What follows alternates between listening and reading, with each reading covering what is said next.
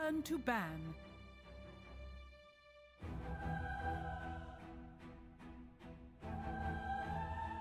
Ten seconds remaining.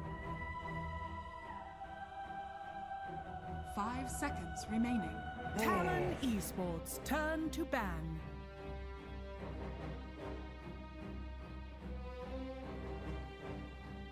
10 seconds remaining.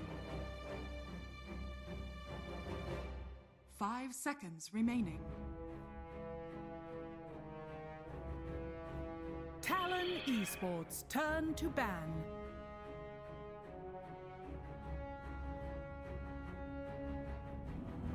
10 seconds remaining. 5 seconds remaining. Team Liquid's turn to ban.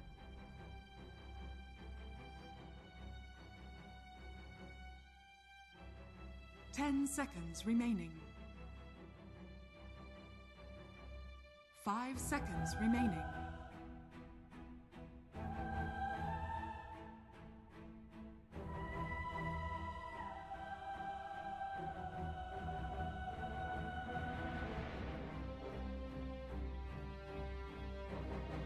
Team Liquid's turn Talon to Esports, turn to pick.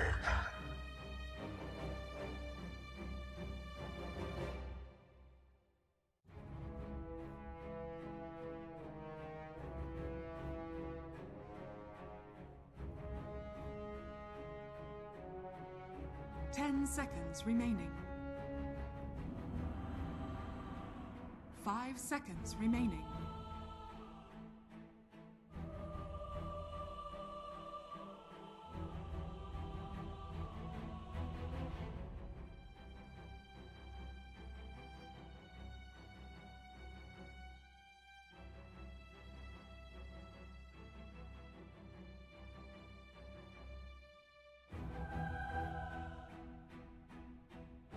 Team Liquid's turn to ban. Admiral Conquer!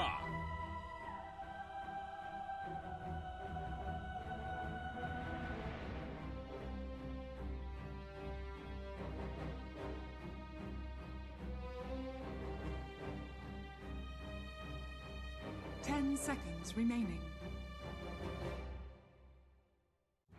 5 seconds remaining. Team Liquid's turn to ban.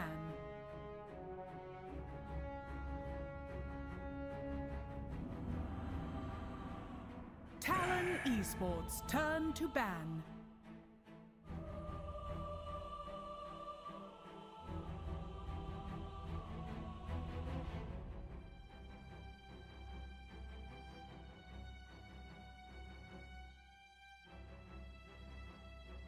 Ten seconds remaining.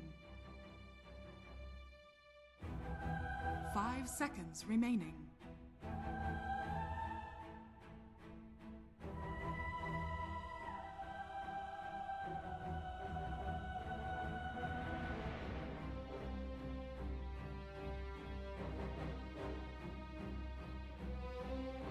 Talon Esports turn to pick.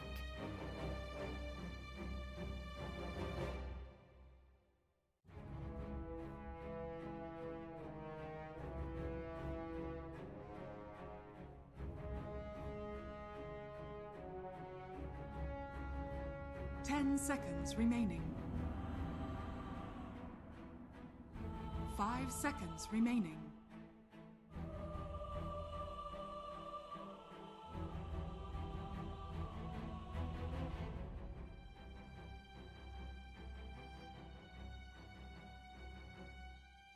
Team Liquid's turn to pick. Treant Protector.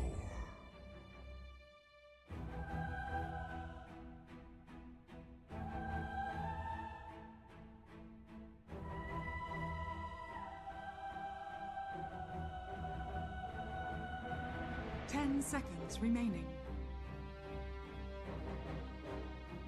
5 seconds remaining.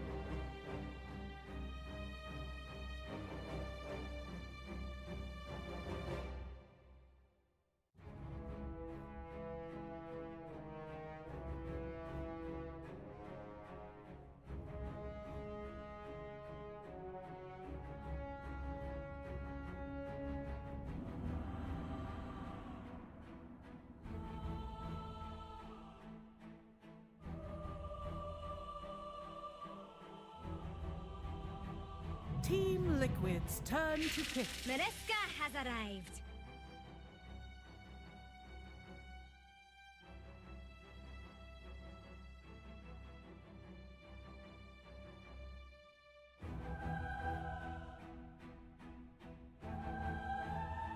Ten seconds remaining.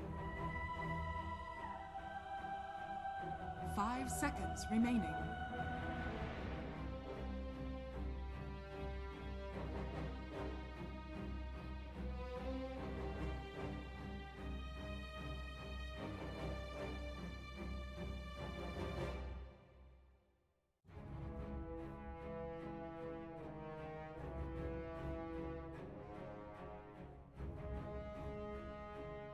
Talon Esports turn to pick. Enchantress.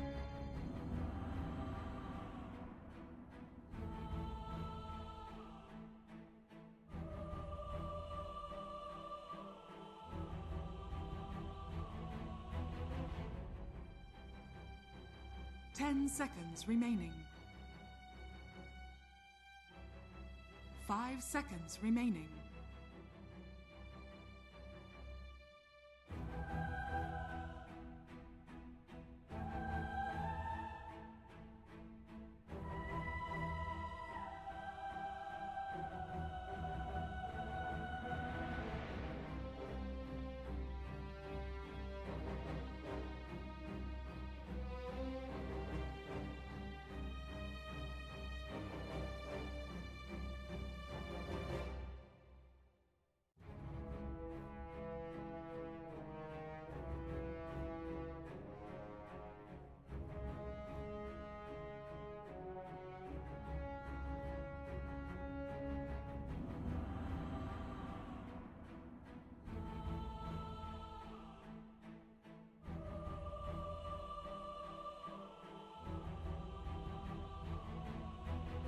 Talon Esports turn to pick. Morphling.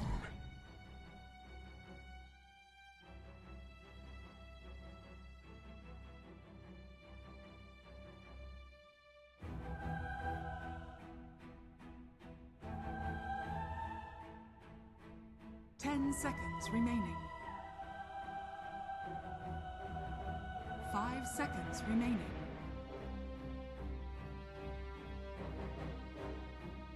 Team Liquid's turn to pick. I speak for the trees.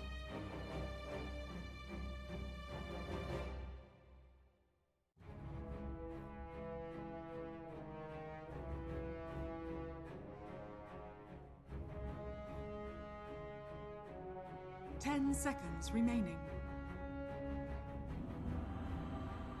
5 seconds remaining.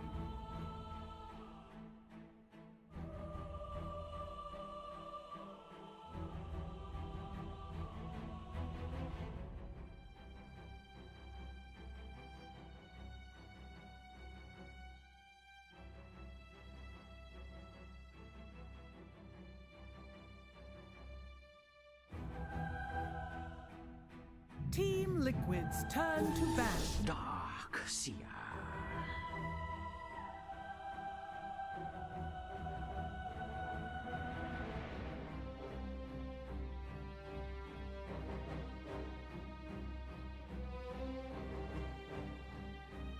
Ten seconds remaining.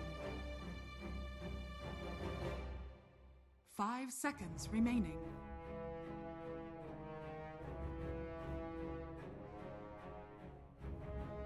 Talon Esports turn to ban.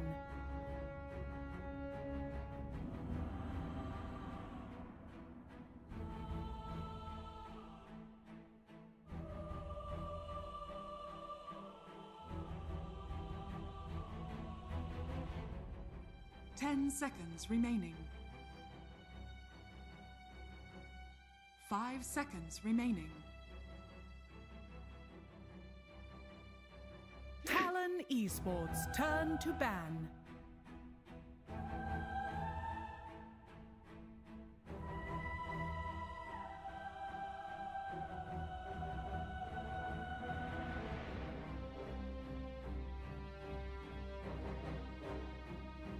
Ten seconds remaining. 5 seconds remaining.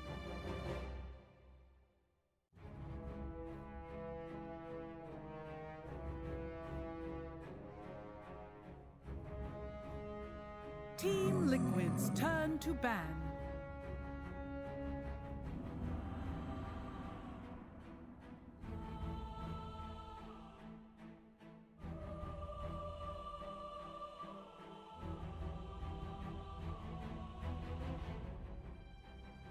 Ten seconds remaining. 5 seconds remaining.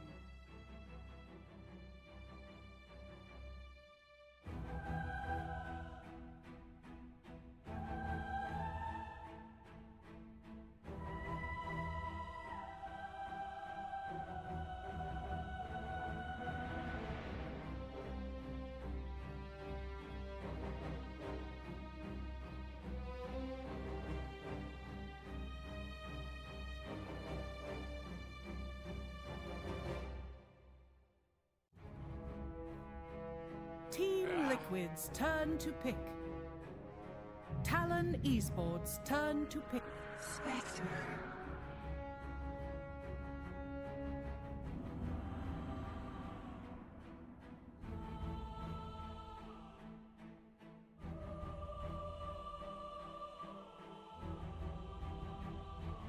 Ten seconds remaining. 5 seconds remaining.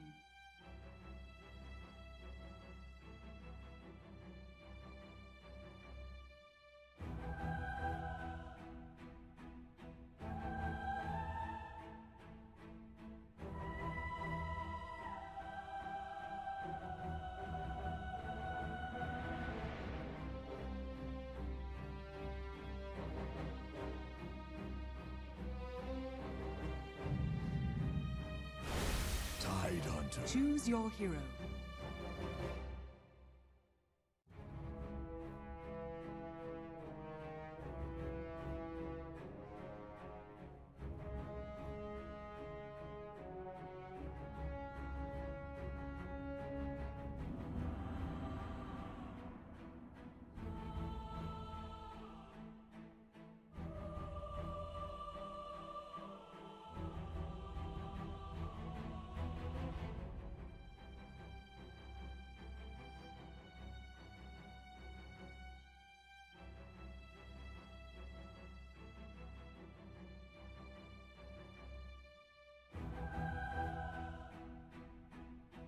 Ten seconds remaining. 5 seconds remaining.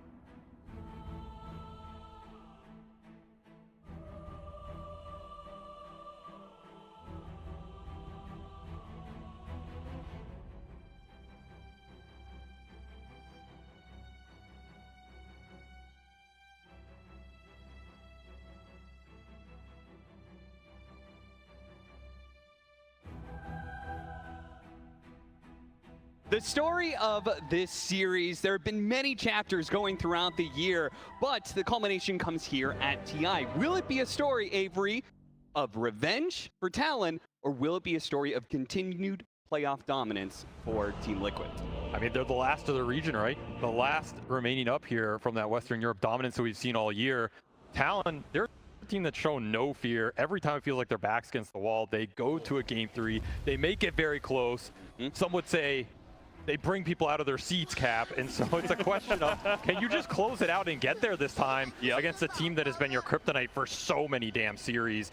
We're going to see it here, and this is a big series for that upper bracket, especially when you're going up against Team Spirit in the next round.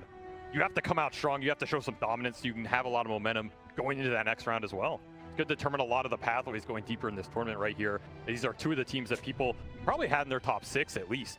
Yes, especially considering their performances throughout the year. You're expecting both of these teams to do very well at TI, but again, those expectations always seem to get turned on their head when it comes to the international. It has a way, the pressure cooker of just being able to break certain teams and players down. We think that they've really got it all figured out. The opening of this series, though, game one, is there anything specific that you want to look at? Because I know, personally, I'm already looking at 23 Savage Morphling. If Talon want momentum, particularly throughout this entire event, but in this series specifically, I need the quintessential 23 Savage hero to pop off. And he's on at C. This is a hero they brought out in Game 3 versus Gaming, and there's a reason why, right? As we were talking, every time his team has their backs against the wall, the 23 Savage Morphling is something they go back to. It's a comfort pick. He is probably the best Morphling in the world at this point. It's his most prolific hero in pubs. Oh, yeah. It's his most prolific hero in professional matches. It's everywhere. Nisha actually using the early Q to be able to stop Q and gets them a first blood for Team Liquid. This is a game that, in a series, it's a lot about tempo. You have Liquid, the fastest team in this tournament. They played a lot of Furion. They've played a lot of these lineups, particularly with the Primal Beast, that they've upped the value on because the speed is just so important to them. They want to take over the map fast, they want to take over it early, and they want to put you in a chokehold, especially a team like Talon that is known for going to those C late games. You do not want to play against this team going past the 60-minute mark. It's just a death sentence. I don't care who you are. I don't care what heroes you have. It's going to get wacky really fast. So if you're Liquid, this is another type of game. You have Enchantress, you have Primal Beast, you have a little bit of a Darkseer Bedlam combo you can throw on top of Nisha this game. Yep. And you have the new Haunt in terms of that Spectre joining every one of those engagements 60 seconds off the Shadow Step. Yeah, that's where I wanted to start on, because you're talking about a fast lineup. You know, normally people think of Spectre, traditionally this hero, oh, it's the ultimate late game hero, oh, it's super slow, yada, yada, yada. But now with Shadow Step, every 60 seconds, like this is it. This is the Furion of carries. He just gets involved all the time. I mean, I'm pretty sure this hero's win rate going in today was like 80% over 10 games or something. So we're seeing a Spectre go later in the draft, and it's just decimating games. I think people have to reevaluate. It's one of those heroes that it's stuck in your brain for a long time. Spectre, slow, late game. Nah, this is a hero that plays a lot faster now, particularly with these Urn or Blade Mail builds. And it's something that could suit Liquid really well if they try and up the pace here. The downside for them, I think, in this particular game that the panel was talking about is these side lanes should be very good for Talon. You have Furion versus the Ench, which is not as bad a matchup as it used to be because, of course, you're not playing off Treants. And you have this Treant Morphling lane, which is just a powerhouse of a lane, especially for a Darkseer that doesn't have a melee for to combo with. Oh, Nisha playing the margins there. He went down to below 10 health against that final hit from Makoto. Makoto's still playing for it. Furion's going to come in, and he's going to be in a bit of trouble here. Nisha is going to be slapped down as the creeps were underneath his tower.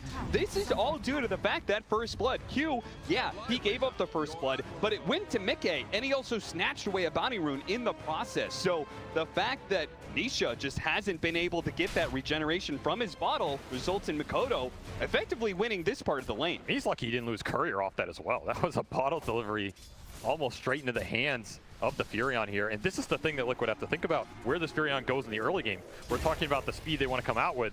If there's one king of speed in this tournament so far, it has been Nature's Prophet. This hero is almost unfightable in the first 5 to 6 minutes, particularly on these rune fights, and particularly in those mid lane ganks where you just can't react to it with the same sort of support committal. So it's something Nisha's gonna have to think about even more now, the fact that he's behind almost a 3/4 of a level here in a Kuka matchup that can easily set up on him. This is something that Talon are gonna try and exploit here, especially for Q, who wants to get a fast Urn up, get the levels rolling. You get an Urn on this Furion plus the blood grenades. The kill threat on the map just goes up exponentially, and he's looking straight back towards mid. Yep, here he comes again. Now, Nisha has been holding on to the onslaught this entire time. Another reason why he's struggling in this lane, he can't use that ability, otherwise Q's gonna come in and punish him, and he almost gets him there with the torrent. Not quite. He's gonna try and bottle up, but it looks like he's just gonna be chased down, not receiving any help. No TPs coming in from the Liquid side. They are just leaving Nisha, hanging him out to dry here. Nisha. Oh, and painful. Yeah.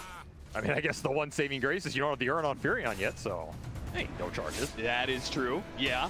But at the same time, okay, the Furion left lane, surely it means you're punishing the solo off laner. Yeah. No. Jabs is totally fine. Get back to you on that one. Ollie, gonna be in some trouble here. Vacuum doesn't actually grab Ollie, grabs 23 instead. That's fine. They'll run down the Train Protector anyway because Insania, instead of trying to put pressure on the Tidehunter, they leave in a 1v1. They say, okay, it's better for us to try and have an impact in this bottom lane instead. And it's a smart heads-up play. You do not want to linger in the early game with Enchantress, particularly if your mid lane's not going well. You have to make the action happen somewhere. His bottom lane's probably going to be the best place to do it.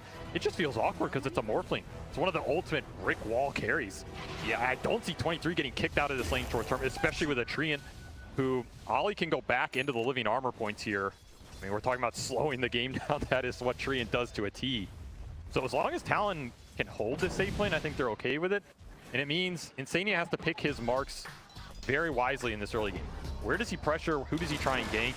And which of these lanes do you try and sway? Not easy when you're looking against two very tanky heroes in the Tide and the Kunkka that are pretty much full HP because they're not getting harassed.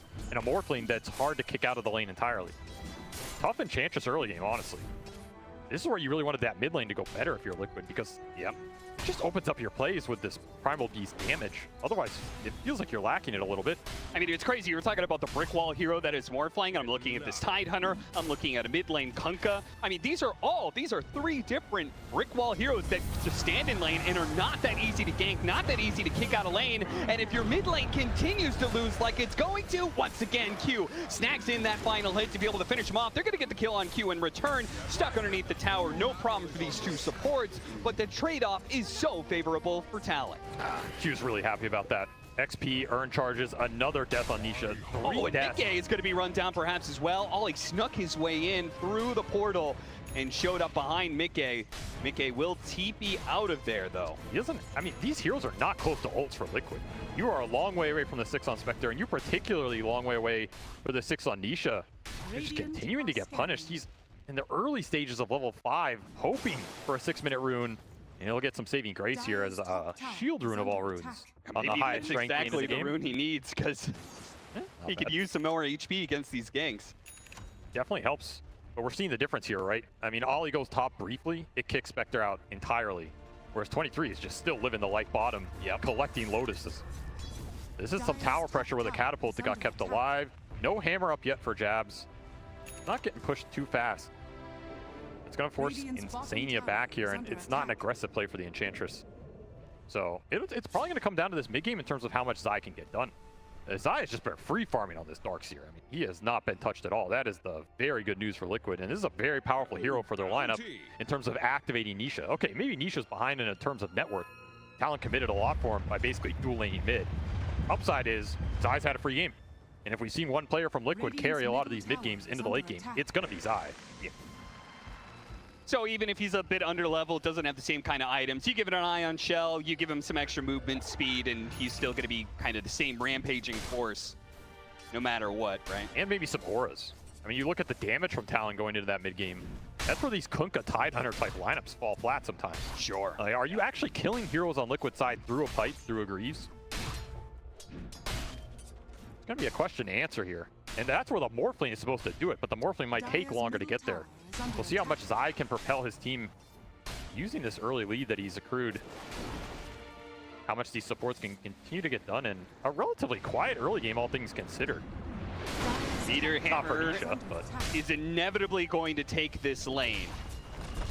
And Talon, I mean, this is what they're working with here. An early laning phase, like not quite net worth lead, but it feels like they've got more momentum combined with the fact that they're getting better pressure on the towers. And they're also the team that holds their towers the best out of anybody in this tournament. You don't even have to put living armor points into it yet either. Another rune, Nisha's way, however. The luck continues to flow. You can use this one. I mean, this is another really good Primal Beast rune. He has gotten his pick. Double damage with an Ion Shell surge. 23 here. Certain amount of burst damage. Pops out, double damage, hits him with a stun, grabs him immediately, but he's already morphed into strength. It's too late. I mean, you have to force him off here. You cannot let 23 sit down here against a double damage Surge Primal. 23 is trying to hold on to its waveform, forced to use it now, and that's when Mickey, who just hit his level 6, is going to pop up, and nobody from Talon rotates over. They leave 23 alone on an island saying, okay, we're taking this top lane. We're doing some good farming mid. Sorry, 23. That's a good pickup for Liquid. Really nice that Mickey gets involved as well. quick little boat for Insania. No level 6 yet. Heal only level 1, and no ultimate does not stop that damage. So 4-4, Talon eking out a slight lead thanks in part to that top tower that they've already taken. Kodo already getting some swipes in here in mid as well. So it's going to be a lot about these tower trades, and if you can use the space. Jabs, he's going to try and give Talon a lead, put this hammer to use. There's not a lot that stops us unless you're willing to combine the cores and the Darkseer and the Primal. Liquid, they're thinking about it, actually. Yeah, they're just going to bring side mid. They do not want to give up another tier 1 this early in the game. So much space for Makoto to work with if it happens. This is a tough fight, though. There's a lot of HP to chunk through. Oh, this is going to be a rough one. Trying to kill a Tidehunter under the towers with the Ravage. He grabbed it, he couldn't get it off. Oh, just no love there from the Kraken Shell, just not dispelling him at the right time. Got chained between disables, unable to get off the Ravage. Liquid do finally get a punishment on Jabs for all that pressure he's exerting on those towers. Just bring everybody to that fight. Shell on the Primal, Bedlam on the Primal, and then you bring that Shadow Step in. That's a lot of surprise damage he was not expecting. It is also a pretty crazy large amount, like Ion Shell plus the Bedlam. Those level 1 Kraken Shell. It's not the tankiest, but 1500 HP. Jab's not expecting it. Liquid will continue to combine their heroes here. It did take a lot of heroes and a couple ultimates to be able to bring down Jabs. At some point, isn't it just kind of like, okay, yeah, they did that, but like, don't you just go right back to it? You're like, well, I'm gonna take that tower eventually. Just don't have support ults. I think it's the one thing hurting Talon, taking a straight up tower push. It's gonna result in a 5-on-5, because you know Liquid are gonna take that fight. It's not like they have to commit huge spells for it. Sure. You're missing Overgrowth, you were missing the Nature's Wrath. Now you have your Fury on 6, you're still looking for the levels on Ollie. Abs is gonna be spotted here, Nisha. Another power rune. An opening. They have really given these power runes away. Can he get 23? Burst him down, it's done. Okay. Jabs comes out of the trees, and now he tried to help 23, but he's only gonna be a victim right next to him. Surprise from Liquid. Nisha making these power runes worth everything right now. And they get the Ravage. On top of everything, they get that ult for free. And Nikkei thought this space, we killed 2 heroes, it means I could stick around and farm some more. No, Talon will keep the pressure on. Nisha's gonna pop out of those trees. They're gonna quickly grab him, the overgrowth into the torrent, try and chain these disabled to finish him off, and that's enough. Zai now showing up with the wall. Not very good by itself, but maybe with a little helping hand here from Boxy, they can get something. The Bedlam put onto the Darks here to help bring down Makoto. The damage is just enough. Make a kill for Boxy, but Zai may pay the price for it, trying to get away with the Spirit Vessel, but it'll take him out. The heals from Insania not delivering in time. Good TP away from Boxy, though. He will keep his kill streak intact. Very important because he's the one getting all the 5-0-1 for Boxy. He just seems to be getting all the last hits on these. And honestly, a weird fight for both teams in an area where the objective isn't even there. Started out great for Liquid, but ended up the best for, I guess, Q here, who really just reaps all the reward on this Furion. Full Vessel already done. Yeah. Still has a charge left in the bank, level 8. Nature's Prophet is cruising into a position where he's going to become a potential 4th core in this game. Yeah, his stats are going to be insane because he's getting the levels. Yeah. Nature's Prophet is 9.9 stats per level, right? So insane. Spirit Vessel, if he gets a Blade Mail, like he TPs in, he's not a good target to actually turn around and hit. That's the interesting part. He's considering Blade Mail, right? This is Yeah. not a conventional second item support Furion item. See if it pays off. I mean, there is some uncontrollable damage on the side of Liquid, but it's also not guaranteed to go on him outside of if Mikkei wants to commit his ult onto Q for a decent portion of this game, which is traditionally what you want to do in this matchup. What would be some other options? Because I noticed Jabs is not going for, I thought it was this because Jabs is going for like a pipe build, right? Tons of magic damage going on. But he's not thinking about that. Right now he's thinking about Shard and Blink Dagger. He wants to get that initiation online. I almost think something more aggressive damage. Yeah. I don't want to say the Orchid because I don't think it's a great Orchid game, but something in that line because Like the Solar Crest build? yeah, you have so much utility. And I mean, Blade Mail is an aggressive option. It could definitely pay out here. I think it's a very interesting choice. It's also a decent damage item on this hero that has very good right-clicking capability. I mean, you look at this Talon lineup, it's going to be Tide, Kunkka, and Treant providing a lot of sustain, which is where I go back to Zai on the flip side. Like, he's going for this Greaves pipe build. That's going to be a really important timing for Liquid. You need to take good fights around Zai's timings in this game to accelerate you into those objectives, particularly for Spectre, so you don't fall too far behind in terms of And we're going back to some good old Aura gaming, right? Yeah, I was going to say TI-11, I think we would be pretty clearly favoring Liquid because we're going to get some team fights, and one side is going to have auras, well, the other will not. Whoever built Wraith Pack. Yeah, well, with no Wraith Pack, Pipe Greaves is the next best thing. Yeah, what's the Wraith Pack to this tournament? Oh, not sure if we figured that out yet. Heart Blade Mail? Yeah, that actually, yes. Good old Heart. Well, I think Talon are pretty content with chilling out. They're farming away. I think they're happy. Liquid, they need to, as you say, hit that pipe timing. But at that point, you got to start hitting the game really hard, right? Because you said Liquid is the team that needs to play this fast. I think they prefer to play it fast. And I think with the start, yeah, I mean, they scale fine. Like, the Primal's going to break this tide in the late game. You have a lot of burst options on the Morphling with the Bedlam Darkseer going in with a punch or potentially double illusions with a wall. I just think it's Talon. Every time I feel like the game goes 70 minutes, you have to think about how this team plays those late game fights. Yes, and playstyle-wise, with the Liquid always looks better faster, and Talon always look better later in the game. But I don't think it's necessarily a draft limitation. Sure.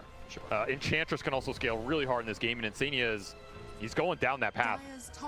Early Dragon Lance for the Enchantress, looking to get into that Hurricane Pike, and I mean, it's a great Enchantress game in terms of being a fourth core.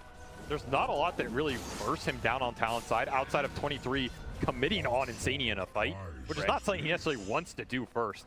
You know, he wants to steal better spells than what Enchantress has to offer and find a better target. So Insania could bring up a lot of the damage powerhouse for Liquid going. Nisha lurking, finds him. Now they are going to TP in for this one. Talon is saying this is a fight that we could still take. Makoto is going to be able to grab Boxy. Tried to stop him. Stops the fear very nicely with the X pullback, and Boxy will die for that. Q for Boxy, trade off of 4s, but Boxy was the one with that mega kill streak, so that was a kill worth a lot for Talon. I mean, you're talking about Talon being happy with the pace, but I do feel like Liquid are just getting more out of the map right now, particularly with the fact that Mickey went back for this Midas, and he's joining all these kills every 60 seconds. Liquid are happy to trade these kills out if it means Mickey gets more XP, more earn charges. He gets to go back to the jungle, not getting ganked because Talon are not making a play of their own, which should be pretty obvious on this map with the extra lane shove you have between Darkseer, Enchantress, and the Primal. And the second they split up, you just go straight back in. And now Talon has to react again. Yeah, they already used some of their TPs to come down to this bottom lane. There may not be the same kind of reinforcements, but maybe 23 is all you need. Shows up, turns to the Primal Beast, and brings down Nisha, chasing after Insania now, who's now in no man's land, goes for a desperate TP out, but the Overgrowth is there to stop him. Liquid overextending themselves, thinking they had an opportunity, with Makoto being unable to join the fight, but it's quite the opposite. 23 is more than willing to take that engagement. That's why this Morphling works so well for Talon. 23 is always happy to join these fights. Even with early defensive builds like the Lincolns, doesn't make a damn difference. He's going to contribute with the spell steal. And that's a fight where you don't have Spectre who can join that dive for the extra burst damage. Shadow Step just coming off cooldown there for Mickey, so it's a carry differential here.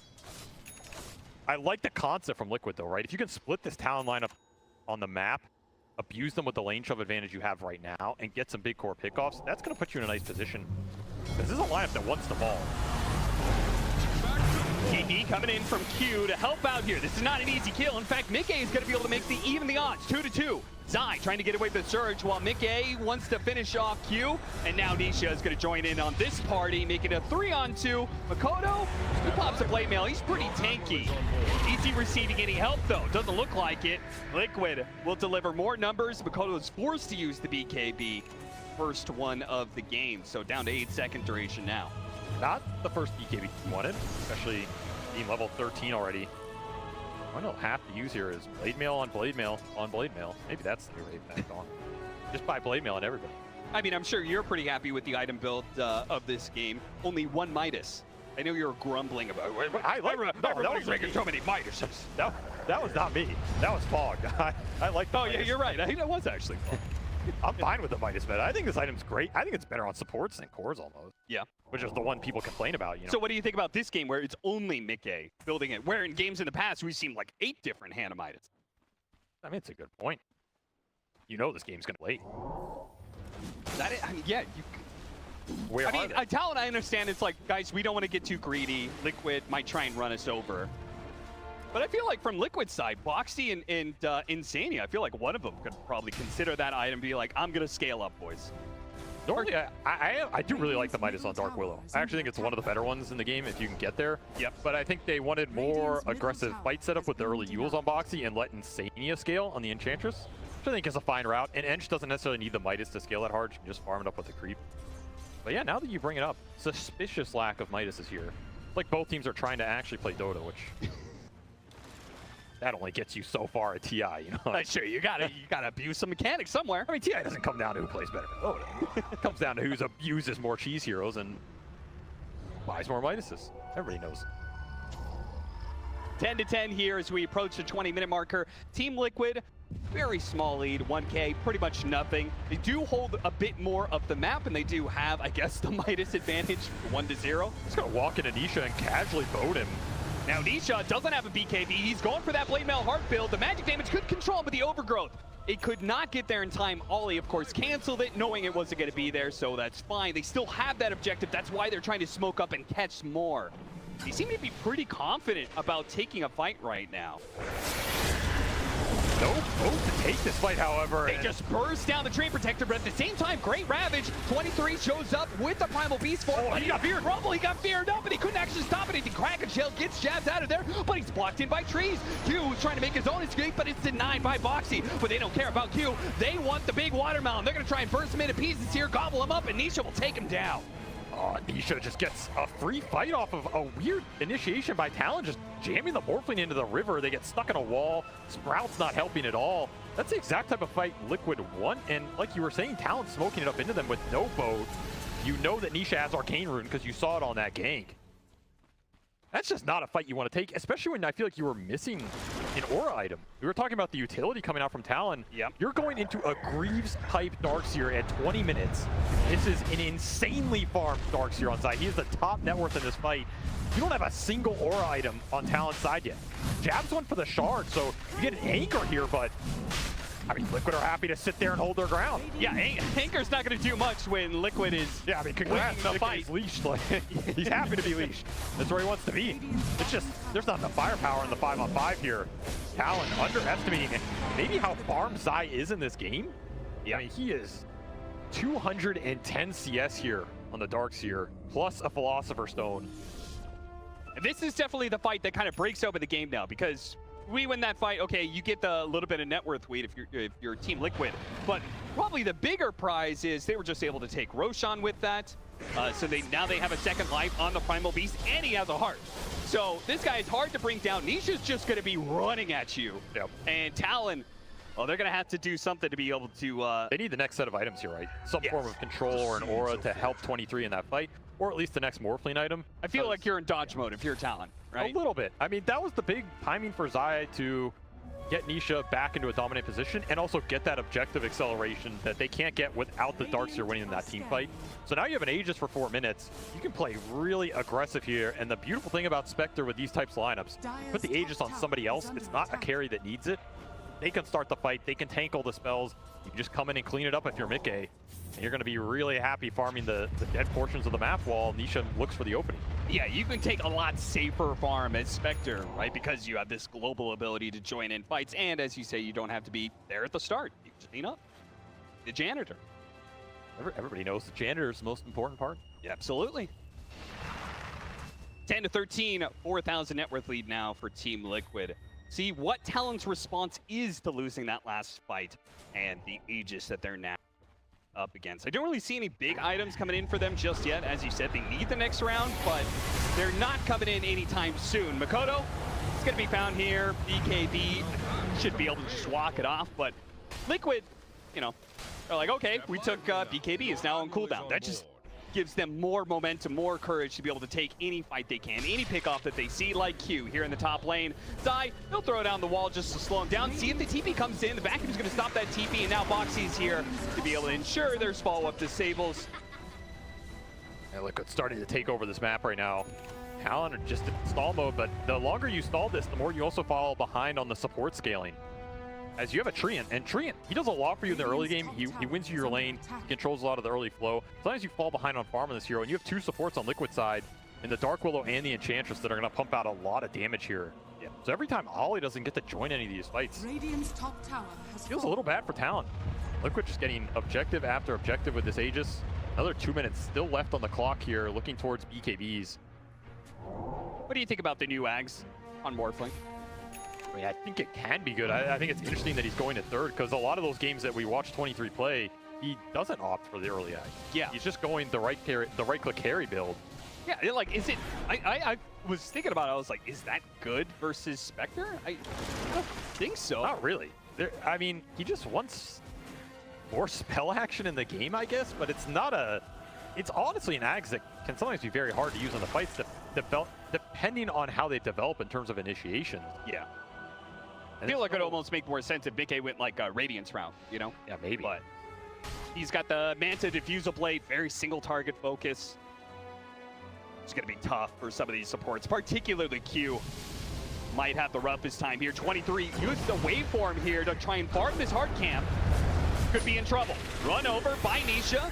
Trying to get him with the fear. He does manage to get off the Shadow Realm. That'll bail him protect him out for a serious amount of time. Pops Manta, waveforms away. Great morph there from 23 that keeps him alive and might even be able to get a return kill here.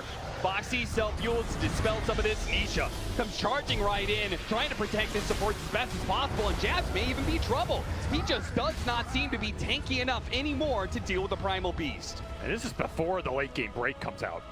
So if you're Jabs, you are not feeling too good about your frontline capabilities in this game. Just getting dragged through these zone control spells that are not your friend. And that Axe could be coming soon. Nisha has both the BKB and the Aghanim Scepter queued up. We'll see which one he actually opts for. I could see either, honestly. You have enough auras to back up the Primal. I don't know if you need the early BKB rush, but it just gives you a free fight as well. Yeah. The only control that you have versus these BKBs of your Talon is the overgrowth. Yeah, if you never want to die again, to make sure that happens, then you buy this BKB as soon as the Aegis expires, and it feels like potentially Nisha doesn't die, at least for another like 20, 30 minutes. Also good versus Torrent Storm. Yes. If you think the Ags on Makoto is going to come out in the near future, then BKB is your item of choice here. And he probably should know that. We've got the point booster in his backpack, so he's got to know. I mean, what else is Makoto going? Yeah. Nobody really goes anything else, and nobody's doing right-click damage Kunkka anymore. Yeah. All about this control. There was a Radiance Kunkka. Really? Was there? Don't worry, Thompson was doing it. He has you covered. Of course. I think you have to get something done with the Morphling Ags here. Your Aegis expired, so you're hitting a window where you can take those 5-on-5 fights again. You got your pipe up on Jabs. Haven't really been able to use it. I mean, maybe if you're Talon, you feel like you need Torrent Storm plus the Morphling Ags here, just for the extra damage. But I feel like by then, the BKBs, if Liquid want them, are gonna be done. Yeah. So this is like a small window where you can get like a little bit of a win, even out the net worth a little bit more. Maybe not a full 5-on-5, but a core kill or a pick-off or something, because Q is giving you really deep vision on the map right now. He has an observer on the right side of the map. He has another one here on Dire Triangle. Like, these are wards that you get placed deep so you can get core pick-offs with them. So somebody has to be setting up for it with Talon. Otherwise, they just go to waste. And you have the gem on Nisha. But at some point, eventually, there's a high chance they get rewarded or Liquid just move through the area. Dai is the person without a BKB who's very often alone. Mickey immediately tries to join him, and they say, okay, let's take Mickey instead. The wall goes out trying to help him out. Mickey does do a good job of realitying, trying to get away, but he is just getting deeper in there. 23, though, getting knocked around by Zai, and now Nisha's going to hop in into the mosh pit. He goes, and the pure damage slices down 23 so effectively. Just can't get anything going in the fights. Liquid playing the map way too well and not giving an even footing to Talon. Continue to struggle here to push in this late game. 10k gold lead almost for Liquid. That Aegis did a lot for them. And now did you're you see the Ags do very much for the Morphling? I didn't really see it. No, I don't even think he did anything with it. Radiant's top tower Troublesome is under attack. for Talon. And another freebie. I mean, this is the part that is disgusting about Spectre now, because 60 seconds level 1, but 40 seconds level 3, every fight. Every hero you find on the map is a kill for Mickey. 2-1 and 12. Not put pressure at all this game and is going to get to a very fast Scotty here, and that's going to make 23's life even more difficult in these fights. He can deal some damage, but not if he can't stick on anybody because he's stuck in a wall, getting hit by his own illusion, and then gets hit by a Scotty. Radiant's middle tower Gem is also going to dissuade Ollie from, ratting this game out as well. Yeah, that's a rough one too, because that's the one hero that I don't think you can ever pick off. Not with the BKB now online. A true beast right now. Somehow it is still Zai at the top, just continuing to rack up the CS here. Well, it does kind of look like we're talking about high ground pushing soon. Next right? Aegis for sure. Probably next Roshan. Do you feel like Talon, is this wait for the high ground push with Aegis, or do you feel like you contest the Roshan fight that's coming up? I mean, we've seen Talon play this high ground defense game. All right, it's in their arsenal. Yep. They're getting 11% here, but if this game goes another 30 minutes, it's going to get weird. It's just, can you hold the high ground? I guess if you're Liquid, maybe your high ground isn't amazing, right? Spectre is not the best hero just sitting there and hitting the building, so you're pretty much just forcing the fight into Talon's base, potentially buybacks, which isn't, it's honestly not that scary because Talon's lineup is pretty ult dependent. So like if you go on the Tidehunter, he ravages and buys back, I mean, do you really care too much? Feels like you're either winning or losing that fight even into the buybacks. I feel like you can just force the high ground with an Aegis, particularly maybe on the Primal. Give it to Nisha again and let him just start the fight.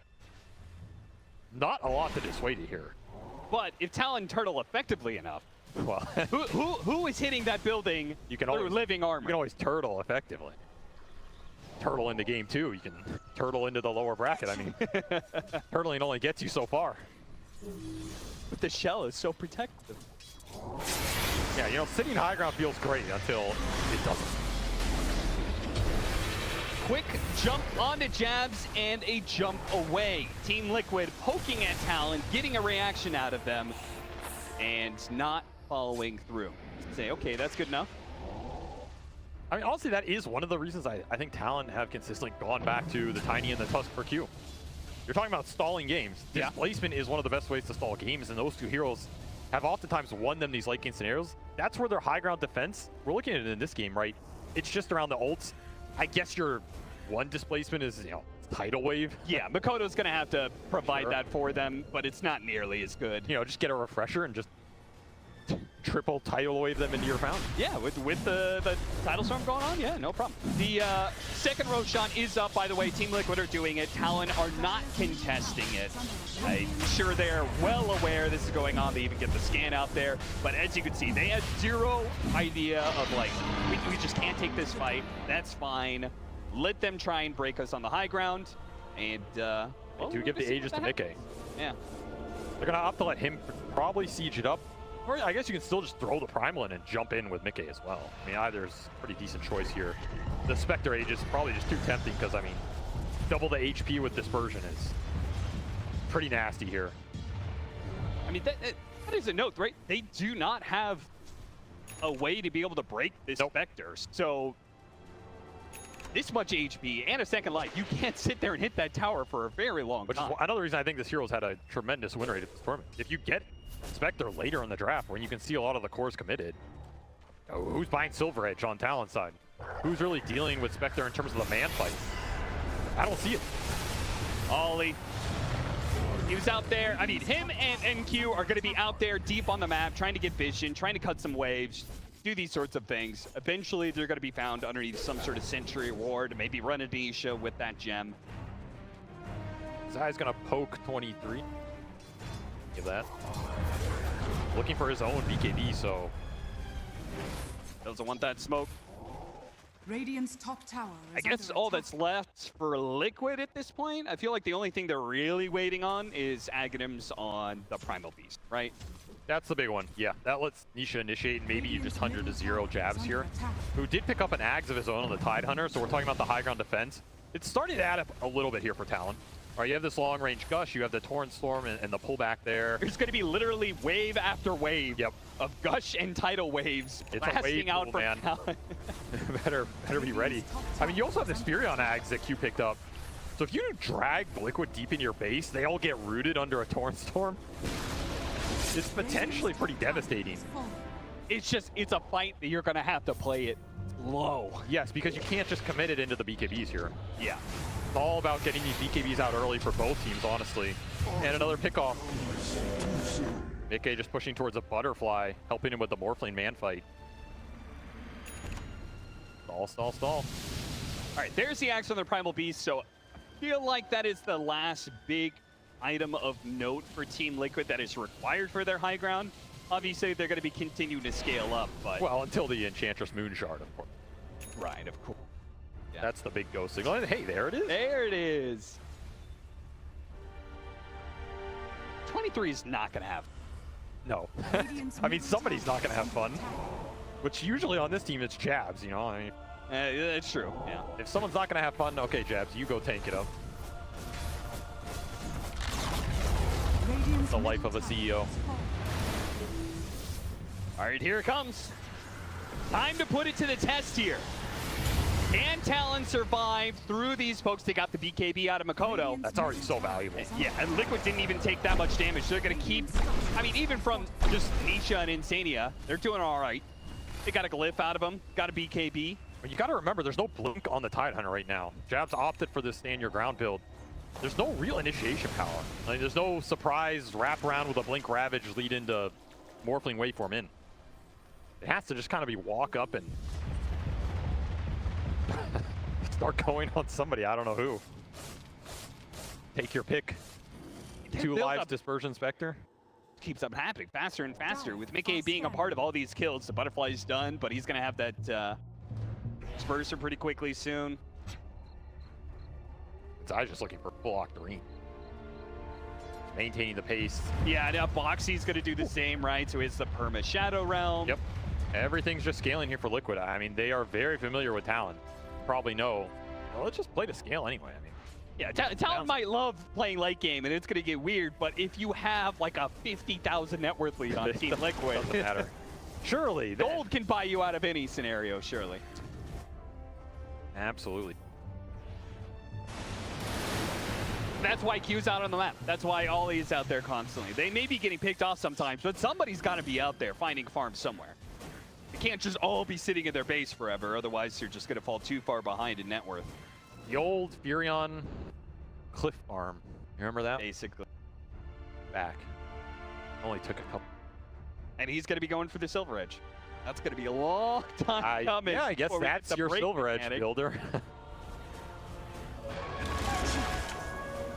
You gotta build what you gotta build, right? Well, Boxy goes for the Wisdom Rune, and he might just notice that his Ancients are being taken. Immediately. Oh, gotta get out of here. All right, well, a wasted ult here. Victory for Q. So I will say he has not gotten many of these Wisdom Runes steals, which is something you want to see with the hero, right? Because otherwise you do fall behind in XP. Another poke on Jabs. Shouldn't yield anything. That's one of the big differences in this game. You look at the experience on Talon supports compared to Liquids right now. They're both 4 levels behind. Yeah. That is what map control does. And that is why scaling supports are so nice in this meta. Because if you just choke the enemy out, you're getting all these Wisdom Runes, you're farming all these camps. I mean, you just get to a point where you have 5 cores. Yeah, I feel like a lot of times when I'm looking at lineups, yeah, like, okay, hard to carry, that's one note. But it's not even necessarily about the other cores. A lot of times it's about how well does that 4 position scale. Or both support scale, then hell, even better. And in this case, Team Liquid, they're going to be very content, confident enough, in fact, that they don't have to use the 2nd Aegis. Maybe the high ground push comes with the 3rd Aegis, or the 4th. Could be in for a very long farming session here, Agree? Hey, you're telling me a Talon game is gonna go late? Yeah, our time in Southeast Asia is definitely well prepared us at this moment. Yeah. Never would have seen it coming. Finally, a smoke. Talon decide enough is enough. They will not wait for 23's MKB. Mickey immediately jumps onto Jabs just like all the times before. They don't want to go on him though. Yeah, it is tough to bring down this Spectre. They're trying to get Liquid to overextend perhaps, and Nisha will oblige, jumping right in there. But again, another target they simply don't want to go for. Trying to bait them in deep for this Ravage, but I mean, Jabs is deep. Oh, he tries to go for the Ravage, but it's not good enough. And now the shots, the rainbow shots out from the Enchantress raining in. Jab's going to be punched to death. Zai, I mean, the damage will eventually come in. It's just a question of who else is going to be joining him in the play. Makoto is forced to use the BKB, and they don't have anything to pierce that one. Losing 2 on the side of Talon. They took about 5 steps outside of their base, and it immediately goes all wrong. This is why they were so hesitant to do so before. No buyback on Jabs, no Ravage even if he had it. Should be multiple lanes here for Liquid. Shields are way too tanky. Liquid have been playing impatient, just waiting for them to make a mistake. When they finally did, they're going to take a lane of barracks. They're going to take even more. Makoto dies now. 23, going to be in some trouble, but the BKB protects him for now. They'll be able to get back to the fountain, but Liquid, they can dive tier 4s and it doesn't matter. Have to wait for everybody to be up here. I don't know if this game's still going to be going by the time your Kunkka's up. Yeah, at this rate, the way they keep on losing heroes, it's not going to be a lane of barracks. It's going to be okay. There's some damage. 2, 3. I mean, this Shadow Realm it does do some work here if 23 can get a full round off. Yeah, there's obvious Ag's answer for the Morphling. It's just how is he going to be able to catch Boxy to turn into the. Get the jump in, he's get those shots from the Shadow Realm. Torn comes out, beautiful backing with Disha immediately with the follow-up there. This could be the killing blow as they grab that Kunkka, slam him down, but it looks like maybe they're running out a little bit of steam here. Now he's getting pulled in. Disha still, he held onto his BKB and he's getting out of there. Meanwhile, the buildings are dying on the side of Talon. They can't exchange buildings like this, a full lane of barracks just for a BKB. They gotta get a little bit more. 23 is gonna try and get something for the Eul Scepter. It stopped him almost immediately. And the burst damage is just too much for 23. 23 knows he needed something there, and he just gets met with the stone wall that is this Liquid lineup. Every answer, there's just no room to operate. And yeah, that is a very convincing game one from Liquid here. As was not the fastest game for them of the tournament, but very methodical, right? And I feel like if you look at this game as a whole, it's just Zai. It's Zai with an incredibly free laning phase on a Darkseer. He doesn't have the greatest combos to play off of, but it almost doesn't matter. The Grease pipe timing is way too strong. There's not enough damage to go through it. You mess up 1 or 2 of those fights, and suddenly you're stuck on a map where you can't take the 5-on-5, and you're getting picked off by Spectre. What's your game plan? Stall high ground and go late?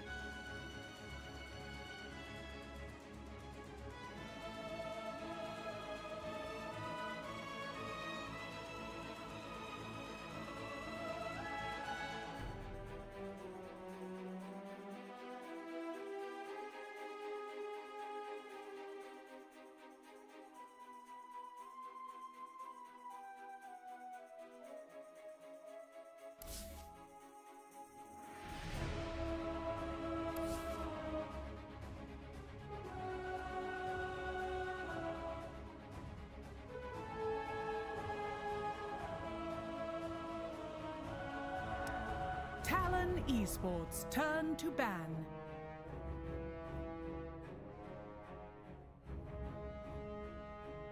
Ten seconds remaining. 5 seconds remaining. Team Liquid's turn to ban. Team Liquid's turn to ban. Talon Esports turn to ban.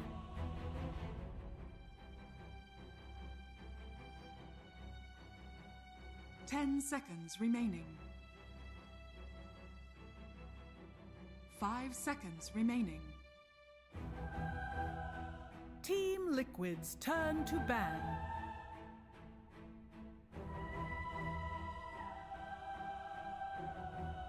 10 seconds remaining. 5 seconds remaining. Team Liquid's turn to ban.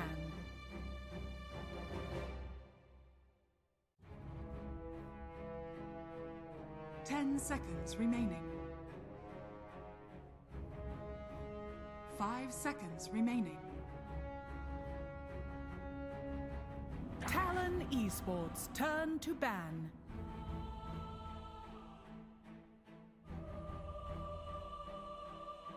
Ten seconds remaining. 5 seconds remaining.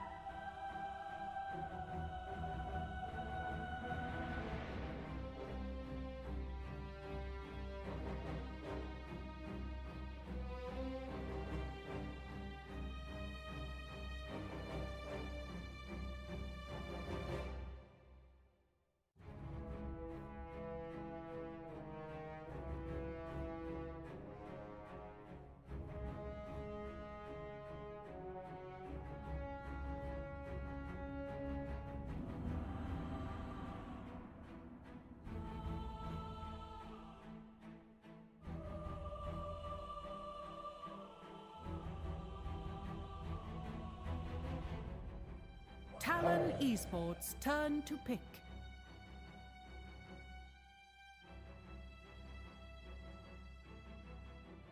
Team Liquid's turn to pick. Bristleback!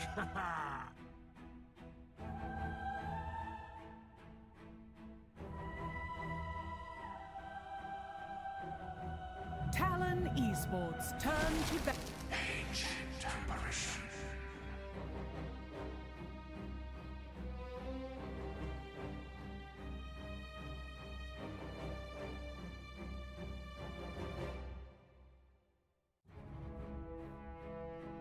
Ten seconds remaining.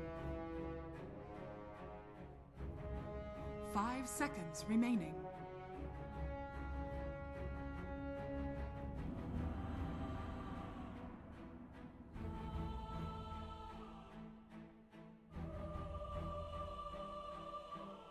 Talon Esports, turn to ban.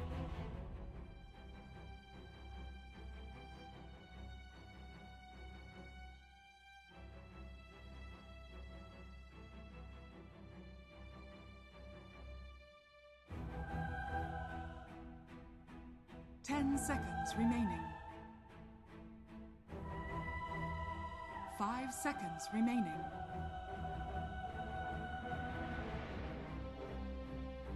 Team Liquid's turn to ban.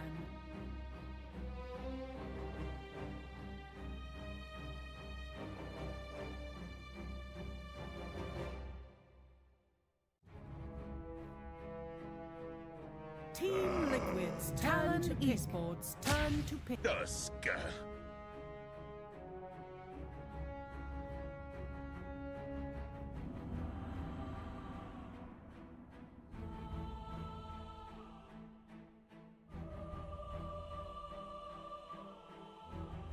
10 seconds remaining. 5 seconds remaining. Talon Esports, turn to pick.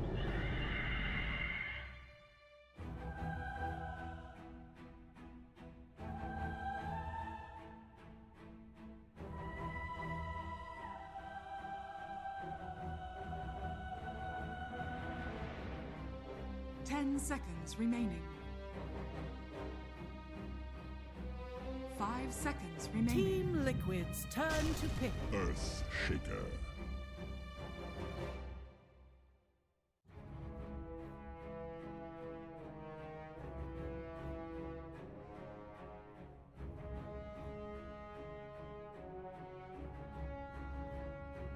Ten seconds remaining. 5 seconds remaining.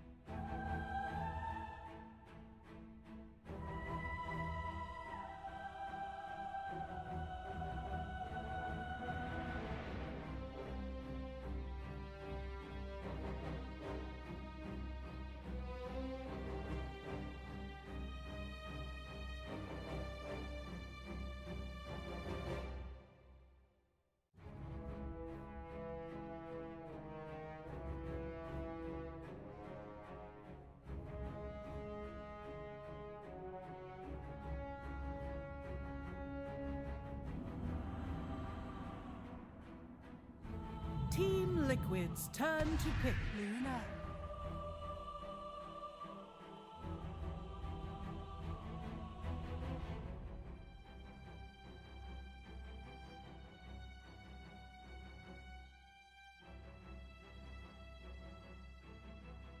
Ten seconds remaining. 5 seconds remaining.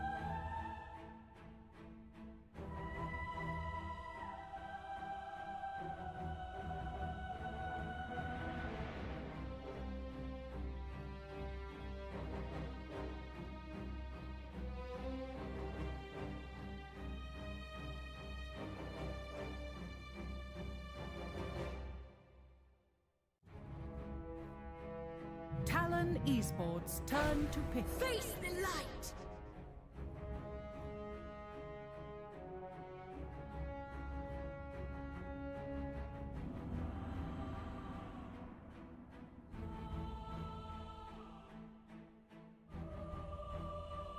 Ten seconds remaining.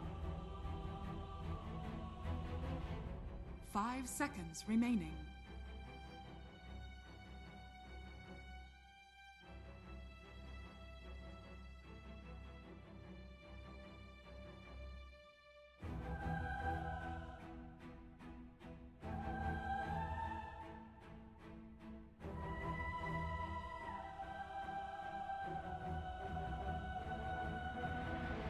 Talon Esports turn to Terrorblade.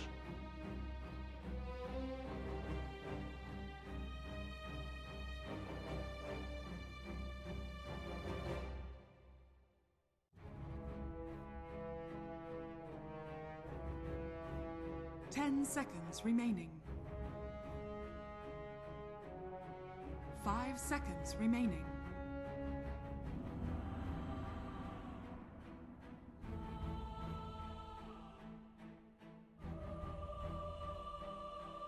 Team Liquid's turn to ban.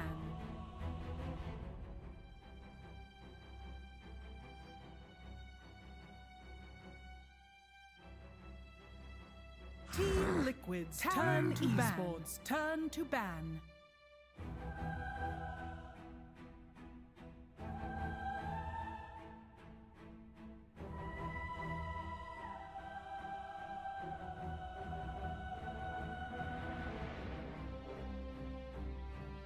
Ten seconds remaining. 5 seconds remaining.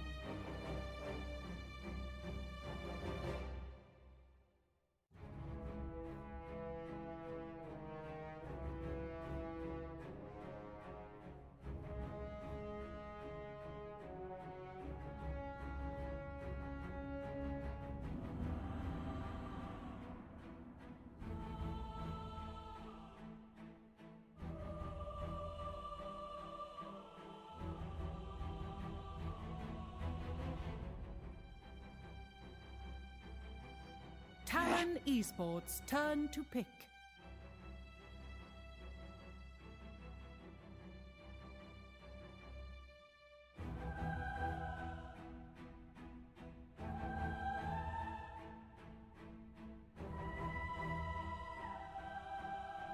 Ten seconds remaining. 5 seconds remaining. Team Liquid's turn to pick. Zeus.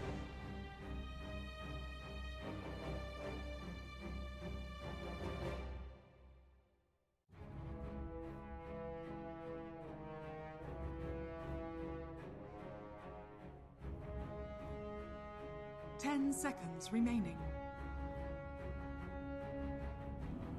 5 seconds remaining.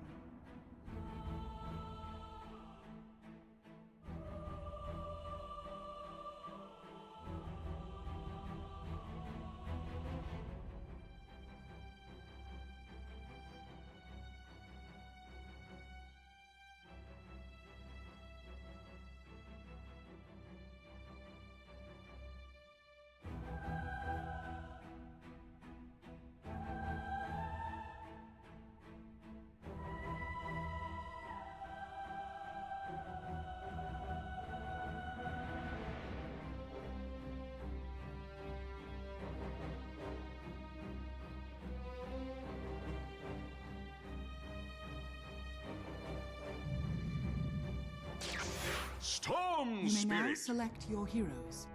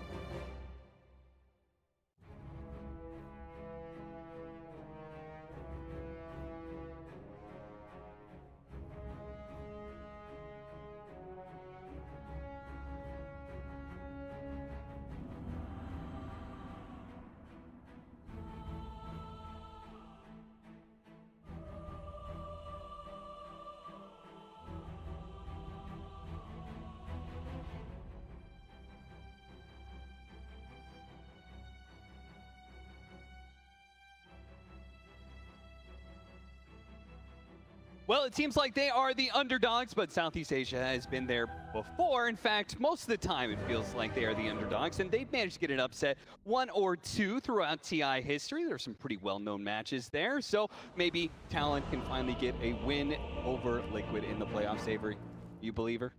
Yeah. Yeah. I don't believe The thing is, I like start to believe in Talon once it gets deep enough in. Once that game starts to progress and I can kind of see it coming together, I'll start to believe. But damn, these games always just look so hard for them off the bat, right? And this is another game where, again, I kind of agree with the assessment here that it's a very slow lineup. It's very clunky. You have the bristle to provide you some early fighting capability, but outside of that, I mean, you're just trying to scale, right? You have Phoenix, Zeus, Shaker, Terrorblade. It's all about the late game team fights here. You're going to be a powerhouse if you get there. At the same time, Liquid, they have a lot to combat that team fight with displacement with the Tuskar, and if you give them a first blood again...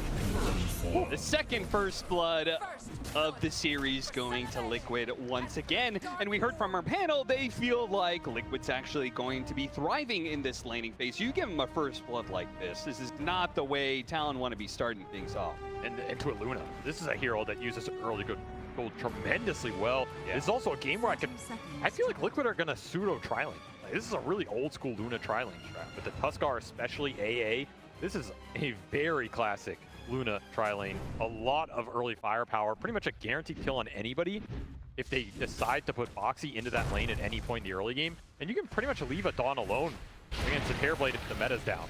Yeah, one of the trends of this tournament, I feel like, is we are using those portals more and more to gank the side lanes and make these sort of, as you said, pseudo situations where you're constantly moving with one of your heroes. So I think a lot of this game might come down to how much Boxy gets done in the early game for Liquid and how much Hugh can kind of counteract that and get his timing later on, but it's definitely going to be late. And they're going to block the off lane here. Jabs to try and get this double melee lane, something in the early game, and also against that Tusk roaming threat, right? You don't know where Boxy's going to start. You have to be prepared for this, and Mickey's going to have first blood gold here as well, so any advantage you can get for Jabs, propel him into a faster Vanguard, get the Ancient stacks going, and then fight around Makoto. That's your game plan if you're Talon. And if you're Liquid, get Boxy into gank potential, get runes for Nisha, and then start combining this Dawn ult off of the Storm Spear jumps, and you're just going to be slaying Makoto on the map.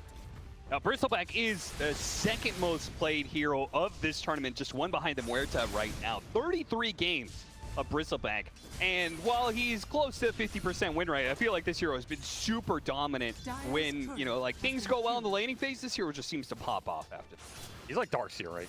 The first 3 to 4 levels, he doesn't get punished too hard. He kind of just runs them. And then you have to be able to deal. And I mean, we've seen teams be able to do that. There's definitely some counters to this hero. Break helps. Anti-healing helps, and of course Liquid have their Ancient Apparition that they've pretty much gone to every time it's available. This is a hero Insania is just going to play the whole tournament, it seems like, until someone bans it out or stops him. Yeah, with all the hearts going around and all Yeah, these strength it makes heroes, sense. you got to get some percentage-based damage somewhere in here. So I think Liquid have a lineup that can deal with Bristle in those good game fights. I mean, Tuskar's like an old school counter as well. He's a butcher. Tag team him up and chop him down. Sure. You combine that with somebody like the Luna. I wonder if the glaive interaction with the shard actually works with tag team. That would be pretty interesting. True. Still, it's also a Dawn Tusk lane. This is a lane we saw Shopify run a lot. Yeah. The success, or limited success, I guess, but the lane itself looked great.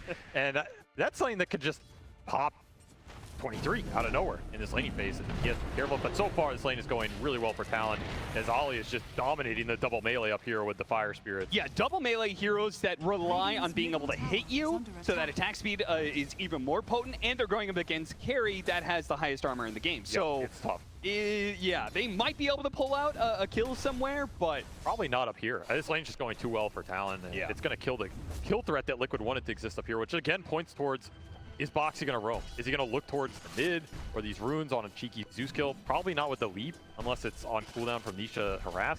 So this bottom lane, Talon need to coordinate where Boxy goes and when he tries to rotate. That's going to free up a lot of more farm for 23. Maybe he can control the map a bit more versus Zai than what happened in that first game with the Morphling versus the Darkseer. Zai definitely got the better of that matchup on the map. so we're covering the side lanes, but let's talk about the mid lane matchup, because these are two heroes that neither one of these teams have really been running a whole lot. I mean, it's been 3 months since we saw a Storm Sphere pickup for Team Liquid, and on the other side, 6 months since Talon drafted a Zeus. Where did these heroes come from? It's a very interesting. Well, I mean, Zeus. So that hero's just good. I don't need to say anything there. I mean, the Storm though. The thing interesting about Storm in this game is you don't have the mana generator. Okay. The patch where we saw Storm was the Coddle Storm, the Pugna Storm. Pugna. Liquid have nothing to pump him up other than the Donald, and you know the Luna Aura is also nice on pretty much anything. But that's not really a Storm combo. So that's why I feel like the power runes for Nisha are really important here. And it's something that I feel like Liquid should prioritize, because you really want the power runes in the counter pick matchup for Storm when he wants to have the extra resources on his own to jump the enemy mid hero. Zeus is not that squishy of a mid. This is not your old man Zeus. It's a young man Zeus. He has leap, he has more mobility. He's tankier. This hero can be deceptively hard to bring down. And he builds a phylactery, which I know you love. Of course. I mean, phylactery is just the best item in the game. Feels pretty good right now, and there are a couple of these heroes that really can get bursted. It's the most fun hero. I mean, this is a great phylactery Zeus game, because it'll help him tank up, and it'll kite out some of these heroes. So the Storm jumping him is not as deadly. He start to kite out the fight against the Luna Breaker. Yeah, I was about to say, Luna needs to be able to get, kind of close to some of these fights to hit people, and Zeus can play that distance really well. I mean, I'd like to see it on Makoto, but we've also seen a lot of these Zeus favor just going into the tankier, like the harder buildup in terms of damage output off of an Ags or a Shurkaya buildup. Sure. There's not a lot of Zeus's going the Manta Lightning Hand. I'll man up and be open about it. Now, is that correct? I don't know, but. Rotation from Q surprises Nisha. Really nice planned out TP there. Q gets him right on the corner, blocks him out with a Fissure, which wasn't even needed. Just the burst damage being that close to the aftershock was good enough. Crazy good kill by Q. And Liquid gonna try and get a rebuttal here up in the top lane. 23 takes a lot of damage, but again, this hero is not so easy to bring down with some of that physical damage, which is what was left in the tank after they burned through. 3 HP. Woo. Boxy. The highlight in real life here. Barely gets away. I was gonna say Nisha, he had almost full wand and fairy fire, and he went early Falcon Blade. This is such a tanky Storm. Yeah, he's done perfectly there for Q, just incredibly ahead of 3. And it's a massive kill because suddenly Makoto has a faster ult, which could sway the side lanes here. Right. And it puts them in a better position to contest that 6-minute rune, which you gotta be thinking about if you're Talon. Yeah, particularly if supports are, when they roam like this between the two lanes, if they don't successfully get kills, they tend to fall behind in experience, which just makes them even squishier and even easier to kill for that Thunder God's Wrath. Bottle refill. So Nisha has massive resource advantage on Makoto here, but he's Arcane bootsing up. I mean, this is a contest for sure, or at least you're going to get the 50-50 and DD top. Really nice news for Talon. That is a rune that Nisha really needed here. Nisha's gonna fight for this one. Thunder God's Wrath bursts down the Tusk, and looks like Insania's gonna be in trouble as well. They only need a couple more hits, and they will easily get back. Makoto walks away, pops away with the double kill. Really big snag there. Makoto just living the dream start. Versus a counter pick, so what? He's 700 gold ahead of Nisha here, and he's going to be in a position where Nisha going to be able to find him in those woods or on the map anymore. Pretty good value out of the ult to push his support levels up as well. That was one of the issues for Talon last game. I mean, these lineups can be slow, but if you get support levels, they pick up a lot of pace, and nice Fisher cancel. Oh, things are beginning to turn badly now. Now, he does have a lot of stick charges and a Lotus, but against this many heroes, they rotated so much on the side of Liquid into mid. The Mickey has no help, and there was even 23 coming through the portal to make sure the Luna's gonna die, and maybe they'll put some pressure on the tower too. And it's another huge kill on the map, because that Luna's level 6. It was well ahead of XP here on Jabs and just living the life off that first blood. And oh, nice play by 23 using the illusion, denying away that wisdom rune. That's I mean, really just nice. 2 minutes ago, Liquid was in a pretty damn good spot. The Storm Spirit and Luna were top of the network chart with this play in mid, now the play in bottom. Things are turning quite dramatically to the favor of Talon. Talon showing up in game 2 in this early game, especially the supports. Suddenly this lineup is not going to feel nearly as slow, right? Because you have 2 level 5 supports versus Liquid's level 3. And Boxy's start has just been very slow, right? Yep. He hasn't found that kill bottom too often. He's 0-1-1. Not a lot of stacking either. Downside of the Tuskar here, he can't set anything up for the Luna. So Mickey doesn't have a lot to fall back on. There's no Ancient XP. And then you get that Wisdom Rune denied. It's like the cherry on top here. You have a lot more breathing room in this game for Talon to get these supports to their ults. Oh, And play around Makoto, who's they're giving Nisha absolutely nothing for free. yeah, who's hunting who in this game? They're going to jump onto Makoto here, but the slowdown attack speed plus a beautiful Fisher. They do have the Dawnbreaker, though, and that's going to be the extra bit of help that they need to be able to burst down Makoto. Nisha commits. Can he finish him? They do. Zai managed to bring him down, but Nisha's going to have to give up his life for that one, and Jabs is on cleanup right now. 2 kills already. Look to chase after Zai, but Mickey does manage to, like, dissuade Talon from keeping that aggression going. I think Talon are still very happy with this, right? You get another kill on Storm at a good time, which is 8 minutes. Arcane Rune top, another rune Nisha would have died for, perhaps literally, as it'll probably go into the Zeus's pocket here, and you didn't even need the Zeus ult for it. You got Dawn ult off the map as well. A lot of small things going Talon's way here. And I also like this Max Fissure build from him. If you look at this type of lineup, you throw this Max Fissure into a hero, you bolt them with Zeus, throw a Zeus ult, Phoenix dives in, it's a massive amount of poke damage that can force Nisha into an awkward position. You can see one reason they wanted that kill on Makoto so badly is TP was still on cooldown. Yep. So he actually TP'd out, got into that fight, died, so he had to actually walk out to lane, which means he wasn't there for the power rune ultimately. A little sad, but Well, very there's happy with the start he's been given here. you got double bounty rune sitting there for Makoto when he needs to fill up at a right time. This is going to be a tough wall to break right now if you're Liquid. Your biggest priority is getting your supports involved, and it has to be through the Storm Spirit. There's just no way around it. Your lineup doesn't have much else to function until Mickey's ready to join those fights, and it's... Radiant's bottom tower. I mean, it's a mask command as Luna. He wants to be hitting jungle, he wants to be hitting stacks right now. He does not have Eclipse points, he does not have beam points, so Mickey joining these fights is just not on the table. Gonna have to be some cheeky support kills probably, while you try and stall out some of these lanes. Space. Every game that I've seen a Bristleback have this kind of start, I feel like he's always walking away with the win. But we're going to get a quick listening on Team Liquid, see how they're feeling about this game. Dire's middle tower is under attack. Radiant's bottom tower is under attack. Radiant structures are fortified. You believe in that? I'm not sure if I do. Yeah, I'm convinced there. I mean, I do believe this game's going to be very slow. Radiant's bottom tower is under attack. Radiant's bottom Something tower about is bringing some fortified. positivity and confidence when you need it most. With the laning Not phase. something I ever thrived in. I commend these players who do. They are catching up a little bit, right? Yeah, they're fine. You have level 5.5 on Insania now. Slowly closing in on the ult. And of course, Talon, I mean, they're going to play like they're methodical. Not that they're going to jam the levels into you on your side of the map, especially into Dawn ult where the counter initiation is the way Liquid can come back. So you're not on some crazy clock here. It's just, that was not the start you were hoping for. Still looking for some action here. Only 3 kills in 11 minutes. Jabs. He's been playing so forward in this lane. They're going to bring 4 heroes to bring him down. Team Liquid, they really wanted to get this punish on Jabs. And they do get it. It costs them quite a lot, though, in some ways. But you have to make these kind of moves to get boxy in the game, right? Otherwise, this Tusk is just sitting level 4 forever. He's way too important to your lineup. Sure. And extra levels to boot. Zai gets involved, puts the blade mail to use.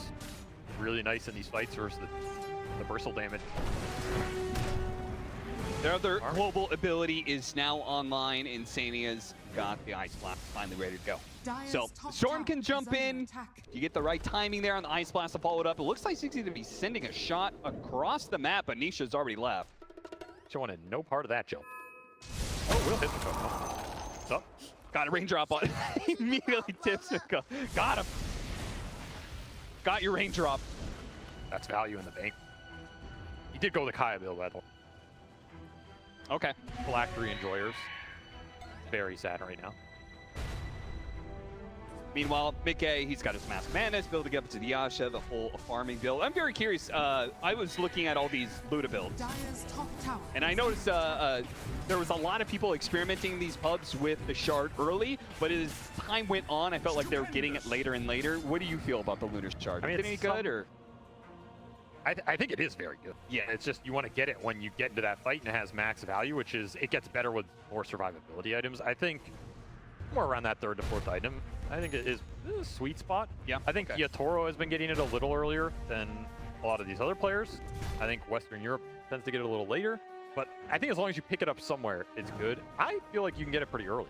I think the Shard just has pretty good value. It doesn't cost too much. And I mean, Mickey's eyeing it up here. You can just go Mask into the Yasha, into Manta Shard timing.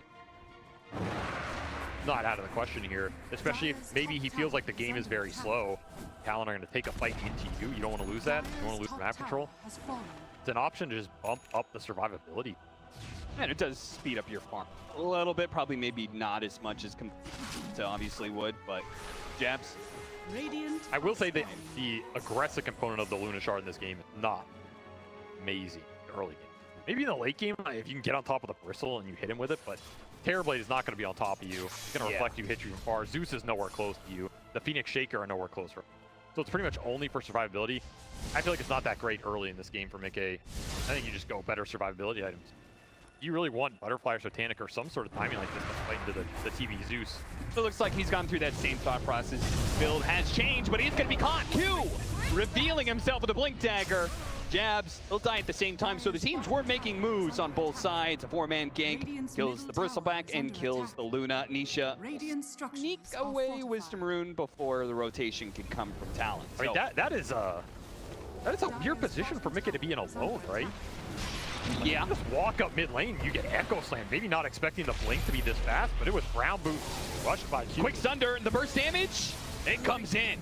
They collect pretty quickly on that one, but 23 is committed heavily to be able to finish up this tower. Might pay the ultimate price for it. Is Foxy gets him down. Tag team, that's pretty easy. Foxy's gonna be left behind though as the punch finally comes through. But double kill for Makoto. What's that worth it for 23 to stick around like that? I mean, no, but it feels good for his team. Does not feel good for him. Yeah. So both carries giving something up here. Kind of an interesting exchange. I mean, it depends if you believe like Zeus carry like he used to. I kind of feel like the hero doesn't function like that. I think he's a great 1.5 to 2, but he's not a true 1. Yeah. In that sense, I don't think you want to necessarily sacrifice yourself for Makoto here, who's already having a tremendous game. I think the TV death is going to cost Talon a bit here, but it is great for Q. And if we've seen Talon do anything, it's off the back of their 4, right? When Q has a good game and he's rolling, everything just starts to flow for this team. This fast blink has paid off very swiftly here. Yeah, because he was thinking about getting the arcane boots at some point in time. I remember very early on, he had the 900 gold. I was like, yep, you gonna go for it? But he went for the fast blink, got a kill. Now, he can maybe help Ollie? No. And it's just enough burst. And this is the combo we should be seeing a lot from Liquid right here. Storm's here in Ancient Apparition helps out a lot to be able to land that Ice Blast. Even have Max Snowball throwing some more magic damage on the amp. Nah, Vortex is going to do some work here, and they're still looking. Can they control him enough? Easily. Burst him down. Jabs. Dawnbreaker coming in for an extra stun. The extra bit of burst damage required as well. 2 down as successful moves from Liquid begin to ramp up. All those support levels they were lacking come in, and now they're just straight up ahead with level 9s. Good. Finding the opening here. big pickup is going to give him a lot of momentum, pushing towards a pretty decent mid-game timing on these 3 cores if you can get to some early BKBs, which is what they're eyeing. Because there's, again, very limited control on the side of Talon to deal with that double, triple BKB timing playing the Luna objectives game. What happens if Liquid just decide to start forcing Roshan in buildings with some spell immunity? Not a lot to throw into it, right? Jabs just needs to be strong enough that he can frontline and waste the duration. And so far, Jabs is the one continuing to punish. Yeah, he's plummeted down the network chart. He is 4 deaths will do that. way far behind everybody else. Yeah, he's not had a huge amount of ancient stacks because the supports have been active around mid for Talon, prioritizing Makoto. His lane was pretty rough. I mean, Mickey had first blood and it's a Luna lane. And he's just the one getting hunted right now. Yeah, this is going to be the second time he's going to be ganked around his tier 1 tower bottom lane. And the TPs will come far too late to get the punish. Liquid have identified the weak points in Talon right now. It is Jabs, and they are continuing to exploit it. A 5th death for the Bristleback. Just no front line in sight. He still doesn't have that Ags. It's going to shift more weight to Q and Makoto. Finds the pick off. Because Wrath is going to reveal the 2 supports. They quickly go for the toss kill, see if they can burst them before the snowball. Not quite good enough. That's going to delay this kill just a tad bit. As a result, Insania will be able to go home free. He does have a blink on boxing. So as rough as the first 10 minutes were, the next 7 or so were pretty damn good. And that's going to give you your initiation power here, as we saw with that blink reveal. Something else that can just make Jabs' game a lot harder. When the Tusk can start on you with the Dawn follow-up, like we saw in that triangle, all of a sudden there's just nowhere to go because you can hold the snowball, you can hold the shards. Guarantee that the Dawn ult lands, and then you're just stuck in tag team Starbreaker. Not a lot of heroes survive that. Manta Lucian's going to be pushing down all these lanes. He also just picked up the shard. Jab's going to be caught here, pulled back in. Again, the double global ultimate putting to use every single time. They're thinking about this Bristleback kill. They are just not letting this hero get off the ground, not letting him get to this Aghanim Scepter. A 6th death in 8 minutes here. He is still level 10. He is just falling so damn far behind on XP. Insania is level 10. Oh, no. Like, this is an ancient farming hero that's the same level as your enemy 5. Something has gone wrong here. It has gone wrong very quickly for Jabs. He just doesn't have much space. 23 soaking it all up, which means someone needs to show on the lane, and the second you show, you're not tanky enough to survive this double global burst. It's gone. See a lot of drawings on the map. Team Liquid seem to circle around that mid area. They want to keep playing in Talon's face, I assume, and Talon saying, we got to push out that bottom lane. We got to be able to play the whole part of the map because they do. I mean, this game's going a little too fast right now, right? They want to slow it down, get to their round of items that they need to get. That very early game went well for Talon, but they weren't able to translate it in any. Now you're just kind of stuck with these sluggish heroes on the map. You're getting out map presence and global ability from the Dawn. Yay. Storm just has free jumps. There's really only one hero Storm cares about, and Q can't be everywhere. And now you can start to accelerate the objective taking with the Luna lineup that can ball. You don't have that big aura presence like the Darkseer, but you have tag team. You have nighttime for the Lunar Blessing here. Yeah, they know about the Roshan, but they also know Insania was isolated in the bottom lane. Talon feeling like they can't get to that top lane fast enough, I guess. But at the same time, Liquid did abandon doing that. What about the damage they were taking? It is going to swap over to the other side, which may make things a little bit more awkward for Liquid, as Talon are holding that bottom area of the map pretty well. Got a couple of wards around it, too. I mean, I guess if you're Talon, every minute that Jabs isn't getting killed, you're probably happy. Yeah, he's averaging a death once every 3 minutes. Yeah, so the game's progressing better for you. If you can get past the 21-minute mark without a death, I think that's improvement. Still doesn't have this Ags, man. The thing about Ags less hero is, okay, you can use it to farm, but you really want to use it to slay. Yeah. It's a fighting item. The earlier you get it, the better. Maybe you can wait for your second, but that's what this hero's supposed to strike.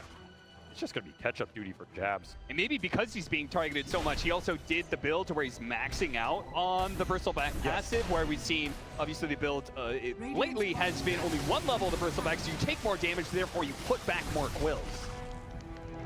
It's gone for the 4 points here. I guess signifies he has been decimated. Yeah, he knows he's going to be targeting. He knows he has to play the front line for his Terrorblade and his Zeus. So, I mean, it's not like the supports are going to be able to do for it in this game. They're reactionary heroes, right? They want to be able to sit in the back line too. So yeah, and his job is just to stall as long as possible, potentially stall the BKB. that's just not going to be an option because the single target burst damage for Liquid is absolutely insane. You have Deso picked up from Zai. You have the Storm jumping in with 3 levels in Tag Team and 4 levels of Lunar Blessing. That single target physical is just disgusting. And you have an AA blast to throw on top of it, so no healing. There is no save in this Talon lineup. Something to consider as we go late game. I mean, I guess there's Sunder. Yeah. And there's Sunray with, like, you know, Ags, Phoenix, ultra late game, but I consider that extremely situational, especially with Ollie's net worth here. So basically, Sunray doesn't do anything for you. It's only the Sunder. Is 23 willing to sacrifice his HP for another core? If he has Aegis, maybe. Without Aegis, pretty spooky. So that single target jump for Liquid's pretty damn reliable. Even the blink on Insania to guarantee that fast Ice Blast. Saw Kittrack doing this in Western Europe, so he's going to take a trick out of his fellow comrade's sleeve and put it to good use. Yeah, it's pretty interesting.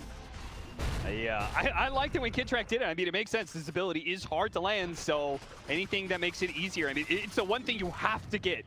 You have to successfully land this in a team fight. It's like your only job as Ancient Apparition, or at least your most important. The only downside I can think of is, I mean, you are playing against Zeus. Yeah, well, you know, you get your A blink canceled. That's a sentence that I never thought I would be saying in a TI cast, but you know, what happens when that Ancient Apparition blink gets canceled and he misthrows the ult? Oh no. Radiant are scanning. Well, that just means it's all the more important for Team Liquid to be setting the tempo, getting the initiation, and they're going to get some information here. Talon inside the pit. 3 of them caught in this Ice Blast, but it's only Nisha who's nearby. They go for the Zeus. They found an opening here. Boxy scouted out Makoto alone, and Talon, with the rest of them below like that, no way they can complete the Roshan. May have to give it up to Liquid with Makoto being dead. Looking for Nisha. I mean, he's got to be careful. You do have Snowball save. It doesn't always bail you out versus Earthshaker, though. And Zai got trapped. Oh, sneaks right past the Fissure there. It looked like he was not going to be able to make it out, but it seems like there was just enough room. They popped the smoke because, after all, they used their Metamorphosis on the TB. They do not want to get this Aegis half duration. This is a Scotty meta timing for 23. You let Liquid go here, you are conceding Roshan. And Q was looking for an opening somewhere here. Looks like with the Fissure, they might be able to finish off Insania without committing much. Couldn't get the blink off. Sometimes you gotta pay the price. They still can't Roche. Look, they're setting up for Makoto again. They've got this lane ward, and they're saying he's gonna walk back down the lane. They really want to be able to kill the Zeus first, because with meta down, then I mean, there's just not much damage left in the fight. But Zai also just wants to kill this mid tower. Feeding the Roshan without the AA blast. No meta though. I mean, it felt like, from my perspective, Liquid don't necessarily need the Ice Blast to take this fight. I don't think they do, especially when they have their BKB timing. You have BKB on Nisha, you have BKB on Mickey here. Just normally when I think you'd be looking to force the fight. What a great win for Talon then is taking an Aegis into the hands of 23 Savage. And now that Sunder save could come into play, right? You have a lot of single target focus, so if you can save one of your other cores and use the Aegis that way, not a bad way to turn the fight. And 23 is known to be pretty sacrificial with those Sunders. Yeah, he is. We'll put it to use. 4,000 net worth lead still for Team Liquid after the Roshan taken for Talon. Even kill score though, 12-12 as we approach the 25-minute mark. Gotta watch out for that Aghanim Scepter though. Boxy slowed down to a crawl by this. And with the Sunray damage, they'll instantly get the damage on him as he comes out of the snowball. No way for him to blink. And this is where that long-range poke becomes that much more deadlier. With the Nimbus, you just throw down on top of that Fissure, Sunray, Nimbus, into even some Terrorblade illusions hitting you. Honestly, it adds up pretty fast. Yeah. That's how Talon want to start these fights. Liquid just need to not give him that opening. They're probably going to wait out this Aegis period, honestly. I don't think you want to take the full fight into the Terrorblade right now with 2 lives. Nisha spotted, not by any heroes with stuns though, and he's got a haste rune. Even the slow from the Bristleback is no problem for Nisha. Oh, they're going to find Insania still. They actually had this really deep ward by the TP point of the outpost, so they knew where he was at. Triple BKB timing for Liquid, not going to get put to use instantly here. They're going to have to wait a bit behind their mark. Maybe not too sad about it though with how far Jab still is behind. Radiant's bottom tower is and of course, like BKBs versus Zeus are always just top tower is under attack. as good as you get, right? Hero does not do anything to carry the fight during the duration. Radiant's bottom tower. You have a decent has window fallen. here. Only 3 minutes left on the Aegis. So you're going to get a tier 2 off it. You're going to get some catch-up farm for your other cores. Dire's top Can you tower get more? has fallen. Can you find an initiation on the map right now if you're Talon? Because you really wanted to, and instead it's Radiant's Boxy bottom on Oh, Makoto Over here. somehow ships the night, just passing right on past Boxy, who, again, they are hunting Makoto when they get the opportunity, but now it's Boxy who has been spotted by Makoto instead, and likely going to be dying inside of this Nimbus field. It puts Makoto up to level 15 now, so the experience going back the way of Talon a bit more. 4K becomes 2K gold lead for Liquid. And to some degree, if you're Talon, you kind of have to be happy going with the draft you set up for yourself. I don't think it's that one-sided in terms of draft, but yeah, I mean, it is Talon. It is a Shaker Phoenix lineup. They got some big team fight, they got some good scaling, and it's just their MO. What they feel comfortable with. We're going to go a Shadowblade build up. So this is pretty interesting with the Storm Spirit initiation. As you said, Talon wants to be able to play the distance game. When we were talking about game one and playstyles, when it comes to Team Liquid being the speed and Radiant's Talon top tower being this is under attack. brick wall that they try and just Bright and breezy. stop all your momentum and push it late. In this game, it seems like it's going to be a game of initiation and distance. I think Liquid are fine with that because they have the Storm. Radiant's top tower has So fallen. you just jump in with Storm. If you ever get to an Ags and you get this AoE Vortex with a BKB Storm going in, there's no real counterplay. If you ever catch 2 or 3, you're just going to gobble them up with the Dawnbreaker coming in. With all the minus armor, Zai's building especially, it's not amazing versus the Terrorblade, but it shreds everybody else here. SO into AC for the Dawnbreaker. Radiant's top Tag team tower over has all of it. fallen. I mean, you're going to disappear. And 23 decides a minute left on this Aegis is enough to go high ground. This is an aggressive high ground. I like this. I mean, obviously, keep Team Liquid honest. They're trying to push down your tier 2. You've already taken the tier 2. Let's put some damage onto the tier 3. Nisha sticks around, finishes off finally, but guess what? Your tier 3 is now dead. Radiant's How much do you want to push this? How much do you want to try and set up on the other Really side? giving this up? Yeah, this is a lot of space Liquid's giving them. Dire's They're bottom finally going to start coming back, but maybe it's a bit too late for this range barracks to survive. Radiant's 3 racks for 23. fallen. Radiant And he's still halfway through his meta. Well, Big A's just going in with Silverhead. Trying to get a little bit scouting, but Q, who they wanted, managed to get the TP away. They do have the Dawnbreaker ultimate. They all managed to hop out of it, so no chance. They are tied. 23 is beating back Mickey. Nisha goes to the kill onto Q, diving with his BKB. Actually, the last second of the stun, not quite good enough. Still, though, Talon are retreating successfully, even if it is a 1 for 2. They don't get caught too much here. They've walked away with a kill on the carry. But look at the Liquid. ward. Boxy sees everything right now. Gets the punch up in the air, quickly burst down Ollie with Zai coming through. A beautiful hit from the stun and getting good damage in, but the BKB just came in for 23. Savage got stunned up though. He's gonna be maybe losing his first life. He pops it down. BKB trying to commit to the kill onto Zai, and he barely gets it, but there it is. The life goes down, Zai's gonna walk away. Now he doesn't have a BKB on his second life. This is bad for 23, bad for Talon. If they could have gotten away, but Team Liquid will not let them escape. Boxy just plays the long game and reaps all the reward here. That initiation for Liquid went terribly with the Dawn ult missing, the initial Storm jump not yielding too much, and Mickey dies pretty much solo to some Fire Spirit Sunray in 23, and then somehow you get that long fight going. Boxy and Zai just cleaning house here.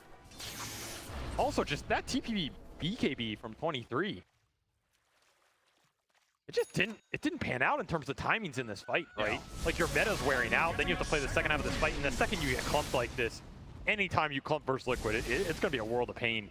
The shards, the snowball, the Starbreaker, the vortexes from A getting thrown down on top of all of it. I think he kills Zai there if he doesn't TP. So I think 23 did himself a little bit of a disservice. Yeah. They did get the range racks, they did get a tier 3. Honestly, I think it's more than I expected them to get for free with that Aegis, but just a really strange fight. Mickey not happy about the fact that he doesn't get to clean any of it up because, of course, the janitors always win. Died first thing in the fight. So he's not going to be feeling great, but everybody else on Team Liquid pretty happy with that engagement. I mean, would you, like you said, the tier 3, it was more than I expected, but at the same time, I feel like Team Liquid also got more back than I would have expected. Yeah, that fight went better for them than it looked at the start. It looked terrible at the start, but that shows you the power of their scale. That's why I don't think this game is even one-sided for Talon in the ultra late. The way Zai is itemized, the amount of work that Foxy can do in these fights with the snowball save versus the Shaker, if he can ever displace it, finding the Zeus, find Makoto at the start of these fights. It just opens up so much of the damage differential for Liquid. Yeah. And Hex for Nisha means your single target initiation is that much more reliable. I think if Zai had not if he had gone for more of a utility, you know, team fight item sort of build, I think Liquid would be pretty concerned. But yeah, because he went the Deso route and is scaling so nicely, no problem here with a 7,000 net worth lead, now 8. It's just all about jumping Talon and killing them. Because there's a decent argument in this game, you're playing versus Zeus, that you want ore items, you want a pipe, you want a Greaves, you want glimmers. That's a route a lot of teams will take. Here, Liquid just opting for raw aggression, right? We're going to jump you, we are going to find you. And the second that happens with the Storm and the Tusk, Zai is guaranteed to be in there off the ult. And you might just one-shot. That's what they're aiming for here. So if you're Talon, you also need some more kiting in this game. Yeah, like, he was pretty aware of that. He was charged at that last team fight. We've got Ina that's being built up by Makoto. He knows he is probably the #1 priority. If you survive the BKB jump of Liquid, you can turn it around, and you have your supports alive. That looks okay for you. Nisha again, just diving in deep because it allows the Dawnbreaker to get the positioning, and once again, they killed first. This time around, the Supernova is going to go down, but Team Liquid are being able to disengage away from it. They can't let Zai get away. No way that he gets out of this for free. So they'll kill him, trading 1 for 1. Ultimately, I mean, you traded a 4 position for a 3. Surely that's fine for Talon. Yeah, you're okay with that if you're Talon. Liquid just not expecting everybody to be there. They had a pretty good jungle ward that saw some of Talon, but not everything. Zai will pay the price. It's an awkward timing, especially for Liquid. With this long death timer on the side of Zai, Roshan's coming up in 12 seconds. We'll see what Team Liquid feels about when their Terrorblade died. Mickey in that last team fight. Successful fight, but maybe not for Mickey. Let's see how they feel.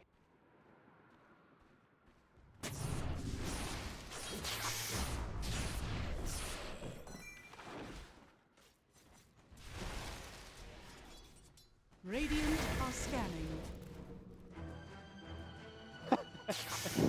Yeah, it would have been cool. It would have been cool if they could have waited out the Aegis, but they had no problem killing Terrorblade a second time. See, that's some good PMA comp. I like that Zai, you know, the veteran voice comes in. Everything's all cool. You know, I can feel the calming presence from him, but they should be concerned because Zai is not there right now to be able to help them with this Roshan fight, which Talon is currently taking. If they could get themselves another Aegis, I feel like this just kind of guarantees the game to go late, which we know Talon would prefer very likely. I just say that type of team environment, you would never see that on a North American team. It's a very different type of situation. I mean, maybe there's a reason they've been very successful all year, you know? Yeah, wait, somebody shut the hell up. Okay. Maybe. Where's our carry, guys? That would have been the comment for sure. Foxy leading the charge off the smoke. He's going to break some smokes, and that gives an opportunity for the jump in from Nisha, but they popped their BKB on Jazz. They didn't quite finish up the initiation onto the Urge Shaker. Maybe they do get him. Pull him back in. Once again, Dawnbreaker comes in, finish off the job. Zai goes for the kill, and he'll bring down Q. They can't do anything about these BKBs. They're trying to draw it out, but oh, Ollie's going to join him. In the afterlife, just too much burst damage. Now they pursue. Without the support there, they're feeling okay about this, but they've lost Foxy. Perhaps too aggressive. That was a little deep. Liquid could have just been very content taking Roshan, and maybe they still will. Yeah, but they lost their tag team. Yeah, that helps speed it up It's also quite a bit. switching sides. Makoto grabs an Arcane Rune, and Talon are TPing top. Their supports are up in 20 seconds. It's going to be dire side Roshan. Oh, they're going to run into each other. If they can actually get a free kill onto Insania, this would make the numbers go fully in the favor of Talon. Insania just too fast for himself. He got here way ahead of time. Yeah, guys, where are you at? I mean, it's disconnected right now for Liquid. Can't get to the side of the map. They have no tier 1, no tier 2 on that side because that was the lane that Talon pushed in earlier with the Aegis. It pays off here. Oh, yeah, that's right. I mean, I guess the range barracks did have a big impact. Yeah, it mattered a bit as that lane got swung in. And now all of a sudden, Talon, they get away from a BKB fight that caught both supports into a position where you just force Roshan here. You know you have around 15 to 20 seconds, no BKBs, but it's not that fast either. I mean, how good do you think your pit fight really is? Liquid decide to jump on top of you. because your initiation does not exist. So if you're Talon, you can't just smoke into Liquid and start the fight on your terms. It's near impossible. I will say one thing about these corner fights, though, it does make it really hard to jump the very crucial supports. Like this Phoenix can just literally sit in the corner and have a good supernova around the pit. But Liquid have had enough damage to kill these support. Even with the kiting, the glimmers, the force staffs, the sun rays. He's just been finding them. It does make you concerned though, right? Because this BKB goes down a second every time, and now you're on 6-second BKB. Yeah. Is that enough time for you to kill these supports as they start to tank up? That'll be a full MKB done for 23. He opted just for the full damage and the full pierce versus Mickey here. This Make it could like go as hard as possible. Very right for them or very poorly. This is no buyback, playing for the end. Roshan fight all in. Because you could have gone a survivability item here if you're 23. You could have gone something like Satanic even into the A blast. It's not really been hitting you. But they got it. Oh, Jabs picked up the Aegis. 23 isn't going to have that extra life. Is he going to be fine though? Mickey tries to get in there with a BKB, but he Satanic. No way, Mickey. He managed to push through both of those heroes, 1 versus 2, and the rest of Talon are crumpling to the initiation of the Storm Sphere. The Ghost's going to try and get away, but remember, this was an all-in. They took away the Aegis. That means 23 can't join in this fight. They buy back, but for what? The supports will not have cores join them in this second part of the fight, and they're just going to be hunted down now. Diebacks on the side of Talon. Oh no, Talon, what have you done? That A blast did some serious work, right? Because you had a cheese on the bristle. The Aegis and cheese didn't go to the Terrorblade. He sunders, but it's not a great sunder here, and Mickey just stands his ground. That Satanic comes in extremely clutch. BKB Butterfly Satanic shard timing for Luna is no joke in this meta, and that shows us exactly why. Are they gonna go for outfights a Terrorblade, bristle head up. You could see Mickey was pushing forward there. Yeah, I if mean, he wanted to hit tier 4s. You know there's no meta. Yeah, he just picked up that MKB. You could probably guess at least no meta, but maybe no buyback. That is not a man fight that 23 expected to lose. He picks up this MKB to win that. Instead, it goes horribly wrong. You just might get mega here. 7 seconds on the Terrorblade. No shaker for 20. This is the power of Luna. You break these tier 3s, it opens up everything. You might have to throw some bodies in there. It's not looking great. Jabs, he just has to do something about this. Mickey's going to take Megas otherwise. He gets the BK kit. It's out. He's fine. Everything and more as Mickey makes up for that team fight earlier and clears through the entirety of Talon's base off of one bad fight for 23. What did you get for it? You got a cheese. A cheese on Jabs. You can't use it because he's getting A blast. Very rough spot now. You're Talon. You were in for the long haul before. Well, that's the only option now. Mega's at 38 minutes. You're just gonna have to push this game as late as humanly possible. See this fight. Great Ice Blast. And Mickey just going down so low every single time. As you said, 23 bought that MKB to beat out the Butterfly, but it was the Satanic that proved to be the superior. And Liquid jumping the backline here too. The supports just can't really help that man fight at all. I mean, you can output some damage into that BKB Luna there, and you might just win that. But the disruption on the backline, forcing buybacks out from these supports, they can't do anything. And I'm pretty sure that's what Nisha's saying. I mean, like, Q can't play any of these fights. There's no really big eggs that have swayed the advantage. Just nothing to help the man fight versus Mickey here. And no great Echo Slams, no great Supernovas. Right. And it's not necessarily their fault. It's just Nisha totally inhibiting their game. I mean, because how do you prevent it? How do you prevent the Storm going on your backline in this game? You have no jump of your own. The only way you prevent it is really forcing an objective, and your front line stands there, and you are able to hide your supports super far back or smoke them. Yeah. You get a quick peek into Liquid's comms there after a team fight that was huge for them. Illusion.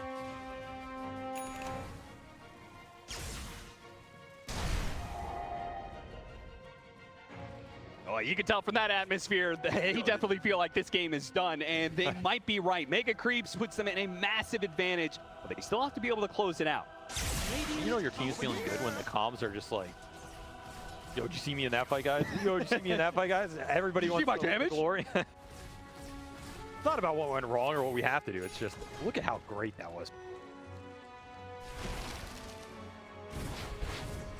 It was everything. He's going in ag himself. All right. Ah, why not? You want some additional scaling? Get your Ancient Apparition to start delivering some I mean, honestly, auto attack damage like an Enchantress. it is pretty effective damage versus Terrorblade. Yeah, that. In the late sure. game when he doesn't have long BKB duration. You'll just kill him if you're alive. It is a pretty big factor here. Everybody on Liquid just scaling. I mean, that's part of the meta, right? You just want as many cores as you can effectively get with some utility to back it up. And something Liquid understands they have to do against Talon.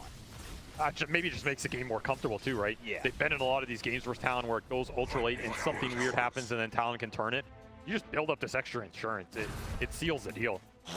They've also been in a couple positions. Megas on a TA. Yeah, I mean, yeah. Liquid, no stranger to a Megas game, and they'll find lo and behold First Jabs. down of Jabs. He's been a target for Liquid this entire game. These constant pickoffs. And they only need one pickoff to really open up the door to hitting these tier 4s. Particularly scary against the Luna. Gets these bouncing blades. You need to change that a little bit. BKB immediately has to be used by 23, but he cannot hold anybody in place. BKB meta and a buyback from Jabs. Liquid just got away with so much there. Instant disengage. They knew exactly what they wanted. And at some point, I feel like if you're Talon, you have to just go in and echo slam somebody. I mean, it's not the greatest thing. You're probably going to get canceled, but maybe it allows 23 to kill the Luna or something as a follow-up. It gives you a better egg, because every fight has been the Storm jumping you. And at some point, that paradigm has to shift. Especially if Liquid are able to do what they just did there, where, you know, they poke out a meta and retreat, and then, oh great, now you're going to have meta on cooldown for a while. Mega Creeps are going to push the base in. Talon, they try and smoke out with the remaining seconds of that meta, try and catch Team Liquid slipping, but they're ice cold right now. Playing the top side of the map, not going to be caught, just letting the Mega Creeps give them the information that they need, forcing Talon back to base again. They're going to jump here. No meta for 70. You're not afraid of anything happening. Jabs used his buyback earlier. Number 10 for him would be a death sentence here. BK gets close, pops the break. He gets off the BKB though. This time around, the Fisher is really nice. The X-Man gets on to 2. They're going to turn around, try and deal with the Supernova. Mickey's hitting it. He's able to get it while they've also finished off the Terrorblade. No Thunder opportunity. They pop the cheese on Jabs, but without a Terrorblade, there's really nothing left for Talon. They're going to call it here. GG. Team Liquid continuing to have Talon's number in playoff series. Get yet another victory. And that was one of the more dominant ones of the year, really. Like this game too, especially, it looked a little shaky in some of those fights for Mickey, but look at these net worths, the way Liquid are playing the map, they are just getting so much more out of these periods. And there's just no momentum being built up from Talon in this series. It felt very slow, very clunky, and you got to feel for the supports in this game too, right? Nisha just had their number the entire time. Zai guaranteed to get on that back line the second he finds anybody. You're just playing all these fights 3v4, 3v5. And if you can't win the man fight with your Terrorblade in the 3v4, 3v5 situations, there's not much to fall back on here.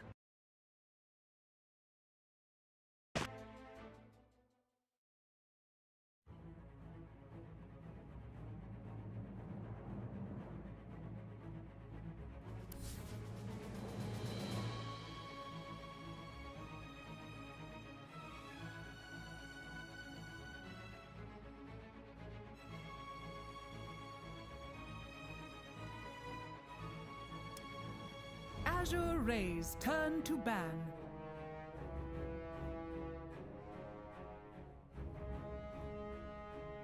Ten seconds remaining. Nouns turn to ban. Nouns turn to ban. Azure Ray's turn to ban.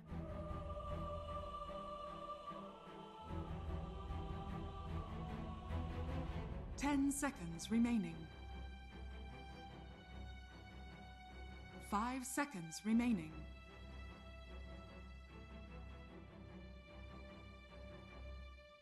Nouns turn to ban.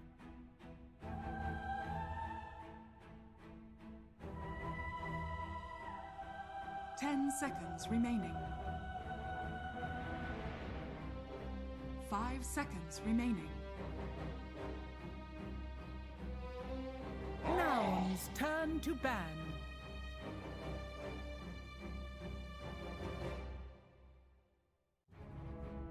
Ten seconds remaining. Azure Ray's turn to ban.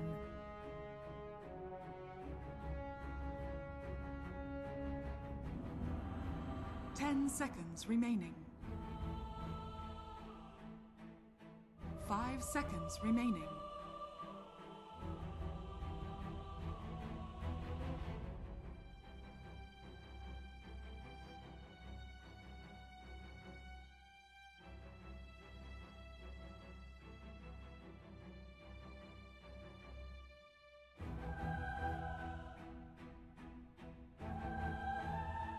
Azure Ray's turn to pick.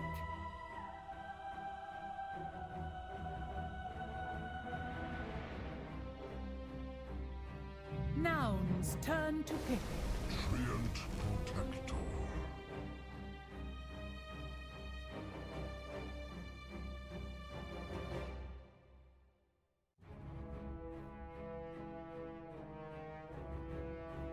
Azure Ray's turn to ban. Skywrath Mage.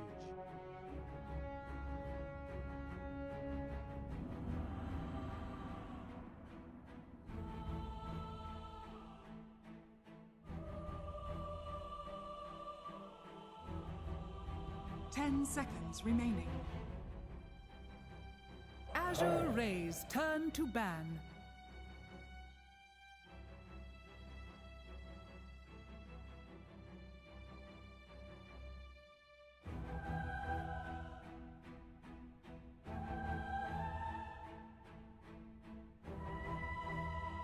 Ten seconds remaining. 5 seconds remaining.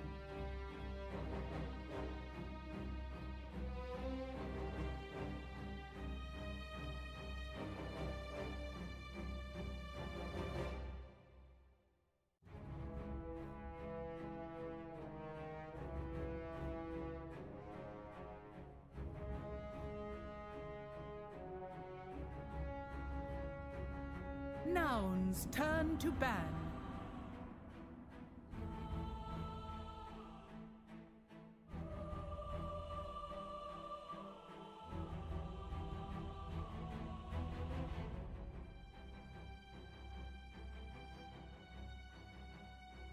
Ten seconds remaining.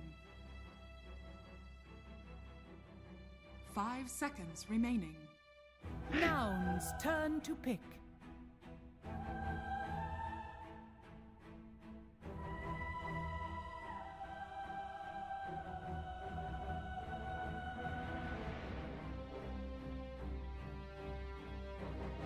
Azure Ray's turn to pick. Enchantress.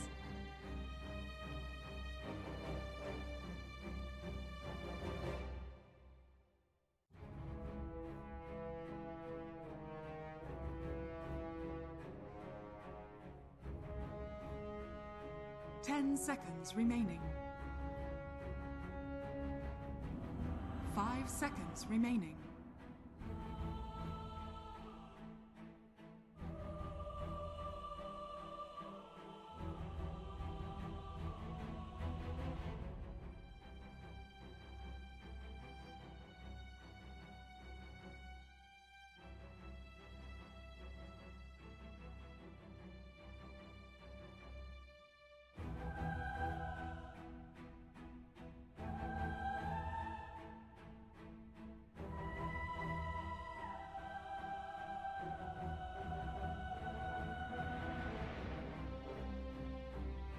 Azure Ray's turn to pick. Stare your death in the face.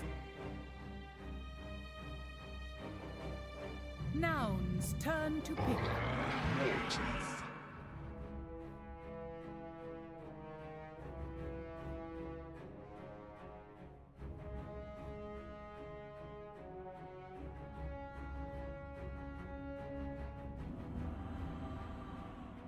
10 seconds remaining. 5 seconds remaining. Nouns turn to pick. Phantom Lancer.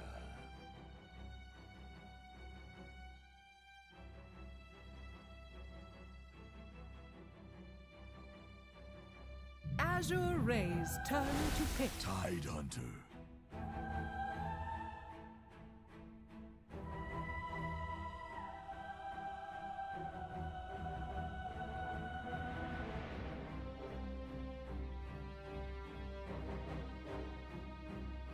10 seconds remaining. 5 seconds remaining.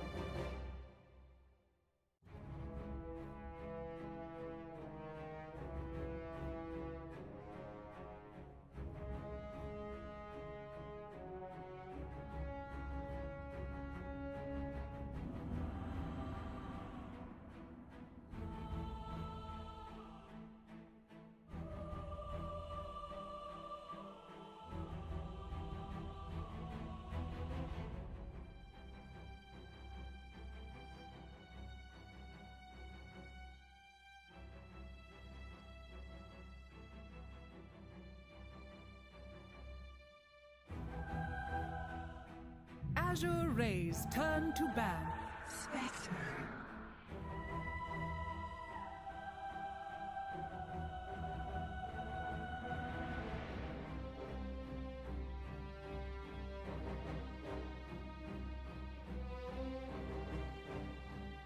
Ten seconds remaining.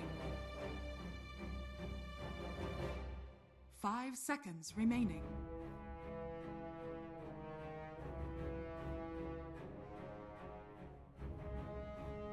Nouns turn to ban.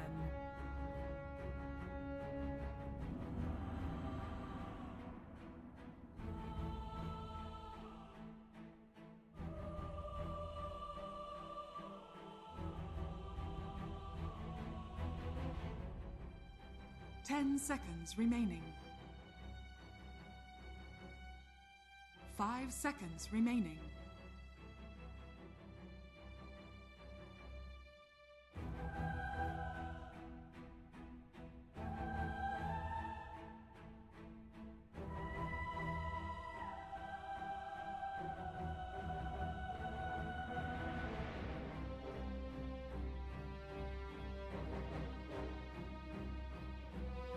Nouns turn to ban.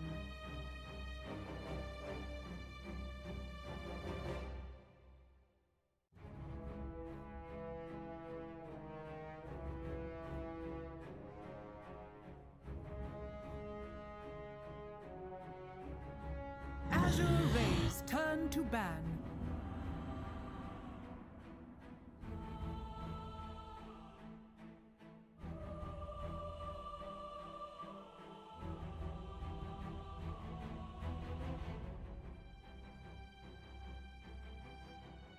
Ten seconds remaining.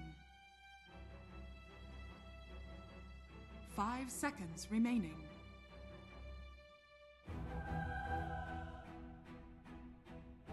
Azure Ray's turn to pick.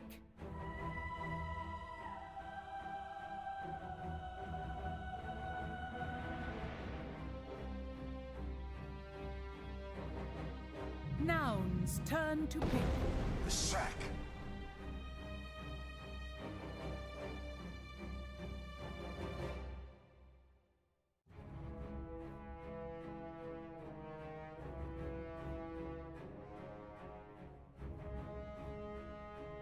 Ten seconds remaining. 5 seconds remaining.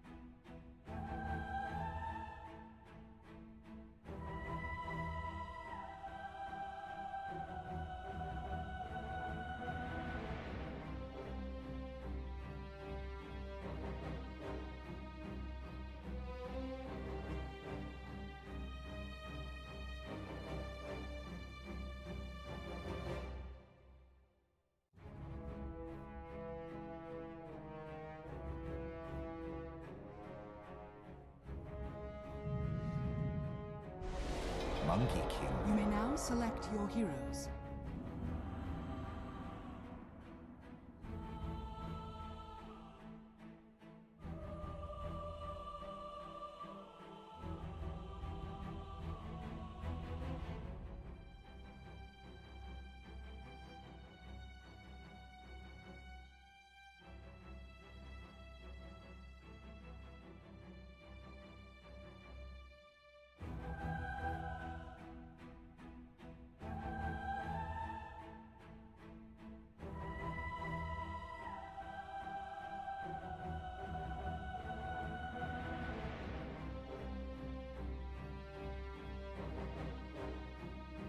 10 seconds remaining.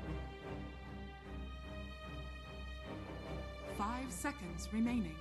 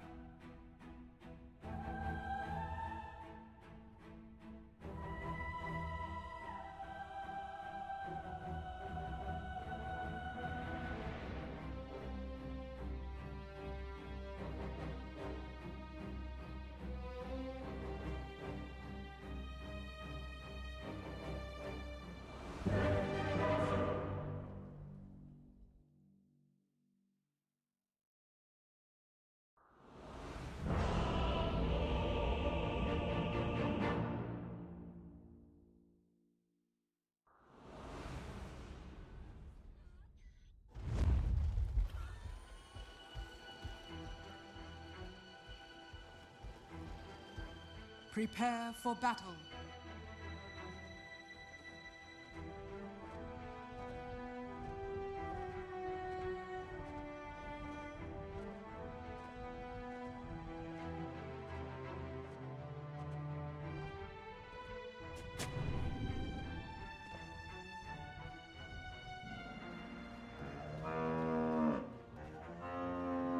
Versus the PL to have just a great lane. So yeah, we'll see if Nouns is going to be able to deal with the pressure. I mean, for sure, because that's the thing, right? For Nouns to pick this into that matchup, into that Lesh match up in the mid, that's going to show a lot of confidence from Gunnar. You don't do this unless you're 100% sure that it doesn't matter about the lane, you're still going to be able to pull the game out of the bag. And I did hear, like, you know, Fear was talking about it. Yes, the immobile aspect of the Lesh could be the reason why they're looking at the Monkey King. But then I'm looking and I'm like, there's going to be a tree living armor, and then there's going to be Stampede as well to protect this Lesh in a lot of functions. So it does feel like Nouns has their work cut out for them. I do believe that the supports are going to have to be active, make those moves around. Could see perhaps the PL suffer because of it, but we'll have to see how it all kicks off.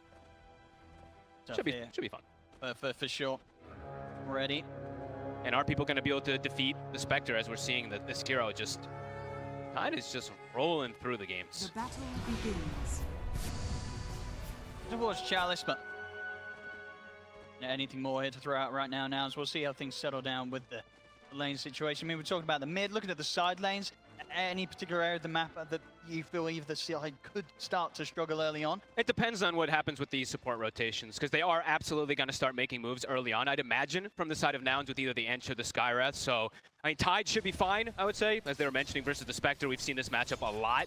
I think the PL is the one that can suffer. So, probably these carries, as it tends to be the case, do start to get slowed down a bit when we see the rotations. But we'll have to see. That all kicks off. Yeah, what do you think it was about Nouns that kind of made them go for this direction where they did get that PL drafted, third pick in the draft phase? He saw a game where there's not really much answers for the PL at all at that point, right? Yeah. When he saw the actual game state. But then the Lash comes out, and it's a totally different game at this point. Yes, you can build these Mage Slayers and pipes and whatnot, but it's still an excellent matchup for the Lash at all times throughout this game. But that's the thing, they must have anticipated that the Lash was going to come. You don't think they forgot? We'll have to see. I mean, if this is the concept that they had, if it's like they were like, okay, if they pick Lesh, we're gonna, we'll have like this. I don't know. It just looks strange when you have this Monkey King. But Gunnar, as you said, during the pubs and stuff like that, that's what he's been confident with. Just definitely not going to be an easy matchup for him at all. No, I think a couple of the pub games that I caught him playing the mid Monkey King, he was in much easier situations, like a game against a Shaker, like a melee. Storm, yeah. Even for these lower ranged heroes, you can do all right. But against a Lesh and against a Somnus Lesh, it's not going to be easy. And we're starting to see that already on the CS. Somnus getting the early advantage. At least you can dodge a little bit, right? I guess that's the one thing about the melee matchup versus Lesh. When you're Monkey King, you have mischief, so you can always dodge a couple of these lightning storms and stuff like that. But yeah, it's always going to be advantage for Somnus, as we're seeing. And all three lanes, first few waves, definitely looking good for the side of Azure. And that PL definitely is struggling. I think this is the lane I'm looking at, where K1, it might not even, Yamsun might not be able to actually leave up here. He might actually just have to stay up here for K1. I think so, unless K1's just going to be forced out of the lane pretty early, and it's never fun to be in that sort of situation as a PL. It's going to take a lot of time for him to recover if he can't get much in this lane matchup against Chalice and Y. No, absolutely. The thing about PL when you're playing versus Centaur, even in before Centaur was this big of a beast of a hero, you have high base damage and you have explosive burst early, which for PL, it can always be a problem. And you have AoE control for the illusions and stuff like that as you get to the further aspects. We'll have to see what the recovery comes. Lanes, yeah, definitely look quite dominant. Continue that way as well. Yeah. But Moo, I mean, Moo's still going to have this good time, right? Because we've seen this so many times now. The Meteor Hammer rushes. He's going for what looks like a little bit more aggression. He's actually going for the boots early on. I think I've seen almost every time it's just straight ring right into that Meteor Hammer to apply pressure onto tower, but if that pays off. Sure, I mean, because against the heroes, this Spectre tree lane... Can't get aggressive. Low and Tianming, you're not killing these heroes, no. right? I guess maybe just to... Seriously. Maybe, if anything, just to allow him the chance of running away. If Low and Tianming actually get aggressive on towards Mu early. Yeah, and then I guess if Lelis is making moves around the map too, he's got some way to escape too, but... Yeah, Spectre, 19 last hits, not really missing much of anything. Yeah, it's pretty much free farm on all three lanes here so far for Azure Ray. You know, maybe part of the plan for nouns, you know, with this draft, do you think you're going into this game being like, you know what, lads, we're going to struggle in the lanes? Probably, I would imagine so. Yeah. Even though the Spectre picked into the Tide Hunter, they probably look at that and they're like, yeah, this is good for the Tide, but the other two lanes, absolutely. We're seeing the repercussions. 19-6 up on Chalice. It's going to be a very early Vanguard. Careful up top soon, the amount of burst that they could surprise the PL with. Be a little too much for K1 if he gets caught in that setup. And they have a very early aggressive draft is the thing too. Besides this late game aggression that Azure has themselves set up for, the early aggression of taking towers is absolutely there. And collapsing on heroes super early with Spectre, they have the ways to make these moves very early on if they do get an early advantage in the game. And continue just going in their favor. And for nouns, a lot of pressure is going to be on Mu, rallying with his two supports to make the moves, because if Gunnar does want to go down this kind of Radiance Octarine route that we've seen him do so recently in the pubs, it's going to be a lot of greed, a lot of time that Gunnar and K1 need, and a lot of space in the map that Azure Ray might just not give them. Yeah, I think Gunnar might have to take a step back, and maybe he does go down like that Mage Slayer weird, like Echo Saber disassemble Mage Slayer or something, so he has an answer for the Lash to enable his PL, but we'll have to see. Depending on how he feels about it right now, a lot of skill points saved up for Gunnar.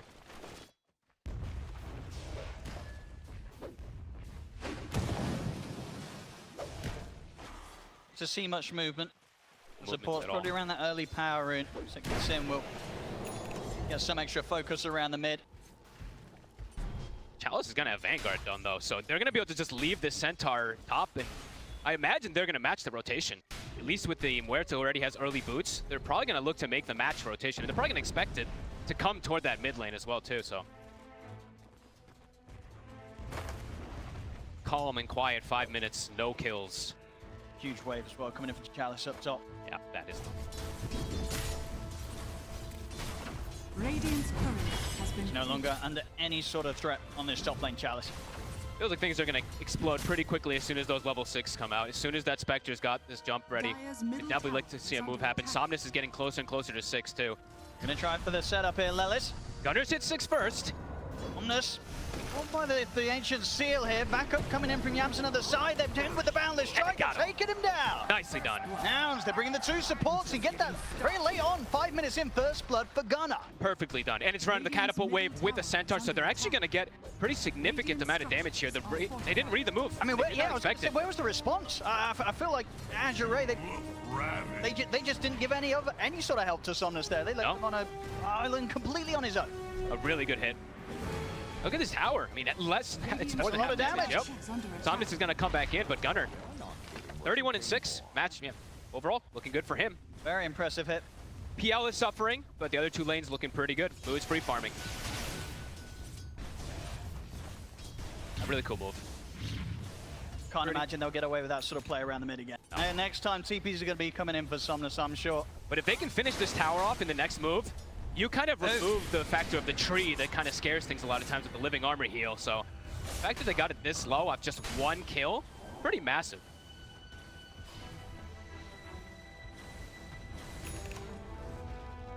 Mu looking super strong down here now. He's got his boots out as well. And he's doing very different build than what we've seen. Collapse, we even saw him do earlier the same build of the Meteor Hammer. Mu going a different route. Yeah, they'll group up and go for him. Somnus comes in with a rotation.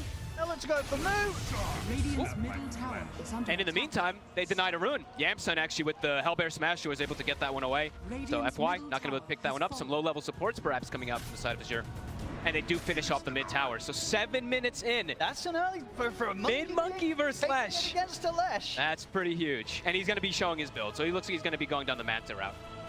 So playing versus the tree, he's going to be going for his own scaling build rather than just enabling the PL, who is slowed down. He is going to scale too. And Gunner's getting active. He is. He's turning himself here into a dire range creeper. Going to try and surprise this top lane. I love when we see this from the Monkey Kings. It's just an unexpected gank. I mean, Chalice, he's about a creep away from having the XP for level 6. Oh, this no is perfect. Stampede available at the moment. They're going to full commit here pretty much. Backup comes in from FY, lays down the remnants. They're looking to turn, they're looking to burst. Too many numbers. Anyway, they turn on a Gunner, take him down. They might even get more level 6s in. Stampede's at the ready. Azure Ray, they punish the move here this time round from Nouns, as this time they are very, very well ready for that move. Looks perfect at first when Gunner's coming in. Centaur not quite 6.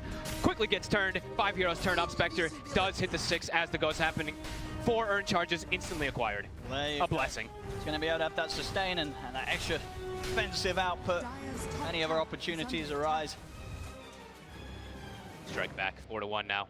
Mid tower still was brought down very early on. Why? Perhaps in some trouble. Looks like he's getting trapped by a little tree ganking him. Tries for the neutral deny, not quite able to aggro them in time. So we have Lelis, Gunner and Lelis, they'll look to clean up that stack as well. Top lane, K1 is jungle. He is really struggling, and they're putting so much pressure onto him. Spectre is able to get a lot more free farm now and can always join in too. That's the thing about this hero. Always going to be able to jump in and perhaps get these extra kill setups onto the PL and find the real PL as well too with this dagger. For sure, especially nowadays with this ridiculous low cooldown on the ultimate, 60 seconds. It's back up, he's ready to go again low. It's going to be a slow recovery for K1, that is for sure. I mean, for Nouns, are you going to be getting back on looking for aggressive moves, or are you just trying to sit back? You probably still look to make aggressive moves with Gunner. I don't think you want to just sit back. Yes, you have PL, but you're playing into this Spectre, and we've seen what this hero can do when you get farm. Even without farm, this hero's pretty insane right now. So I'd imagine we're going to see Gunner still look to be active to get that space for K1. Otherwise, they can just put free pressure onto him. Hello, he's getting involved again. More and more. Tianming finding Lelis in the jungle. I mean, these supports are, the panel said it, right? These supports are going to struggle, especially if Spectre has a good start. It's always free kills onto something Skywrath. Enchantress a little bit more difficult, but Sky is just food. Dire's middle tower And they have great scouting outlets. Like this Train Protector in particular with the Spectre is always going to give that info. Things slowing down a little. Gunner is getting, maybe finishing up one item here, getting these neutral items picked up before he looks to get a bit more active.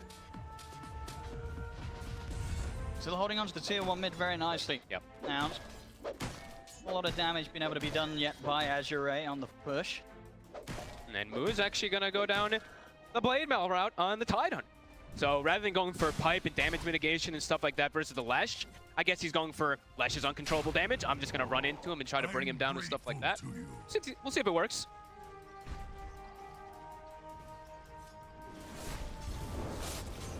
Low. Himself, having the Blade Mail complete. His is just standard. These Spectres, very good game versus the Monkey King versus Skywrath as well too to have it. K1 is getting some time to slow down, so Midas pretty much going to be coming out here. And straight into that Aghanims. I think this is the build that we see on PL when it's played, but it has yet to be played. This is the first game that we have for it, of course, so. Tough starts expected. Yep. You're bringing out these carries. Haven't quite seen the play or success. Yep. And you're playing into, a meta that is quite good versus the PL in a lot of instances with these tanky strength offlaners that have ways to clear.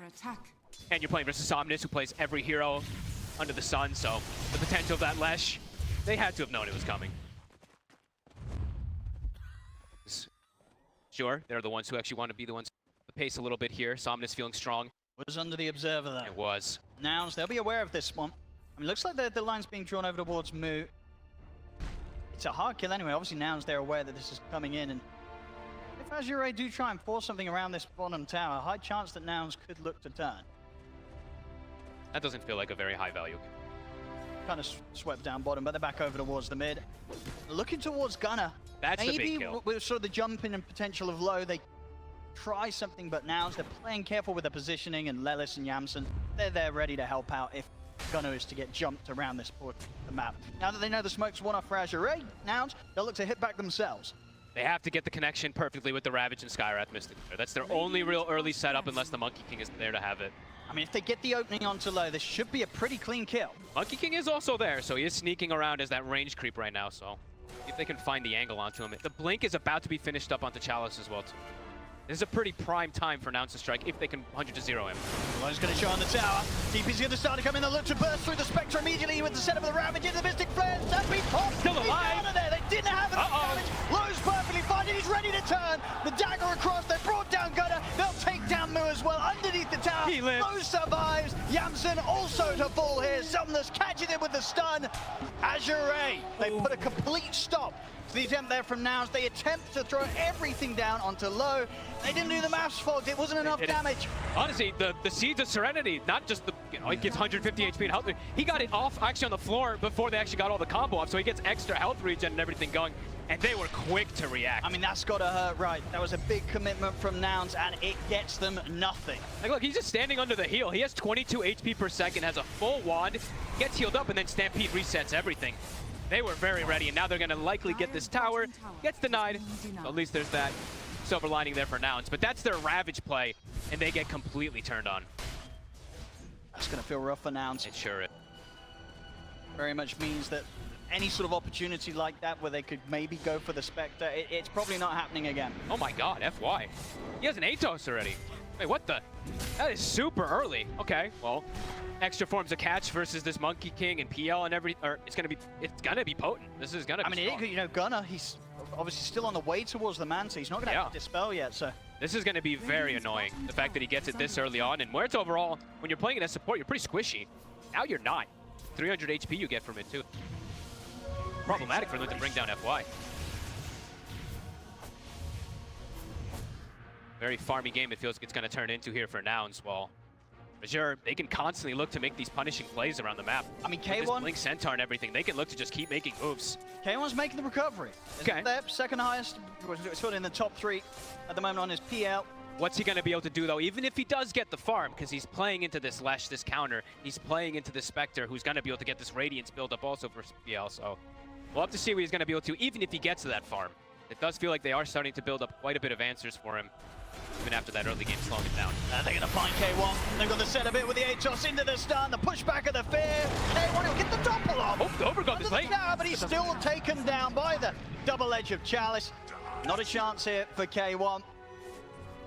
Azure Ray making these moves, and we saw earlier for Nouns, and as it will continue to be, Azure Ray, their 3 cores, I don't think they're bursting any of them. No. If you even get this set up with the Ravage, the Mystic Flare, taking any of these 3 heroes right down from 100 to 0, probably not happening, folks. And it's easy for them to make these type of kills happen with their Spectre, with their carry getting involved constantly. On the other side, on Nouns, feels like they really do need multiple different ults in order to try to get a setup of kill. And even then, sometimes they might not be able to have the damage to bring the game. Does feel like it's pretty complicated for the side of Nouns. Farm still solid for Mu. He's going to get very tanky very, very soon. 2,500 gold in towards the heart on top of his face and blade mail. Okay.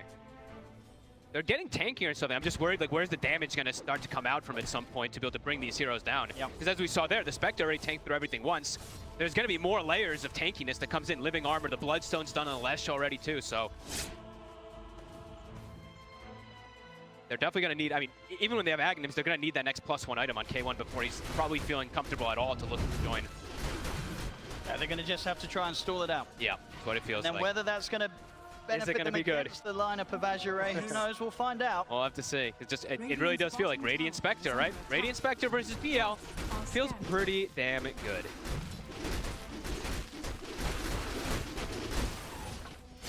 How's the farm looking for the support? Shard finished up on the tree.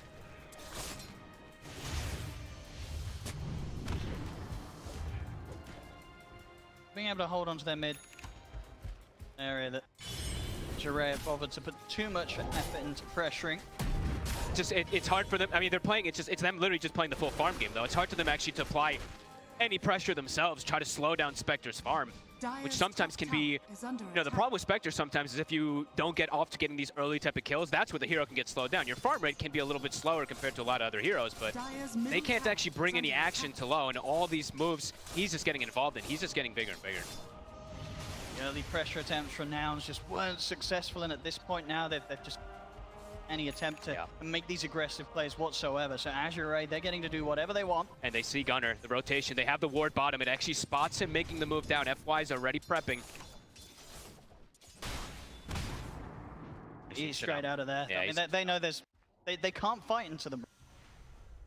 And he does have the Radiance queued up, so it's going to take a very long time for that power peak to really kick in it's the for plan. They just want to stall this out and see if this Monkey King works. and PL can scale to a point where they will have the damage to get the kills and to fight back against Azure Ray. It's going to be a lot of heavy lifting, it feels, from Moo. From Moo in particular, he's got to be there. He's got to survive on the front. He's got to hold these towers and stop Azure Ray from getting any early objectives. He is tanking up. He does almost have a heart finish, but Centaur has his finished. And the thing is, he is going to be playing versus the Desolate, of course, as the game does go on. The more levels that gets put into that for the Spectre. Right in here with the jump. Now we're going immediately on top of Lelis. And with the Stampede, they'll look to see if they can chase down K1 as well. Doppelganger's there, and TP's coming into tier 2. They won't be able to stay on top of the PL. That's a quick kill against Lelis. And this time round, the tier 1 will feel a bit of the heat here. Fortification will come out. Azure Ray almost certainly going to continue this push. FY is actually also going down the scaling route. He's going to be going to Leipner. I mean, he's playing versus PL, and he's got a really good start, so why not? He got Grove Bow. Yep. I mean, he's definitely going to be able to turn into that tertiary or quad core kind of in a way with the farm that he's been able to get set up. And he is playing versus 2 Agicores. So if he's able to get good farm, also, yeah, he definitely will be a scaling hero as well. 10 to 2. K1 gets out. But Yamsun, he's not going to be as lucky. More than enough bursts here for the two of them, Chalice and Somnus. You're a disgrace. I like this build a lot. Somnus going for the blink as well too. I think they're feeling we have full control of the game right now. So if we can keep putting this pressure on, it should lead to success. Yeah, so far so good. Low.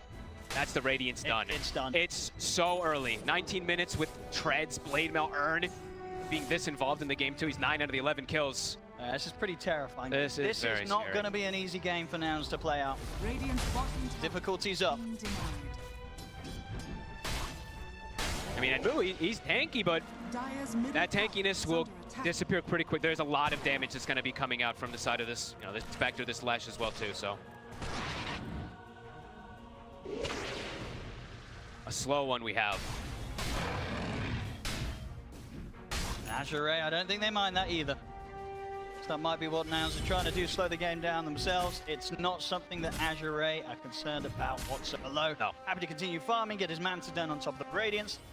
Of course, Sonus as well, who continue to scale him and just become this incredible, unkillable beast on the left track. Yeah, absolutely. Ooh, careful there. It's got to happen at least once. Oh, not this time. It'll happen one of these days. We'll get a couple more people dying to the tournament. I think they're on the hunt. I mean, they're feeling incredibly strong. It really does feel like they can make almost any move so far. And they've gone all aggression. I actually didn't even see the tree build. 0 points living armor. Go for Moo. See if they want to try anything with any sort of Shadow Step or something, but nah. They won't waste any more resources trying to go for the Tide. That's how you get yourself killed. That's how you would potentially get Nouns back into the game if you do make a big all-in play onto the Tide, and he does get a good rev. He'll know better. Radiant are scanning. The Stim Rune. Oh, is he going to be able to deny it again? Oh. Dire's bottom tower is under attack. There, yeah. Wait, he got it and it got denied. Wait, what? Wait, what? What? Same frame. Anyway, moving on. Anyway, that found this. They're going to try and go for the move. Then with the Stampede, look with his... Is he dead? He's gone. He's gone. The damage is done. They'll try and turn over towards Somnus. He just walks out. He's perfectly fine. Pretty much still full HP here on the left track. I mean, they're killing Moo. It's not a good sign for Nouns. This was meant to be the unkillable hero. I mean, Moo's fight was fantastic, but we're already at a point where Azure Ray, they can kill this Blade Mail Heart Tide Exactly. They have so much damage on their draft, and they have a lot of ways to pierce through it, as we were saying, the Spectre, the Desolate, and stuff like that. They didn't even need him. They just had the Lesh sticking on.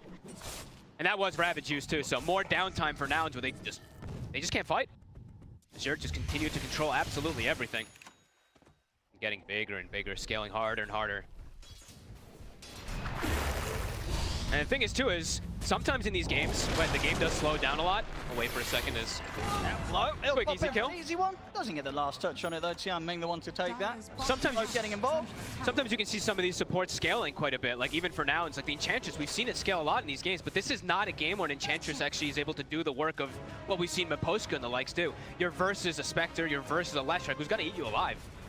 Well, they're not really scaling too much on these supports either. We said on Azure, the supports are scaling. The Gleipnir's pretty much done on FY. Gonna be one of the faster ones you'll see on a 4 position. support Muerta. Probably one of the only ones you'll see as well, too. I think we've seen only the Aether Lens Atos. No, not in my pubs. Fair enough. Radiant's progress at the moment for Gunnar. He's about 2,500 in onto the relic. Still needs time. Oh boy, it's taking a long time. And now pace kicking up even more. Quickly into that Roche. No way the Nouns is going to be able to contest this either. How long on the Ravage? 30 seconds. Not as long as Nouns even with it. Barely leaving their half of the map right now. And even, yeah, they can't even set up for Som to stop. He's got a BKB finished up too with an Arcane Rune, so they just have to kind of let this one happen and freedom for Azure to choose what they want to do next. In the way of a challenge there, that Aegis. Okay, interesting.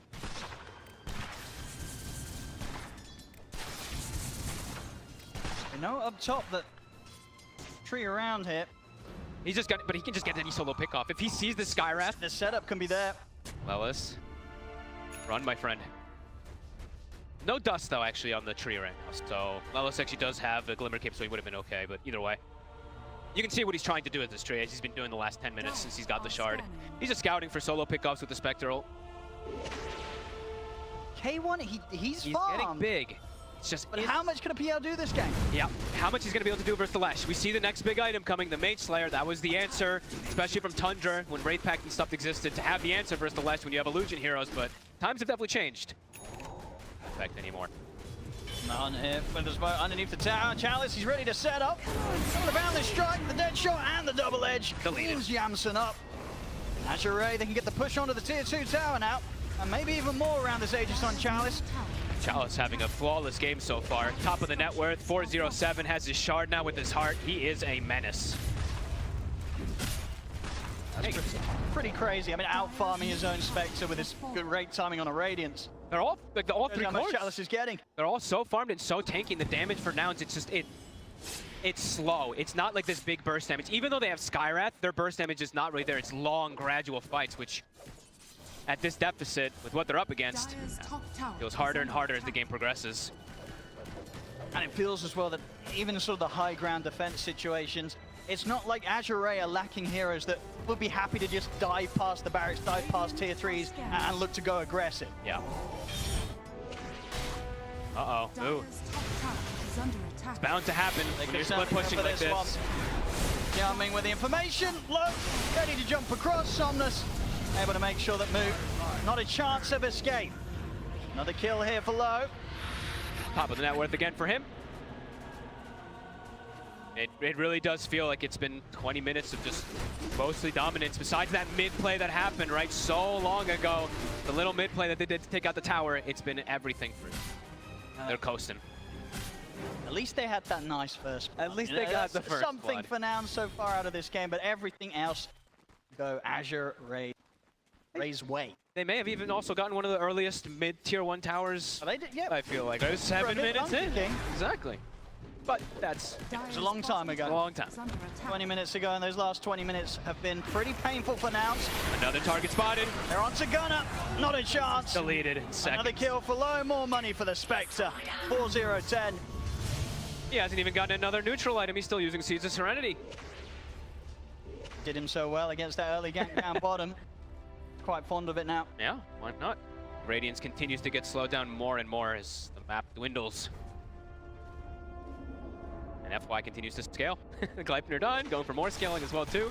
Full freedom, and the warding as well too has been phenomenal. Didn't get to touch too much on that from Azure, but they've really just covered pretty much all the entrances. Besides having a tree, scouting everything out, and getting all these pickoffs to the Spectre, they just have ward vision everywhere. Dyer's You just pick up a straight Kaya Sanj on Chalice. I mean, why not? He absolutely can continue to scale versus this PL, and they're right now staring at K1. Hello? Oh, yeah. I mean, they've got him. Goodbye. Caught outside of the base. Still no Manta. Don't know what's going on there. Maybe hands off the keyboard. But that's indeed a tip. Yeah, Xiaoming was just eyeing him up, and K1 was not prepared at all for that. They're into the base. The tier 3 tower in a lot of trouble. And maybe nouns as a whole in this game 1. Maybe back to the drawing board a little bit with what they're up against. Azure just feels like they got everything they wanted, and so far it's been as clean as it comes. Besides that, like 7-minute move, everything else has been absolutely perfect. Yeah, still no Manta for the PL, so it's a free setup. Brax is gone. Probably talking about the next game. I think so. And at the least, you know, as you were saying, and as the panel was saying, right, a lot of stuff from the draft of nouns did seem a little bit sort of outside of the box, so definitely things that they can maybe go back to what they were doing in the root stage. And we saw earlier in this run here on the road to the International that did do them so well. I mean, it is the first PL as well, too, right? So maybe wanting to try something out here a little bit, too, and they did, you know, they did pick that tough matchup, perhaps for Gunnar, that they did very well. Yeah, I wasn't seeing the repercussions of what happens afterwards here. So, I mean, the lead just continues. It's getting massive. And this, okay, so what, Manta is even going to finish the Manta? I'd imagine he is. So Manta PL plus Radiance on Gunnar. This is, I mean, they have to try to make something. Otherwise, it feels like you're going to just lose. But K1, they got to find a fight. Try for try and turn this around here. They're bringing in the numbers, but already jumping on towards Yamsen. Yamsen's gone, and Lowe's going to turn over towards K1. They're trying to bring down Challenge. They'll drop the Ravage upon him. They can't kill him. He's having a run. K1 will get out of the fight. Challenge being fully focused, but he's still got so much HP to play with. They can't finish him. He's walking back into the Wukongs. He doesn't care at all. F5's killing Gunnar. 2 dead on nouns. The dead shot as well, putting a stop to Moo's TP out. You cannot escape this Azure Ray. As Moo is surrounded by the squad, a third kill's found. Nouns get nothing. It's what they probably feel like they have to do, because this game, it's been feeling like this for a long time. It feels very over. They just do not have the damage. They do not have the farm. Everyone's too big. Chalice, he actually tanked the entire anchor. He didn't turn and kill the anchor. He stood in the anchor. They couldn't bring him down. He didn't care. Did not care whatsoever. He started to walk away, and then he was like, you know what, I don't need to walk away. I'm walking back in. Yeah. Turns the anchor against them. Another Rax to drop. All heroes on Azure, full HP. And another catch. And they're ready to go in for more. Jump forward on towards Yamsen. 22 to 2, 24k lead here, 29 minutes in. They're ending this. They're not leaving this base anytime soon, Azure Ray. They're ready to close this one up. Everyone's still full HP. They have ult too. They have tree ult. Stampede's up in 20. No damage from nouns to push them away. It's going to be mega creeps at the least here. Up against nouns. Don't have the Ravage. I mean, the mega creeps are out, and nothing to be done here by nouns. Somnus. He's just in. He's ready to get aggressive, just jump straight back in on them. He's got the BKB ready if necessary. Popping the Bloodstone, and now the BKB's out. Gunnar, lay down the Wukong's command low. He's just straight in on top of him. They jump forward over towards Gunnar. They've glimmered him up. So Gunnar surviving a little bit longer, but still the Radiance burning him down. He'll still fall. Gunnar's out of the game. No buyback on him. Yamsen to fall yet again. As this game should soon and shortly be over. The buyback will come out from Yamsen, but let's just say there's no buyback for Gunnar. The Gliding is out there from everyone. Catching the two of the Mystic Slayer coming out in return, but it just doesn't do any damage at all. As they'll lose Yamsen again. 4 dead, game's over. GG is called. Ooh. Back to the drawing board. Absolutely. Yeah. In a very literal sense, the draft, it did not work out here for nouns. From the laning stage onwards, nothing really outside of that first blood went their way, Fog. No, this was flawless play really from the side of Azure. Yeah, I mean, it really did feel like that 7 minutes, and then that play bottom, they tried to make that move. Yeah, that was 3 or 4 heroes die, and then, yep. This was a tough one for nouns. Very much the beginning of the end there. That failed attempt down bottom. But yeah, definitely things they can change going into game 2. Yes. As for Azure Ray, though, I mean, just more of the same, right? They've come in here on this first game of the series for themselves and the playoff stage of this road to the International. You can't really hope for a much better performance than that one, really, Fogged. No, honestly, I loved the way that they set up the 3 cores.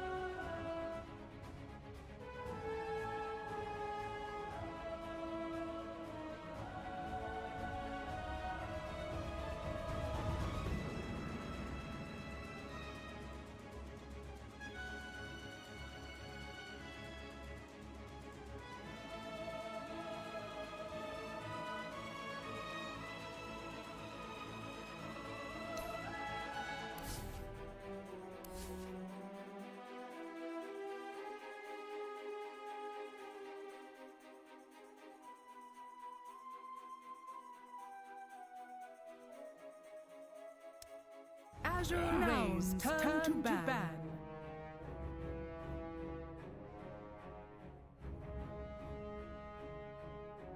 10 seconds remaining.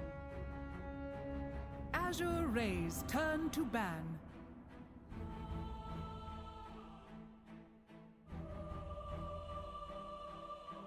Azure Ray's 10 seconds remaining. 5 seconds remaining.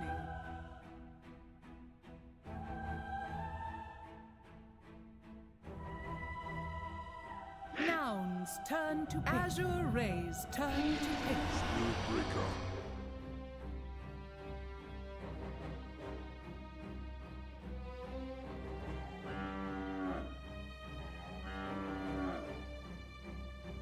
Nouns turn to ban. Geosnipe.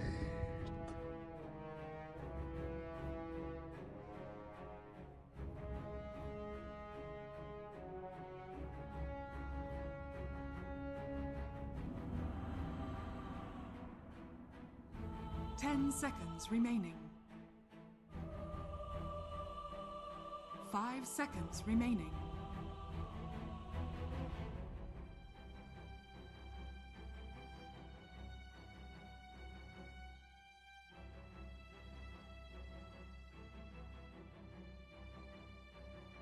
Nouns turn to ban.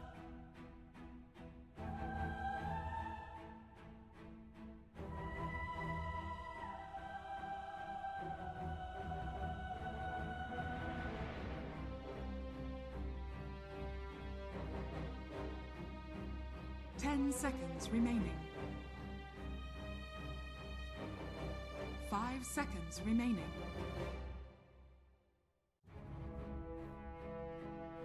Azure Ray's turn to ban.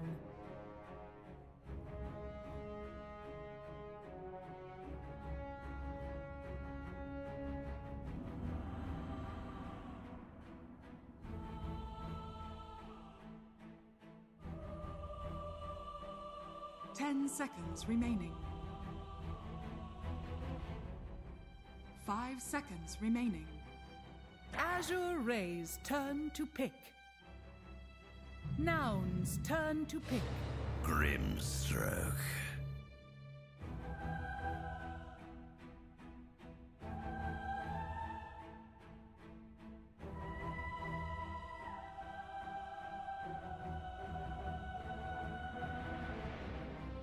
Ten seconds remaining. Nouns turn to pick. Treant Protector.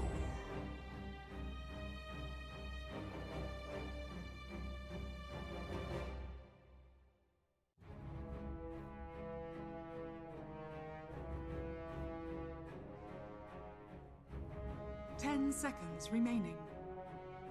Azure Ray's turn to pick. Mereska has arrived.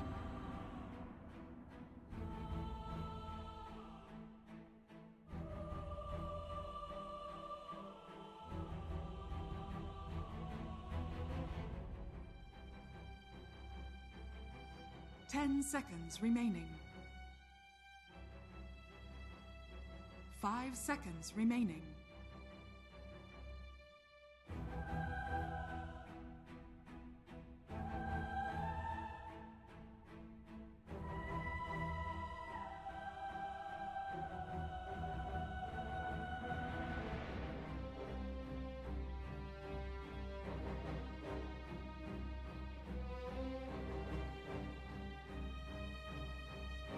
Azure Ray's turn to pick. Dusk. Nouns turn to pick. Face the light.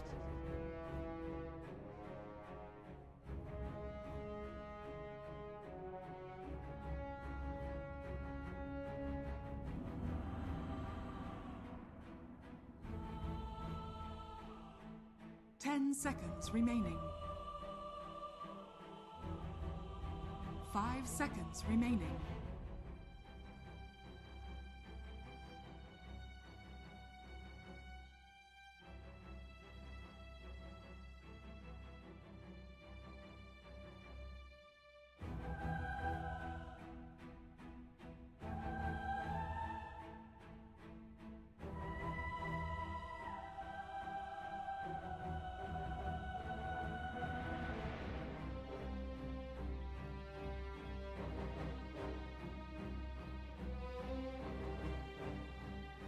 Nouns, turn to ban.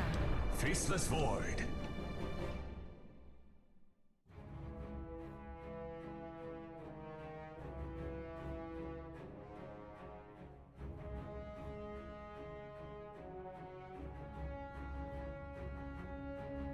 Ten seconds remaining.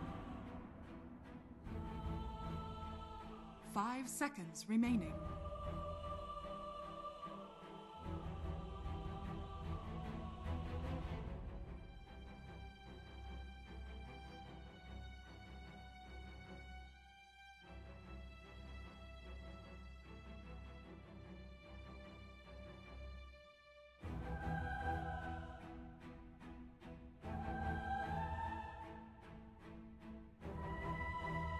Azure Ray's turn to ban.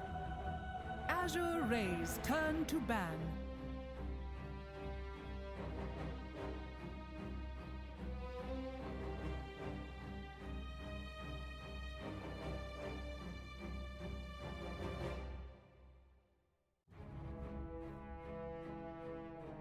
Ten seconds remaining. 5 seconds remaining. Nouns, turn to ban.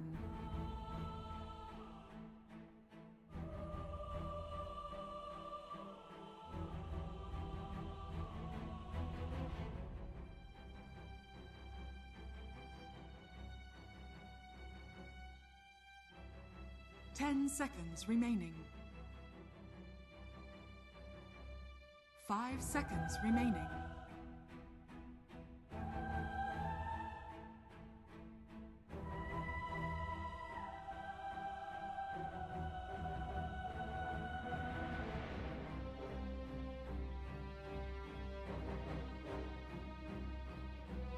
Nouns, turn to pick. Azure Ray's turn to pick. Keeper of the Light.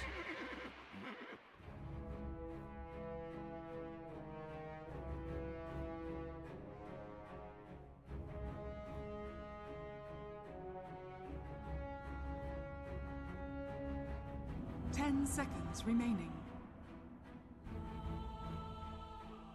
5 seconds remaining.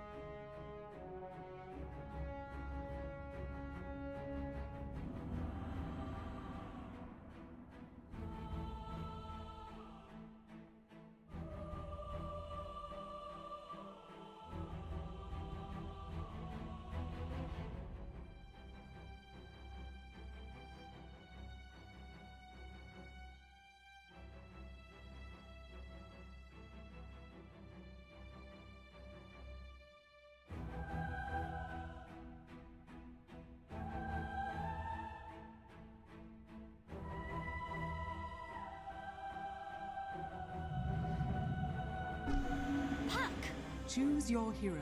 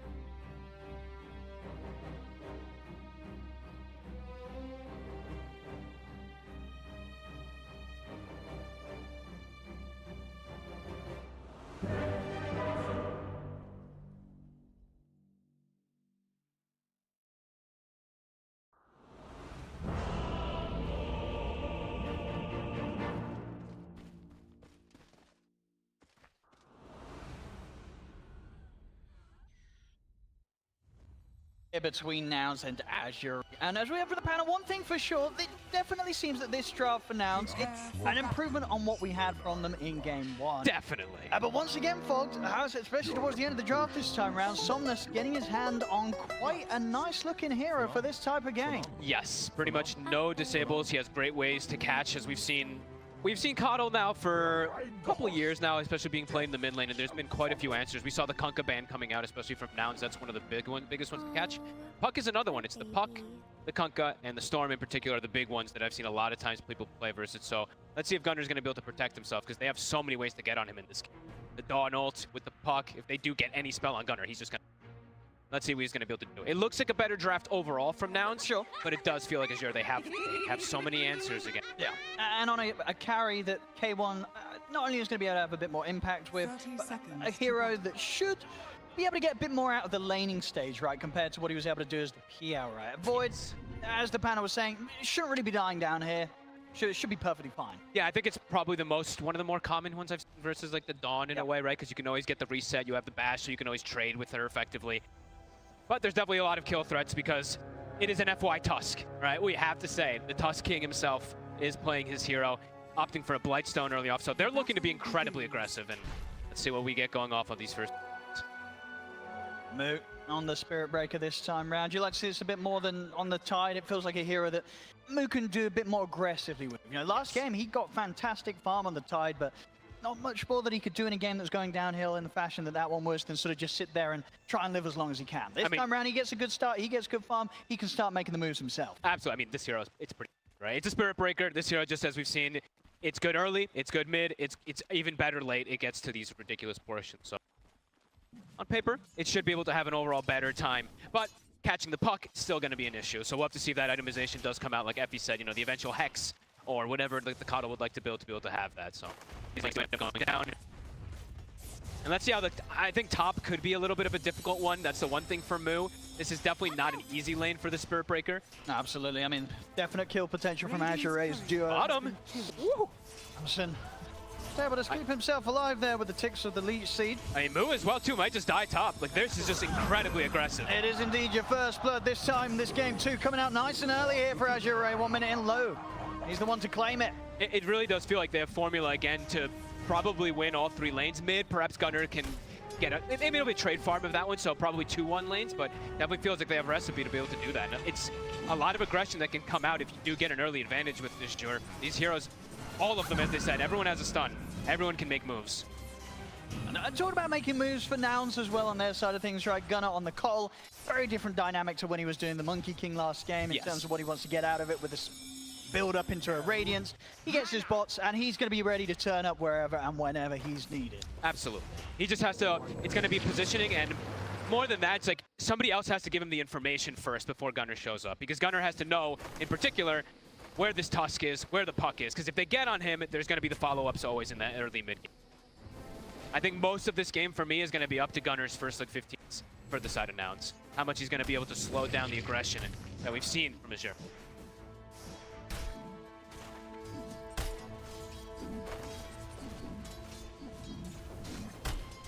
Careful up top. Too close low, and well, they'll definitely look to get aggressive. And then trying to get the wave in a bit of a better spot to, if they can, set up for an opportunity to go for another kill top. Yeah, the power of the CK. You just never can really keep this hero low. He's always just full HP in the laning phase, and he's got a great combo bottom. They go for Amson, in with the damage snowball as well. Massive. Both side lanes here for Azure Ray, getting kills early on. This lane is, I love watching this Dawn Tusk, honestly. I mean, we've seen Shopify do it so much throughout multiple different tournaments. I'm glad we're seeing other teams do it as well. Constant kill threat. May indeed be a lane that K1 can survive in, but again, he's getting struggling to get the CS down here. Yeah. I mean, it definitely is annoying, you know, the little bit of aspect of like attack speed slow, right? Like this, I think this Tusk, this hero has, we've been seeing more and more of it throughout this tournament. I'm really like, even seeing the little things of this attack slow. It is annoying in lane. Oh, it absolutely messes up with your last hitting. Always. Absolutely. Yeah. It really does. Lotus.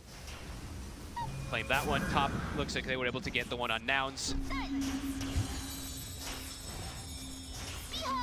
Gunner's holding his own. Yeah. He has that good lane so far for himself. I mean, that should be right. Yeah. Sure, you're not necessarily going to be able to connect with every blast onto the puck, but you're going to be able to push and nuke the wave back out against the pressure of Somnus with his own orbs. So Yeah. both mids, they're going to farm. Yep, and Gunner, he's very, very comfortable with this. He's played it for a long time. He's doing the stacks. He's getting those going already for himself. So, yeah, I think he's going to be eyes on him, at least for me, to watch what he's going to have to do for these side lanes a bit. Because as you were saying, yeah, K1 still struggling, Moo as well. Gunner just missed twice uphill to stack his own K. Very unfortunate for him. Lelis will do a little bit of helping, though, for Gunner, at least take away that water rune away from Somnus. Somnus still pretty much full mana, full health, though, so doesn't hurt him too much. Do you imagine once sort of the Sixers hit on Somnus, are we to expect moves from Azure Ray supports to come and look for the kill mid, or will he be looking to a side lane gank Somnus? Honestly, it can be either one. I think they can make, it depends on what he wants, how much priority they, he might talk to his other lanes and just be like, how's the Void doing? Do I need to actually make the move down there? No? Okay, you guys come in and let's just kill this Coddle. He's the only one who's having a good game, so they have options at this point so far. 2-0 to the side of Azure. And they're gonna know that K1's not getting a lot out of this bottom lane. They're just in. The Inkswell. So if they can close in with the Snowball, they certainly can. Snowball into the Inkswell stun. Yamson nowhere to run. Another kill. Azure Ray. Cool. They bring the third hero up there. I guess they're just like, yeah, our CK low's not getting slowed down whatsoever. We can make this quick little easy play to get a kill and keep ourselves rolling. Hot start again, 3-0. But Gunner is the one who's farming. So it's going to be eyes. It's really going to be how much he's going to be able to do. Early boot to travel. If we look to make some... Does have to watch out also, because it'd be a pretty pinata for once Chalice has level 6 as well, too, if they can get on him. Yeah, he's Don't get quite get the rammed. connection with the Bramble. Yes, so not a chance to continue with that move on to low. Yeah, the thing is for Gunner as well, when he is making those moves to the side lanes, once he has the bots, you just know that Somnus is going to be as quick with the TP. He will be. If you can get in and punish with Dream Coil, you can again potentially start to see some sort of the similar moves that we had in the game one, where Nouns, they were trying to go for these players under these towers. Azure Ray, they were shutting them down early. Oh, yeah. And they're going to be tanky, and they're going to have all that extra little bit of healing that comes in too, right? The Dawn, the CK with his own built-in lifesteal. And they've got so many ways to turn. So much. Save with the Snowball. Yep. Bottom lane, they'll look for K1. They've got the silence out here. Tianming joins forces with the other two of them to go and take down the Void. Let's see if they can get more. Gunner in response, able to blast FY. Can he get more? But anyway, to stop this, they don't. Nope. So Tianming, he's back through the gate, back up to the top lane. He's perfectly fine. And I like that we see the skill build come out from Tianming. Just having that little bit of point in silence, it's always going to be very effective versus this Faceless Void in particular. Yeah, that whole move and sort of skill build completely catching K1 by surprise. Yep.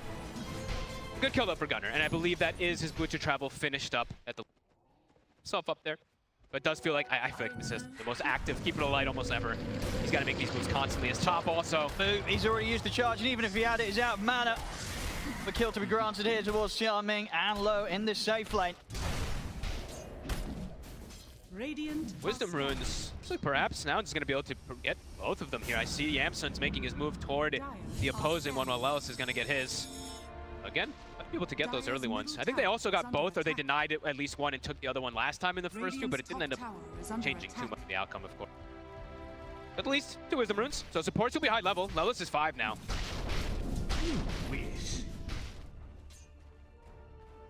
Hard for these two alone to make towards K1. Tianming comes in to join them. K1, he's hit the 6 as well, so Chronosphere could be the tool required to buy time and set up for Nouns to turn things. If Azure Ray do try and get aggressive on towards the Void close to his tower. Yep, and they have the boots of travel, so they have the hero that wants to be able to join with that. They'll have the damage. They should have the damage, yep. Top lane move. The silence into the Inkswell. And they're still going to get the charge off. So this time round, Moo able to live. Back over.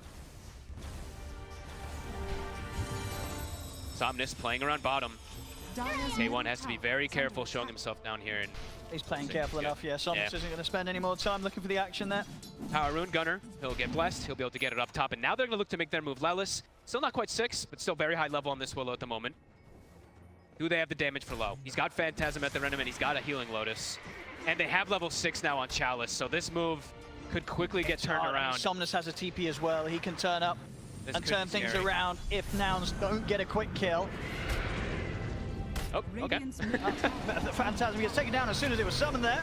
The blast coming in, the TPs, they're going to be coming in now. Solar Guardian as well. Bit off the mark. They've just got to back off. If Nouns get out with everyone alive, it's not too bad. They Nice, force a quite good. response from Azure Ray. They don't lose anything themselves now. I mean, it's 5 heroes rotating, so a nice little bait play there perhaps from Nouns. Maybe they lose one.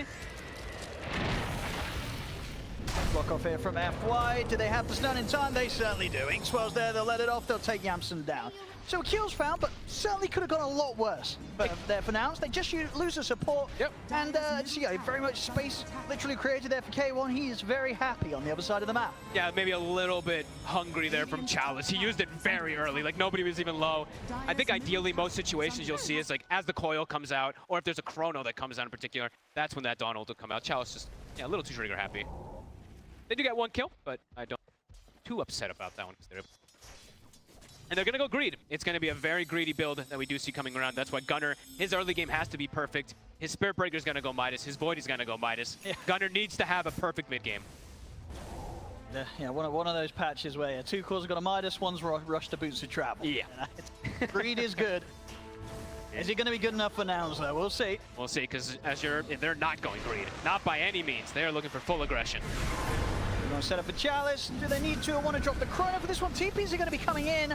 K1, he doesn't want to commit here, as he will jump back. And in fact, sorry, it was all still on cooldown. Charge The last coming in. move. See if they can get away with this under the tower. They can. Nice kill to be found there under the tier 1. They'll get away with that. Great play there. Mood charging across the map, Well giving done. that vision the whole time. So yeah, still a minute until K1's going to be able to have that chrono back up again. But that's a little bit of play in space. Gunnar. And the Midas done. Somnus is on him. Trying to lay down the fear and return to catch Somnus, but he's able to dodge it with a phase shift. Snowball in over towards Gunnar. He is trapped and taken down. Maybe able to find more Azure Rays. They get themselves in on top of Lelis. The Inkswell stun catches him as the Shadow Realm comes to an end. The trap's there from FY with the shards down. Azure Ray, they'll take down the 2 of them. Nothing you can do about that there. He's an invis puck on top of your coddle. You're just, it's always going to be the case. If they do find the coddle like that, it's going to be these 3 frags. He's almost at his vessel though, so decent farm anyway there for Gunnar, but does get brought down finally. So again here. Oh, is that what it was? Oh, I was Alrighty. I was wondering why it was down. That's where the chrono went. Alrighty. All right. Well, he's going to have it back up soon. 10 seconds, we'll see K1 have that one ready again. Yeah, because you're like, he might chrono. I'm like, I was like, yeah, he might. yeah. Wait, why doesn't he have it? Well, at least we found out. Thank you very much, production. Yep, K1. Radiant's bottom tower Defensive. Can he turn? I don't think he's killing anyone here. 1 second stun, he's silenced. I mean, that was a situation maybe where you just have to chrono and run. Overgrowth's out as well. The Solar Guardians there, they're not even getting FY. FY's perfectly fine. Moo's going to charge across. He might get Tianmei with the ultimate. He does. So they're taking out one of the supports here of Azure Ray. Gunnar has to be careful. Coil's back up from Somnus. I mean, on the side, Azure Ray, they managed to wrap around and catch Lelis. Radiant's bottom tower I don't think they expected that extra rotation from the CK, right? He tried to go back in with this Void a little bit here, but Azure, they're about punishing. They see these Midases, they see Boots of Travel and stuff like that. They're not queuing Midases. They're playing all-out aggression. And these early ults are just not working out the way that Nouns want them to. One there with the Chronosphere, Yamson with the Overgrowth. It's just not finding much, if anything at all, for Nouns in this early game. Like Panel said, right? Damage definitely lackluster for quite some time here coming out from Nouns. It's all reliant really on Gunnar getting these connections, and yeah, they keep getting on him. Now it's with that coil. Now Somnus, he had it at the tail end of that fight.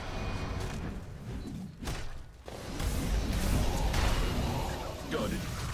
Maybe the 2 of them can try for Chalice. They've got the time dilation out on him. Got the TP2 from Gunnar. Should be a kill. I mean, he'll have the chance to pull himself away with a hammer in a second. Now continue to run him down, charges back up. Yeah, it will be a slow, painful death here for Chalice, but a surefire one. As indeed, they will take him out. Moo the one to get the kill. That'll help him towards the Midas. He's got his own one done now. It's going to be sent out right now. Chalice spends his gold though. Spent pretty much every single bit of it there. Almost has the blade mill finished up, so he is not too worried about it. Mid. In the meantime, it did take them some time to chase Chalice how far he was. They're actually going to get a mid tower out of that all too. Yeah, they don't mind dropping an ultimate for that one at all. They know at this stage, Azure Ray, they can get kills without their ults. Oh, does actually get the connection there. Gets the whole creep wave too. Has his Midas at the ready. Protect the tower a little bit. Now, a better start than getting one from Nouns, but only by a little bit. As Azure Ray, Only by a little. Definitely indeed. the ones in the happiest spot. Somnus 302, low, of course. Uninterrupted farm for him. And he's very tanky. That's the thing. It's like the limited damage that's there for nouns versus this tanky CK that just gets that much tankier with the saves and with everything around him with an ink swell too that's going to come out the shard. Problematic. And now cooldown chrono on cooldown. Same thing with that spirit form. Azure definitely feeling much stronger to look for the fights even if they don't have coil. And Blink finished up on Somnus. He's got the gap close. So now he can literally just blink on Kato and they can just dawn ult perhaps and get those catches. I mean, Dream Core's back up in 10 seconds. Gunnar has to play. He has to have some information in these fights. Has to have all the protection possible for himself. And with all the chaos that has been going on, only dying the once so far. Not bad. Not bad at all. Up on him. Got eyes on Chalice. Should have a solid chance of taking him out again, especially with a good few bashes. Moon knocks him back with the ultimate. Chalice tries to pull himself away. Backup is coming in. He's alive. And it's going to be in time indeed for them to hold back. They won't chase any further for Chalice. They respect the fact that Azure Ray are bringing in the numbers. Somnus, he's going to be able to catch Shamson in the trees. Everyone else will make it out. That's why I finished him off with the shards. So they don't get Chalice, but again, able to retreat with the majority of them. So that they only do lose a support once again in that situation. So cutting their losses now. And they are doing the move that, you know, whenever you're playing versus Dawn, it's, you know, you want to be ganking the Dawn. Because if you don't gank the Dawn in a lot of these situations, you just get turned on quickly. So they're attempting to make those moves, but Chalice is a bit too tanky. Blade Mail plus, of course, the Spark of Courage. Ridiculous amounts of armor and tankiness. And he survives. And they didn't really have to commit much of anything on the side of Azure to be able to get that little bit of a kill. So they're still hungry. They're still ready to look for a kill.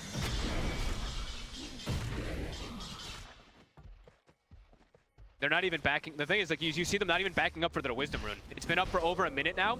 Azure Ray just wants to keep playing on the enemy side of the map. They want to keep applying that pressure versus this Faceless Void. They've got eyes on Kaelin as well. Tianming and Somnus on the hunt. They've hit him with the scan. They know he's up here in this camp. They've got Solar Guardian as well. Jump. In with the silence. In with the burst. K1's gone. Nothing to be done to save him. Gunnar completes his TP down here. They're a bit careful. Low up top versus the Willow. Sorry, right? Another big hit onto that Void. K1 continues to struggle while Low just has absolute freedom in the game. Moo can get away. Try and set up onto him. Or will they? F4's going to go for this, but Gunner's ready to back Moo up. Have they got enough damage to bring the Spirit Break down? The fear comes out. Moo, he's still alive. The nuke's there as well. Somnus will manage to jump forward though and pick him up on the back line, so they'll take him down. They'll get two big kills, lose though. Both supports for that one. Maybe some miscommunication there. I think Somnus was backing away while his two supports went in. He backed off and then, I mean, it did seem like a bit of a deep attempt there from the two supports. It does cost them their lives. Yeah, two nice kills there coming out for Gunnar. Not having to commit pretty much anything either there, so. Radiant's middle tower is under Mid tower though, dropping low. Be able to finish that one off. He's got Somnus on the side too. Well, actually back away. In respect to the heroes respawning. Dire's top And now they'll tower be able is to back up for that Wisdom Rune that they didn't get from before. Holding this tier 1's pretty nice. Not easy for them to completely finish off, and with the living armor they'll be able to keep it standing strong in this mid lane. Yep. Just make sure that can enable as much of their half of the map for as long as possible to get K1 the space that he needs as the Void. To get the farm, to get that Octarine, of course, for the Spirit Breaker. Take your time, get to that later stages.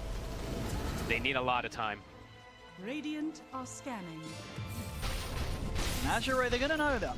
You can definitely imagine that once that next item or so is done, that They're gonna Azure Ray, keep they'll picking smoke up and go. Yeah, they're going to keep picking it up, and they now have Blink on the Tusk.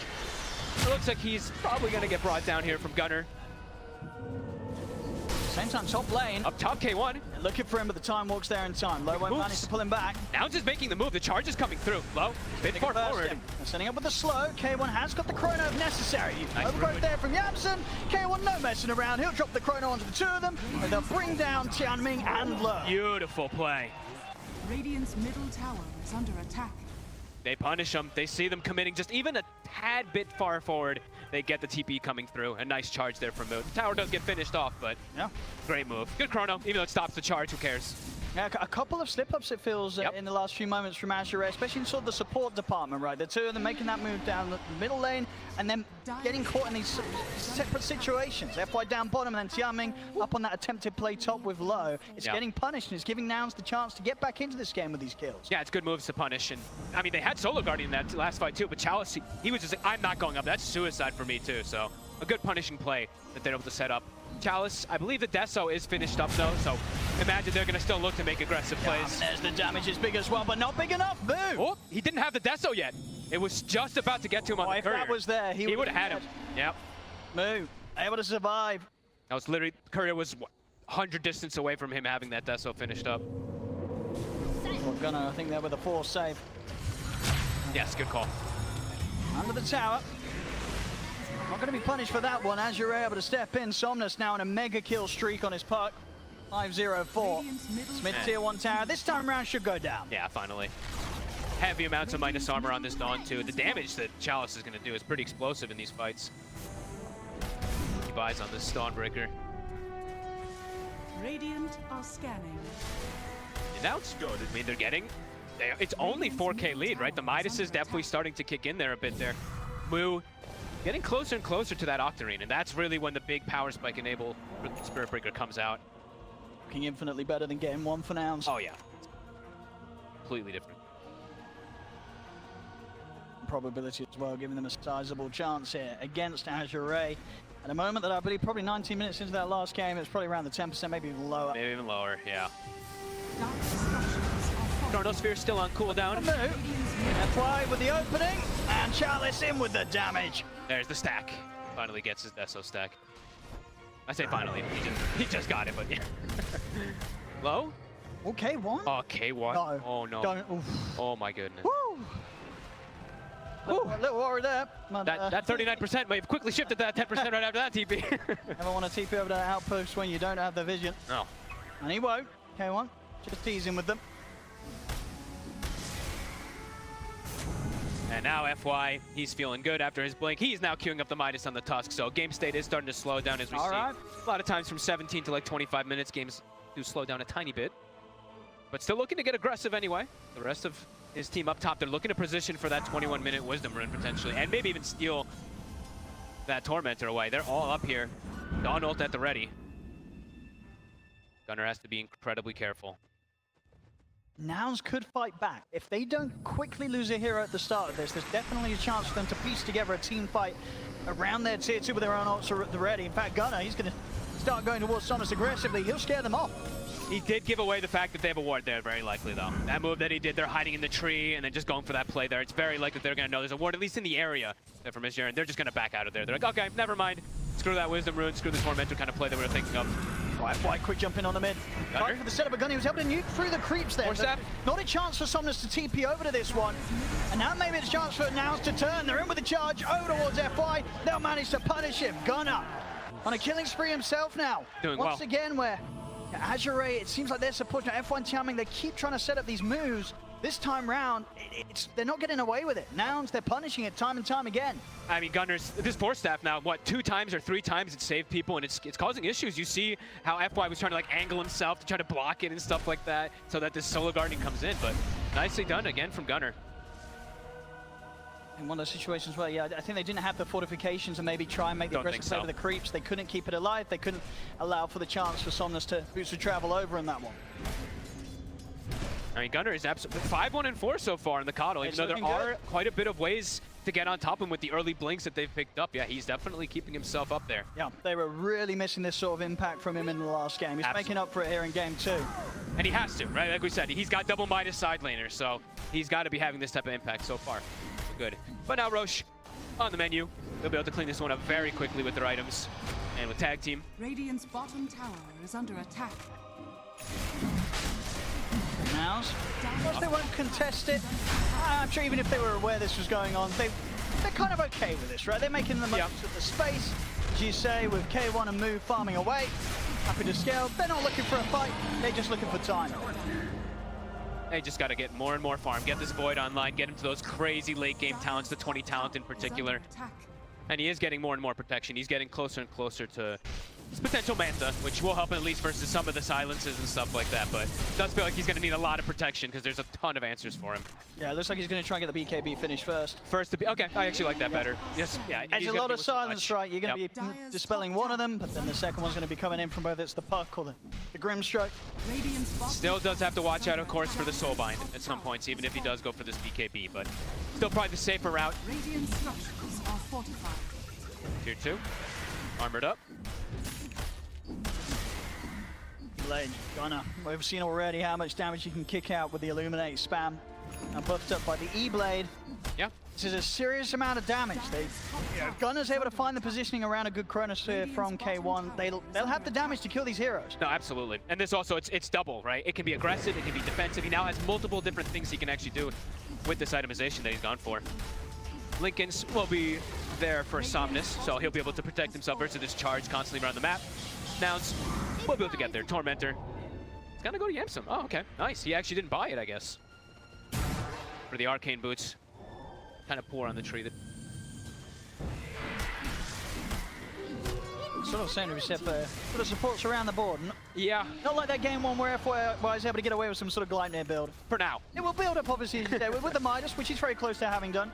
About 50 gold away from having that complete on Tusk. And they're making the set up top, but it's spotted immediately. Nouns sees both supports again.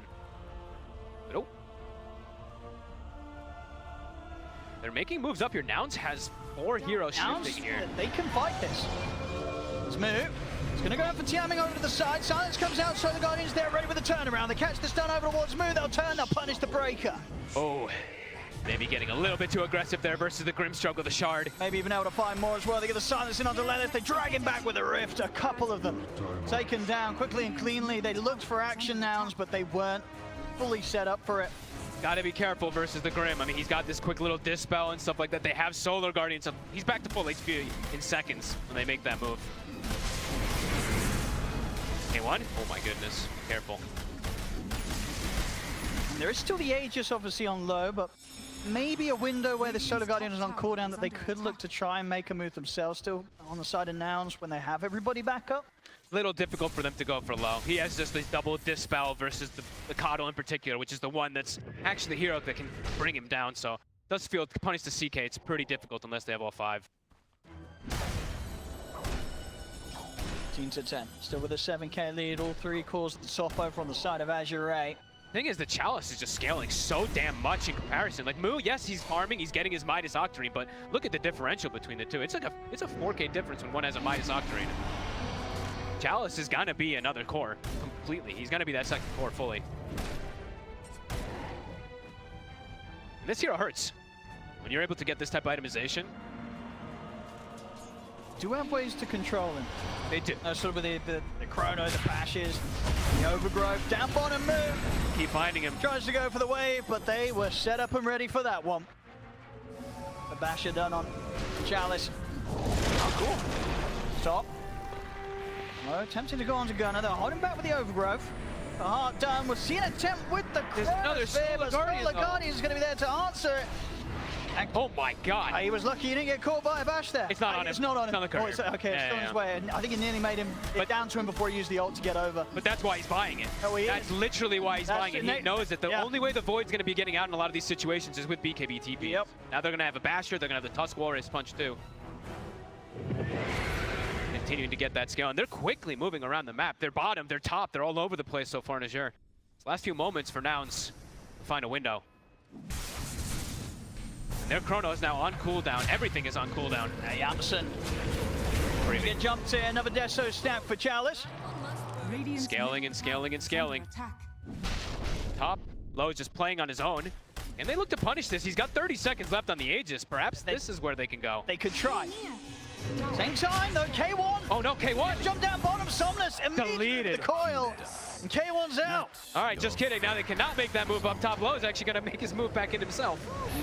I mean, they really want to try and punish the fact that he's on his own. Can. And he's not technically fully on his own, I guess. The boot to travel from the puck can come out, but Low pushing the limits. Azure, just all of them pushing the limits. These last 6-7 minutes, that gold lead has shifted massively. He's in the mid. Moo again. This time he'll be able to get away.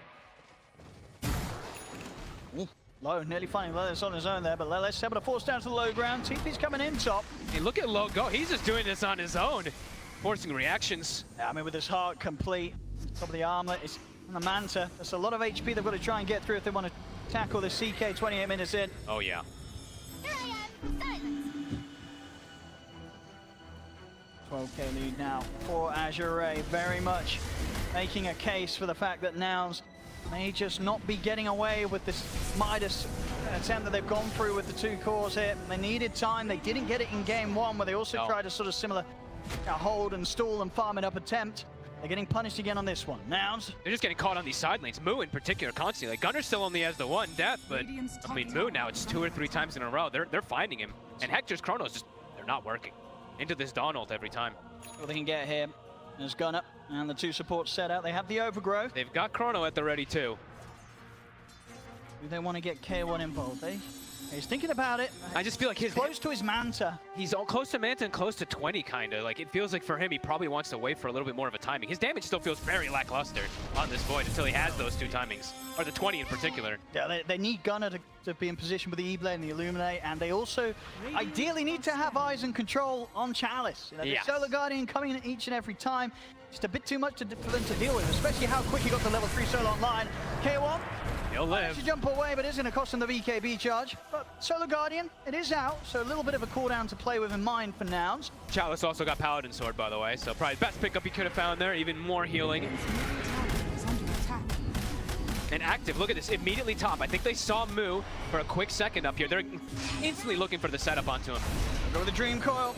E-Blade's going to be thrown out here in an attempt to keep him safe for the right clicks of Chalice. Is it enough to buy time? No. Even a bash coming in on that last hit from Chalice. Moo taken out again. Yeah, it really is. The last 10 minutes, they're so faster on the map. Anyone that they see is getting set up on, and for now, they're just not finding the connections. Actually, it's going completely opposite ways there. The Chronos just aren't doing much of anything, and that's the man to kill. That is indeed Ultimate Orb taken out of the game for a couple of minutes with that Courier Snipe.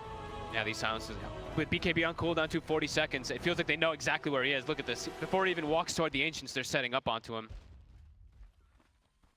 Chalice. He's got Somnus near him, too. Careful, K1. The Somnus is there. They're in with the swing of the hammer. The bash comes out. K1 is getting punched up, and they're able to take it down. They take him out. Not a chance to jump away. BKB was still on cooldown for 20 seconds as well. Radiant's middle tower. K1 is, they really just have his number this game. This series in particular, nothing is going his way at all. Yeah, I mean, last game on the PL, at least he sort of got to avoid the action and hit creeps. This time around, he can't avoid them at all. They're hunting him down. They're finding him very successfully. Well, he is a void, but he can't avoid it at all. There's too much stun. Like you said, too much stun, too much silence, too much control. It's been dream plays really coming out, and the itemization too. Like these multiple blink daggers and stuff like that to get on these heroes, as we're seeing, it's working perfectly. I mean, Low's going to be huge. Even if you catch this CK and the you Chrono, don't have the damage. You're not killing him now. This overwhelming blink, about 1,000 gold away. He's going to have like 4,500 HP soon. And we haven't even really gotten to see the fruition of like the multiple different saves. We've only really seen the Solar Guardian save. They still have the Inkswell save. They still have the Snowball saves potential too, if even necessary, which so far has not been needed. But now we're kind of in a reminiscent point of that last game where they have this massive lead, the damage is lackluster, and K1 is still behind.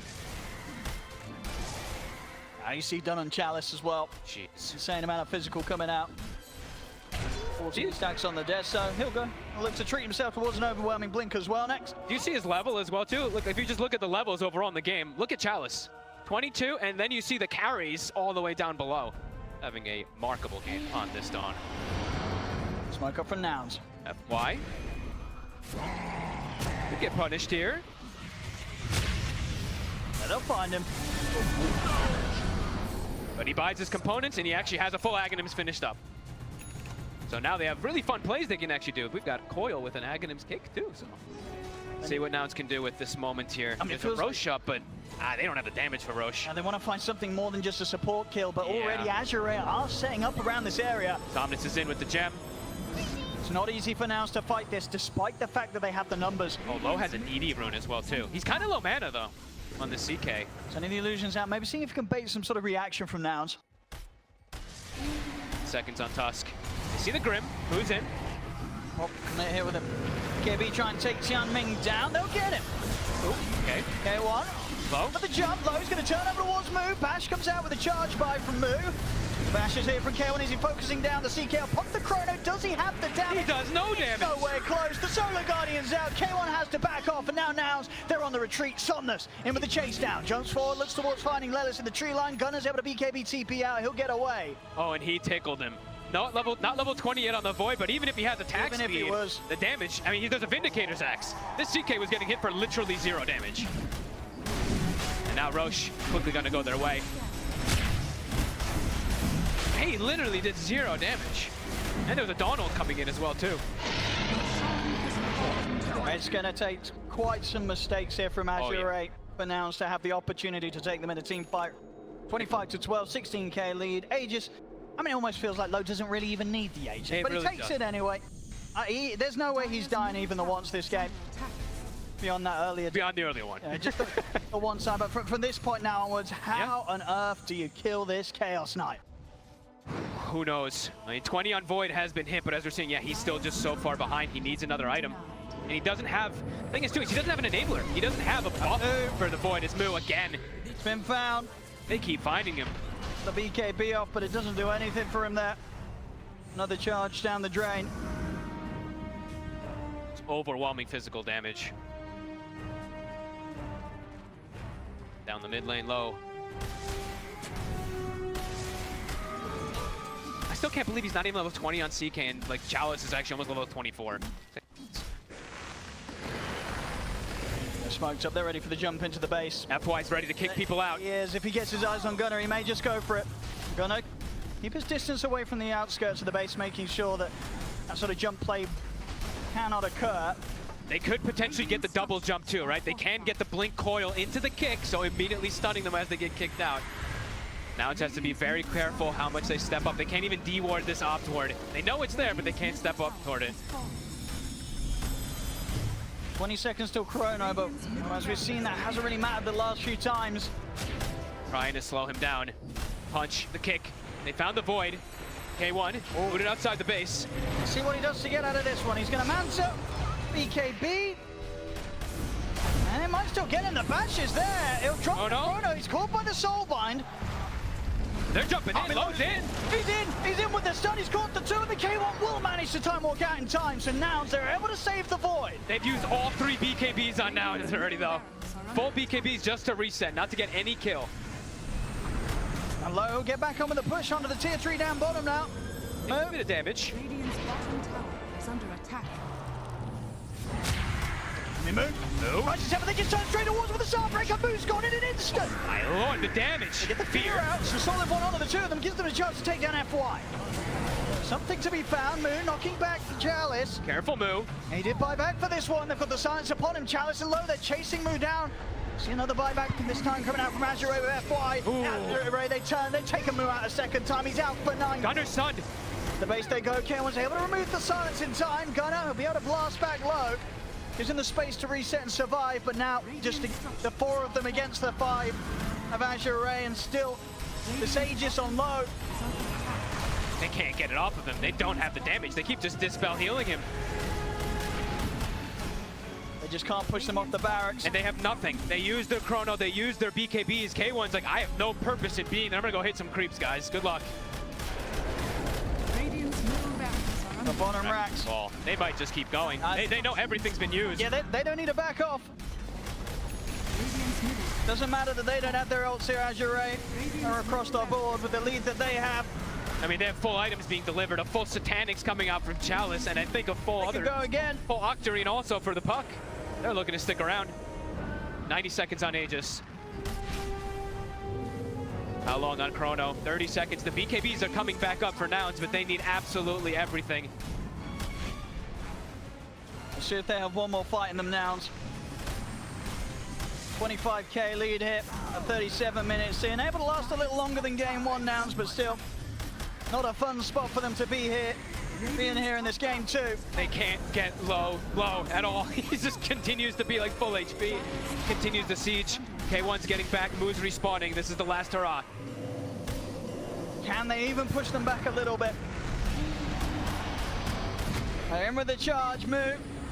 Trying to start something, but already Somnus, he just dances around behind him. K1 will get the chrono drop down. It is onto Chalice. They're fully focusing. They've got the E-Blade. He's going to be able to protect him. Chalice is still alive. Finally, they'll finish it with the Illuminate. They'll turn over towards FY. They've got him caught in the bramble. He's got the snowball turning over towards K1. K1 trying to back away, but he's caught by the Starvine. Time walks back up and Getting out. Live. FY dies. Taking out the two of them. Though he's still hitting the barracks. He just wants to get the job done, and he'll find it. Gunner kills another. I mean, his team's died, but Low, he doesn't care. He's looking for objectives. They've lost 3, but him and Somnus still alive. They jump back on the K1. The E-Blade there to protect them after the time walk. He's going to live. He's alive. He survives. They're taking Low out the once. See if they can go for a round 2. Link outs there, moves in on top of him with the charge. Yamson setting up as well. They've got the control. Do they have the damage? Low turning. Somnus jumps in with the orb across towards Moon. Looking for Yamson on the back lines, but Yamson staying hidden in the trees. It's a 2 versus 5. Well, 2 versus 4 right now. K1's coming. Chase. E-Blade's there as well. Charge forward. Yamson, he's slowly dying. Will fall. They've got the knockback here with the ultimates to round it completely. They bring Low down. It's a defense. It's a hold from Nouns. It's a good hold. They must have kind of known maybe perhaps that the gold was spent too, because they killed Chalice. If Chalice hadn't spent on his Satanic, he would have had buyback to be able to join back in there. Then maybe it's a different story, but good kills nonetheless. Gunner gets some big cleanup ones, but Raxes, a lot of them have fallen off. It's just that range Rax on the top lane standing between themselves and Mega Creeps. The damage still surely done by Azure Ray, but a little bit of a slowdown. Nouns, they keep the game going. And yeah, you see there, Chalice, no buyback because he spent on his full Satanic there, right? So good chrono, they get the finish up onto him, and then they have the numbers, but good God, they have 4 or 5 heroes versus 2 for what, 20, 30 seconds, and it takes them some time to still bring down the CK. It's the beginning of something. Beginning of something, but need a couple more of those to be able to really feel comfortable for now. K1 did manage to get his Skadi done, and pretty much well on the way to having the Miona complete. Hey, that's a pretty big deal. Now he's actually maybe going to do some damage in these fights. As we're seeing, it's still mostly Gunner doing the majority of the damage in these fights. Small answers, and Gunner actually also finding himself his evil, or his timeless relic. Excuse me. A lot more damage he's going to be able to kick off inside of these fights, and ooh, the nullifier also too. His incredible cast range that you get, of course, from Spirit Form. Yeah, I mean, Gunner definitely being the solid rock that the team needs. Yeah, just the one death this game. Outside of that, not caught at all. Still very difficult for them, but inching their way back in. I mean, they can hold and they can certainly push these waves out. Even if they do get Mega Creep, they've got ways to deal with the creeps. Absolutely. I mean, that's the power of the Spirit Breaker always, right? Roche, find out in about 50 seconds. 25, first one has been hit. Second one also almost there. Somnus is about to have his ready, and he also is committing his gold, it looks like, too. So the buybacks are definitely missing there from the side of the Azure heroes. Yep, Bloodthorn done on low. But they're just going in. I mean, they just want to take out this Rax. They want the Megas. It's only going to take a little bit of a push to get this range Rax. They're trying to heal it up here with the living armor. Glyph, 20 seconds. And they hold it a little bit longer for that to come back up. Refresher on the Spirit Breaker. Okay. Moon really ready to go. If he can get in and survive, it's going to be a lot of very annoying control. Azure Ray going to be getting bashed around, charged, and knocked about all over the place. They've got pretty solid team fight now, Nouns. Yeah. They have to find Chalice. I still think he still seems to be the biggest problem. Kill him at least the once, but he should have buyback soon. Chalice gets caught. I mean, he's going to get caught in the corner immediately. No buyback on him. And they're taking him out for 2 minutes. He's 200 short. Caught on the front lines there, and immediate reactions from K1, no hesitation, dropping down that chrono, absolutely worth it. Every single time you find this Stormbreaker, you're dropping the chrono immediately. Yeah, a perfect catch. And yeah, he was 200 gold from buyback, so pretty ideal that they do get that set up onto him. Somnus sees Yamson. Should get him. Oh yeah, definitely. Blade Burst is there, godlike still for Somnus. He'll be able to take the Tormentor on top of it. Somnus level 25 has been hit, that gigantic Waning Rift. We're going to start seeing that also be problems. I mean, we've talked so much about Chalice, a lot about Low. Somnus also, of course, on his bug. 9-0-13. He is an absolute beast. I'm sure he's probably one of the highest damage in this game with all this that he's been able to do, so. Yeah, both drafts, he's managed to find himself on an excellent hero for the state of the game, and he's really pushing it to his full potential here. Yeah, and him and Gunner, top of that damage. Gunner's actually ahead of him, though, which is, I would say, pretty damn impressive. Definitely a bit of a shake-up for Azure Ray. They weren't able to get the Mega Creeps as cleanly as they were definitely hoping for. Yep. A slowdown in the plan. losing Chalice back to back. Nouns feeling quite a bit better because now also maybe they can sneak their way outside of the base and perhaps look to contest this Roche. 80 seconds until it will be respawning. Leaving the gem inside it to scout. Why he'll grab it. Looks like they actually want to look for a fight here. Chalice respawning in 12. Getting themselves that ward's vision prepped out here.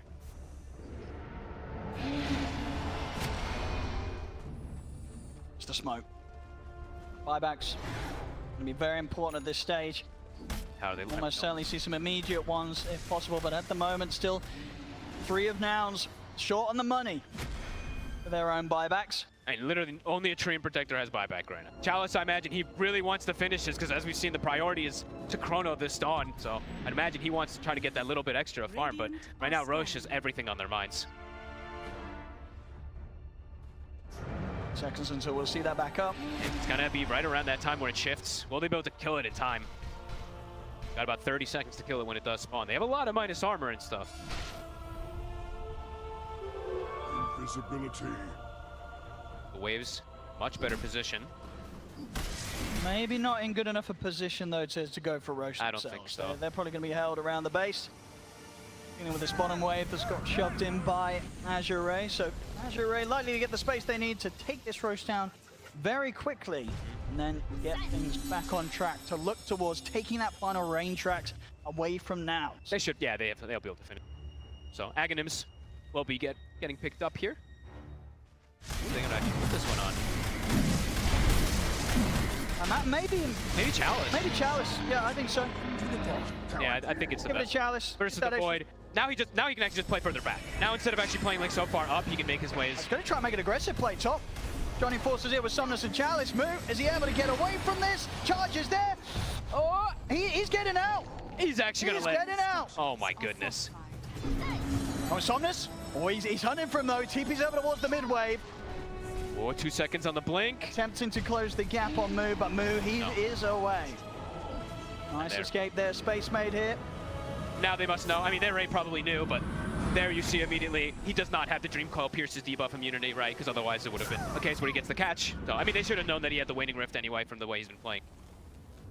More 25s being hit. Void has now gotten it as well, too. Backtrack's online. K1 spending up. It's not going to be a man that's saving for buyback. He wants to go all in to get this refresher orb done. Okay. He has to be a little cautious of his positioning in the next few moments, but I don't blame him for going for the spending in this type of game. And there it is. Refresher orb complete for the Void. Kill as well has the 25 with the backtrack. It's not an easy push for Azure Ray. Despite the 30,000 gold advantage they have, there's still absolutely a chance for Nouns to turn this. Just have to get pretty damn good chronos though. They have to still be able to protect Gunnar. Because Gunnar, he actually is short of the buyback. They're going all in here, Nouns. To make sure they can have everything possible to hold here on the kick out. The kickback's there. K1. They're in with the stun. The stun ring hits constant as well. He's gone. Oh no. Hector. And with the money spent, no buyback as mentioned. We'll see Moo try and recover things as he charges across. Will manage to bring down FY. Buyback comes out from Yamson immediately. Moo with the BKB as he heads away as Low attempts to chase down the Spirit Breaker. See if they're able to get the pullback. The BKB comes to an end. Low drags it back with the E-Blade there. Gunnar trying to save Moo to bail him out of this. Gunnar, he's able to get back to base. Moo, can he get away? He cannot. Low drags him back, finishes him off. A buyback to come out from Moo. Charge forward. Stormer in position, thrown down onto Low. Another kickback. Gets Moo out of the fountain. Back into the reaches of Low and Jianming. As Moo silenced, taken out. And without these two cores, no buybacks on them. The space will be there for Azure Ray to move on to the tier 4s. Somnus again in. Another kickback. He's not going to find it this time. Does get caught by the roof. They've got the damage with the E-Blade. They have. They take out FY. But Low's ending this. It's getting focused. Gunner's caught outside of the base. He has buyback. He's going to try and nuke them down here with the Illuminate, but the creeps are onto the Ancient. Low continues to try and close it. Another kill from Gunnar. But Chalice, the buyback's there. Solar Guardian straight into the heart of Nouns, straight to their fountain, sweeps it with the hammer. They're all going down. Nouns just left to Lelis on his own here. The last one with buyback. They have a fortification Ancient, farming. he's got a fear. They're trying their best now, but it's not good enough. As Azure Ray onto the Ancient. GG is called. Azure Ray take this series 2-0. Damn, pretty convincing too. This majority of this game they had absolutely in the bag. They're looking so confident, and honestly, I'm loving the way that they're playing. All three cores are having amazing games every time. That's what it's feeling like so far here. Somnus, I mean, we talk so much about Chalice and about Low, but Somnus ends up 13-0 and 17. Ooh, he had quite the series, not just Quite the game the alone. series. Somnus on his mid performances. He just knows what to play. They know what to pick him. You get him on the good stuff, he doesn't mess up. He